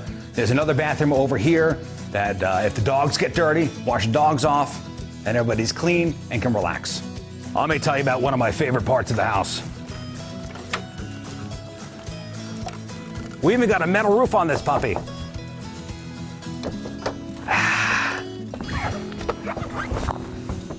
This is it. House is almost done.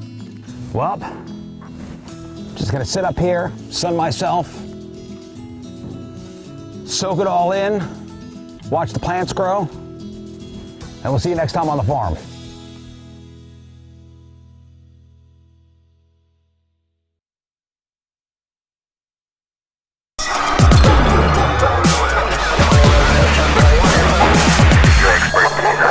That's right.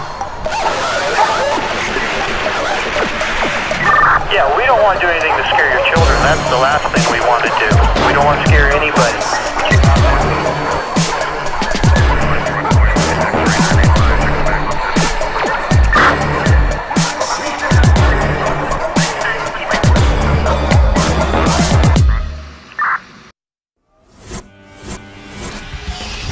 We are backstage at the pageant, big time club show with 311. We've got Peanut and Mr. Nick Hexum joining us. Gentlemen, it is an absolute pleasure to have you back in St. Louis and playing the pageant. It's great to be able to be so close to you tonight. You love seeing us in small places.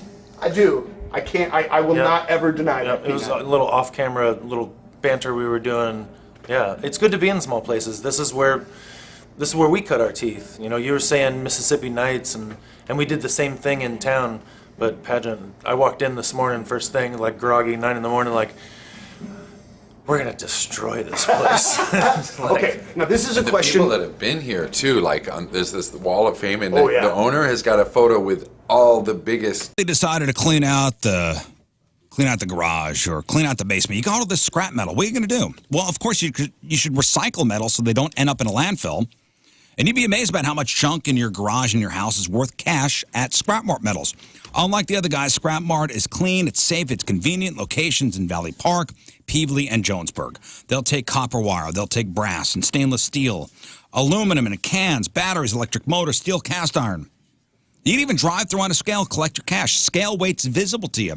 Everything, folks, is on the up and up over there. They've been offering top dollar payouts for all your scrap metal since 2011. So collect all the recyclables from your home or business, the stuff you'd normally throw out, load them in your vehicle, make a quick drive over to any one of the Scrap Mart facilities, pull into that clean and efficient drive-through. After sorting and weighing your stuff, they'll pay you top dollar in cash. Now that's recycling made easy. St. Louis's first and only drive-through recycling, Scrap Mart Metals. Recycle smart at Scrap Mart. ScrapMartMetals.com, ScrapMartMetals.com.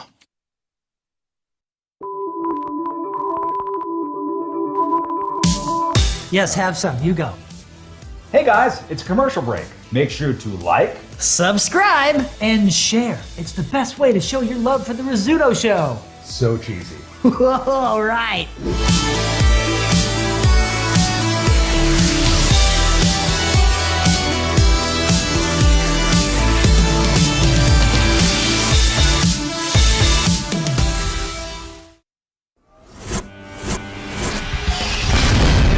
So way back Pointfest, we are backstage with the Urge, and we just learned a very valuable lesson. That when the microphone says mute, that means that they can't hear Steve. It's mute. That is not working. That is not working. It ain't even happening.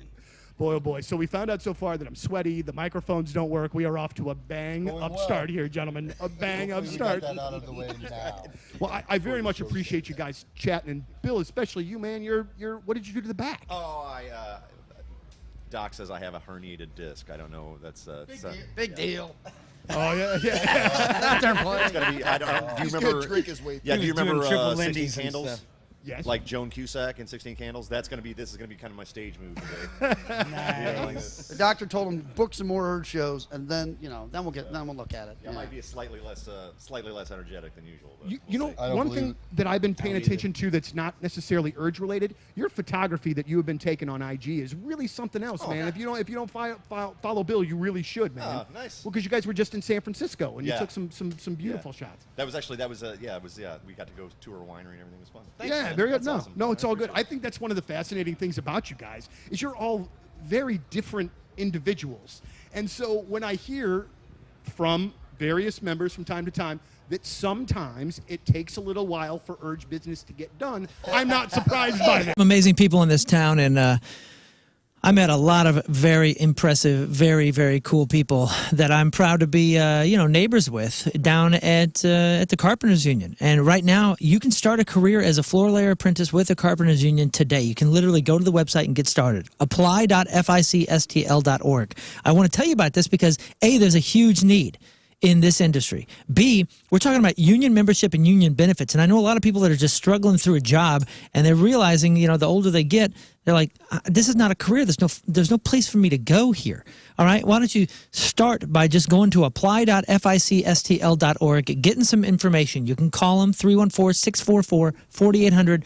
Ask them what it takes. Ask them about the union membership and the benefits and the medical and the dental and the vision coverage and the pension and the annuity benefits and all the things that come there. But also ask them about the earn while you learn. It's a get paid while you learn sort of scenario. So if you're willing to be a hardworking individual, you get to make money while you're learning the skills necessary for this successful career. You get real-world experience on, real-world work and experience on job sites while you get paid. Get paid in the process. That is an incredible, incredible opportunity. Take the opportunity now. Go to apply.ficstl.org. That's apply.ficstl.org.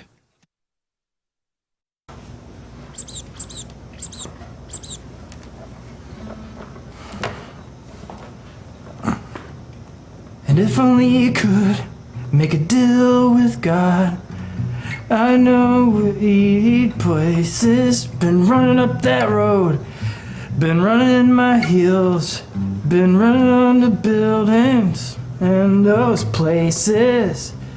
If only could. That was Kate W. Bush, Running Up the Hill.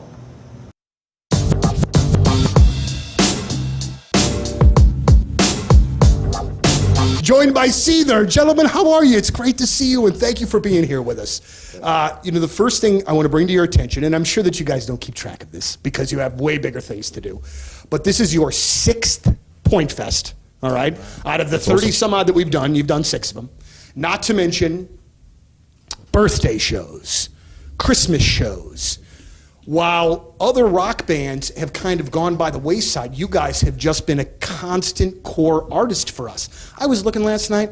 We have played like 26 different Seether songs in the history of our career, you know, and your career Thanks, and man. our career as well. You have just been such an important part of the station as the alternative format goes left and we stay rocking. You guys have been a really big part of that. And I just, as the music director of the radio station, just wanted to say thank you. And I'm sorry, Sean, if you're That's getting fine. eaten alive by something over there. I'm making my acquaintance with the local wildlife. You guys, I mean, you guys are celebrating 20 years this year. Is it? Yeah. That's a really impressive feat. How, you know, many bands that have been successful still don't make it 20 years. How have you guys been able to do that by your account? I think we've just basically written stuff that we want to hear. You know, like I love a lot of bands. I love a lot of music styles and a lot of different types of music. But whenever we write albums, we just stay. I try to stay true to what we like. We like to write stuff that we like to play, and stuff that I like to listen to. So I think really just not adapting to a new flavor of the week kind of sound. There's a couple bands out there that tend to sort of go left and right as the tides move, and it just isn't sincere. I don't think, you know what I mean. I think you have to stay sincere and honest and true to yourself in that sense. And so musically, we just always write stuff that, and but you also don't want to rehash the same things. Sure. So it's great to experiment and try new things, and as long as you don't lose the essence of what the band really is and what the sound is. Yeah. You know, one of the things that I've wanted to ask you guys for a bit, and I noticed this as well when I was prepping to talk to you guys.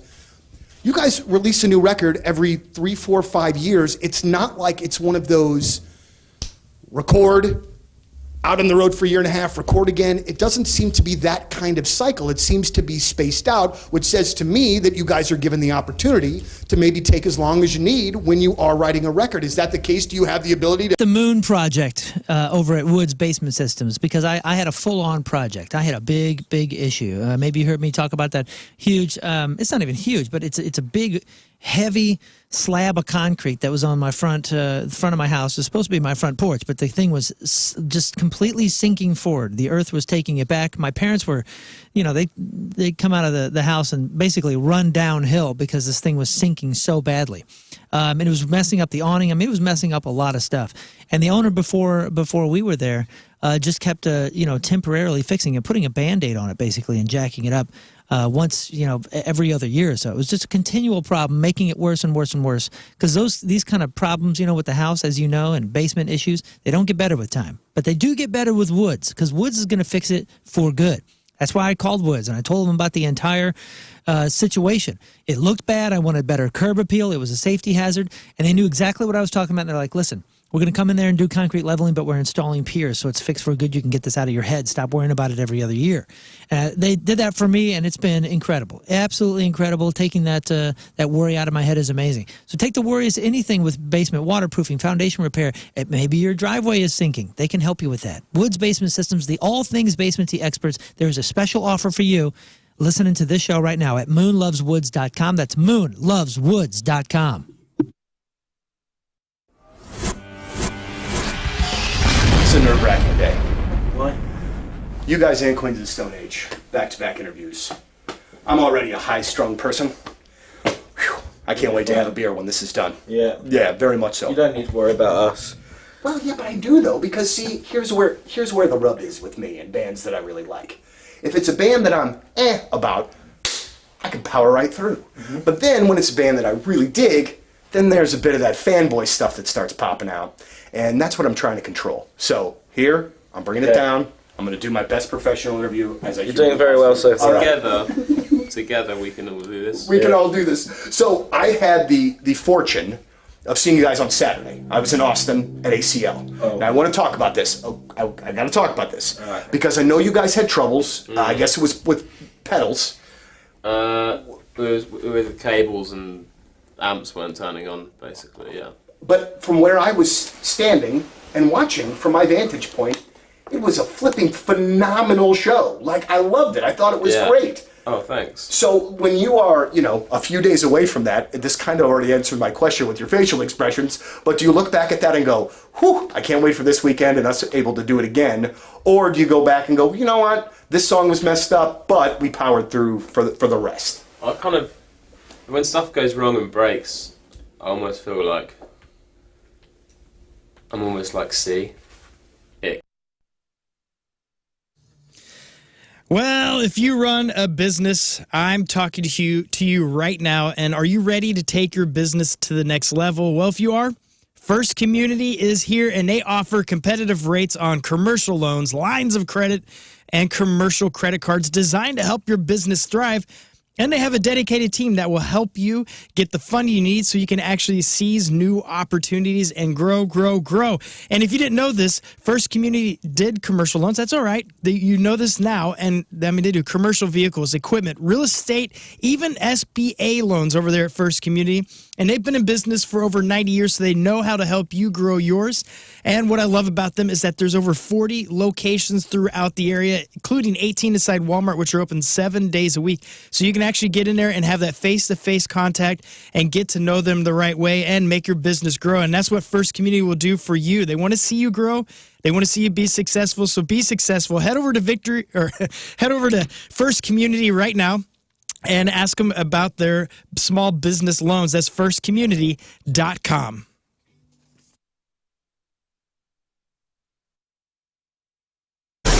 Mid-America Chevy Dealers present Pointfest.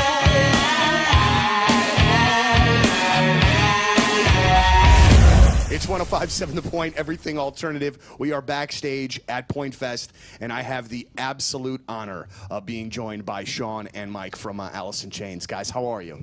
Wow, how do you live up to that? Yeah, we better not suck tonight. That'll ruin our sound. So. Wow. All right, so the first question that I have is one that I've wanted to ask you guys and a band of your ilk for quite some time. Ilk. I like his vocabulary. He's good at what he does. Well, when you are a band that has been around for as long as Alice in Chains has. Millenniums.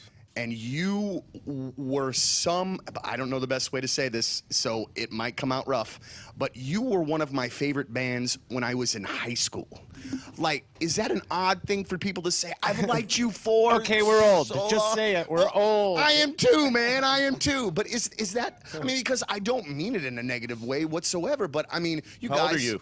How old am I? I'm 37. All right. See, we're not that, we're a little older than you. Yeah, but I mean, but again, do you mind kind of being, that sort of band? I mean, I think it speaks, volumes for the longevity of it. It is what it is, right?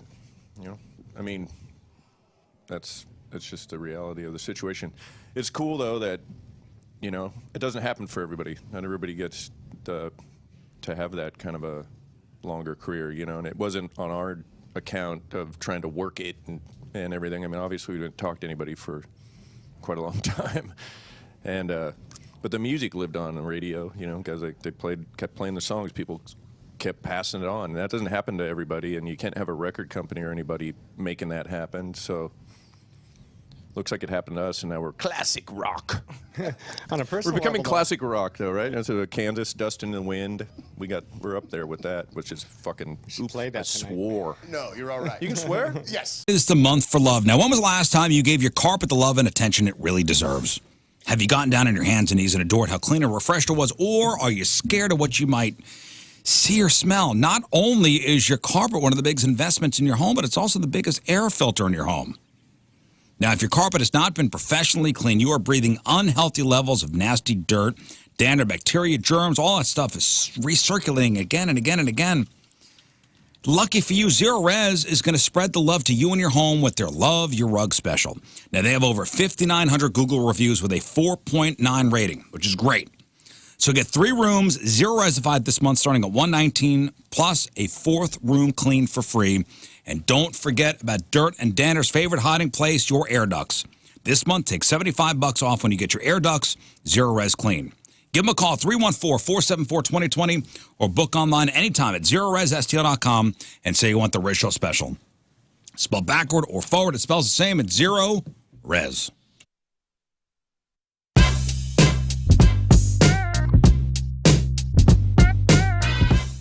We are backstage at Pointfest, and we have the absolute pleasure for the first time of speaking to Ash. All right, that is it for us. Appreciate y'all tuning in. Appreciate LeBon Boucher, by the way. Oh, my gosh. Yeah, dude. For the lovely treats. Thank you so much. Whenever you visit, It's the best. It's the best. Macarons, what else you got? Heart-shaped chocolates. And These conversation macaroons are awesome. Yeah, like the conversation hearts, but things that taste incredible rather than like chalk. Yeah, and they all say filthy stuff on them, which I love. Nice touch. Get your filthy macarons. If you missed anything on the program, make sure you check out the podcast brought to you by Dobbs Tire and Auto Center. It's also the clip of the day, which is brought to you by Michael's Flooring. What is today's podcast title? You're just a numismatist. Okay. All right, what else you got? May 3rd, 3 p.m. and an 8 p.m. show. Can you feel the punk tonight? All your favorite Disney classics done rock and roll, punk, and metal. It's a perfect family show. And it's happening at the pageant May 3rd. Go to thepageant.com or 1057thepoint.com. Learn. Follow the Riz Show socials at Riz Show on Twitter, Facebook, and Instagram. That's where you can find all of us. Thanks. Rafe. Yeah, follow the Riz Show socials. Yesterday we found long lost footage of the Riz hug he talked about. Yeah, Riz getting picked up. Of the guy that picked him up, a lady. Thanks to Megan for that, by the way. Yes, Megan, thank you for sending in the footage of Riz being picked up and shaken like a rag doll. You can find that on our Riz Show Instagram. We also saw me lose $100 live. Oh, You yeah. did. And number 2 show today, 4 p.m. Scott. Well, I want to say thank you to Christine Ford. She took us on a cruise ship with her. Have you seen those pictures yet? Oh, yeah. She took you got to check that out. All of our Yeah. pictures on a cruise. When we'll be reposting those on our socials as well. But yeah, follow me at King Scott Rules, and you all are amazing. All right, we'll leave you with a selection from our Team Riz Member of the Day, brought to you by Hot Shot Sports Bar and Grill. From Afton, Patrick Corrigan is our Team Riz Member of the Day. Patrick. Congratulations, Patrick. And he wants to hear this song. Here it is. Have a great rest of your day.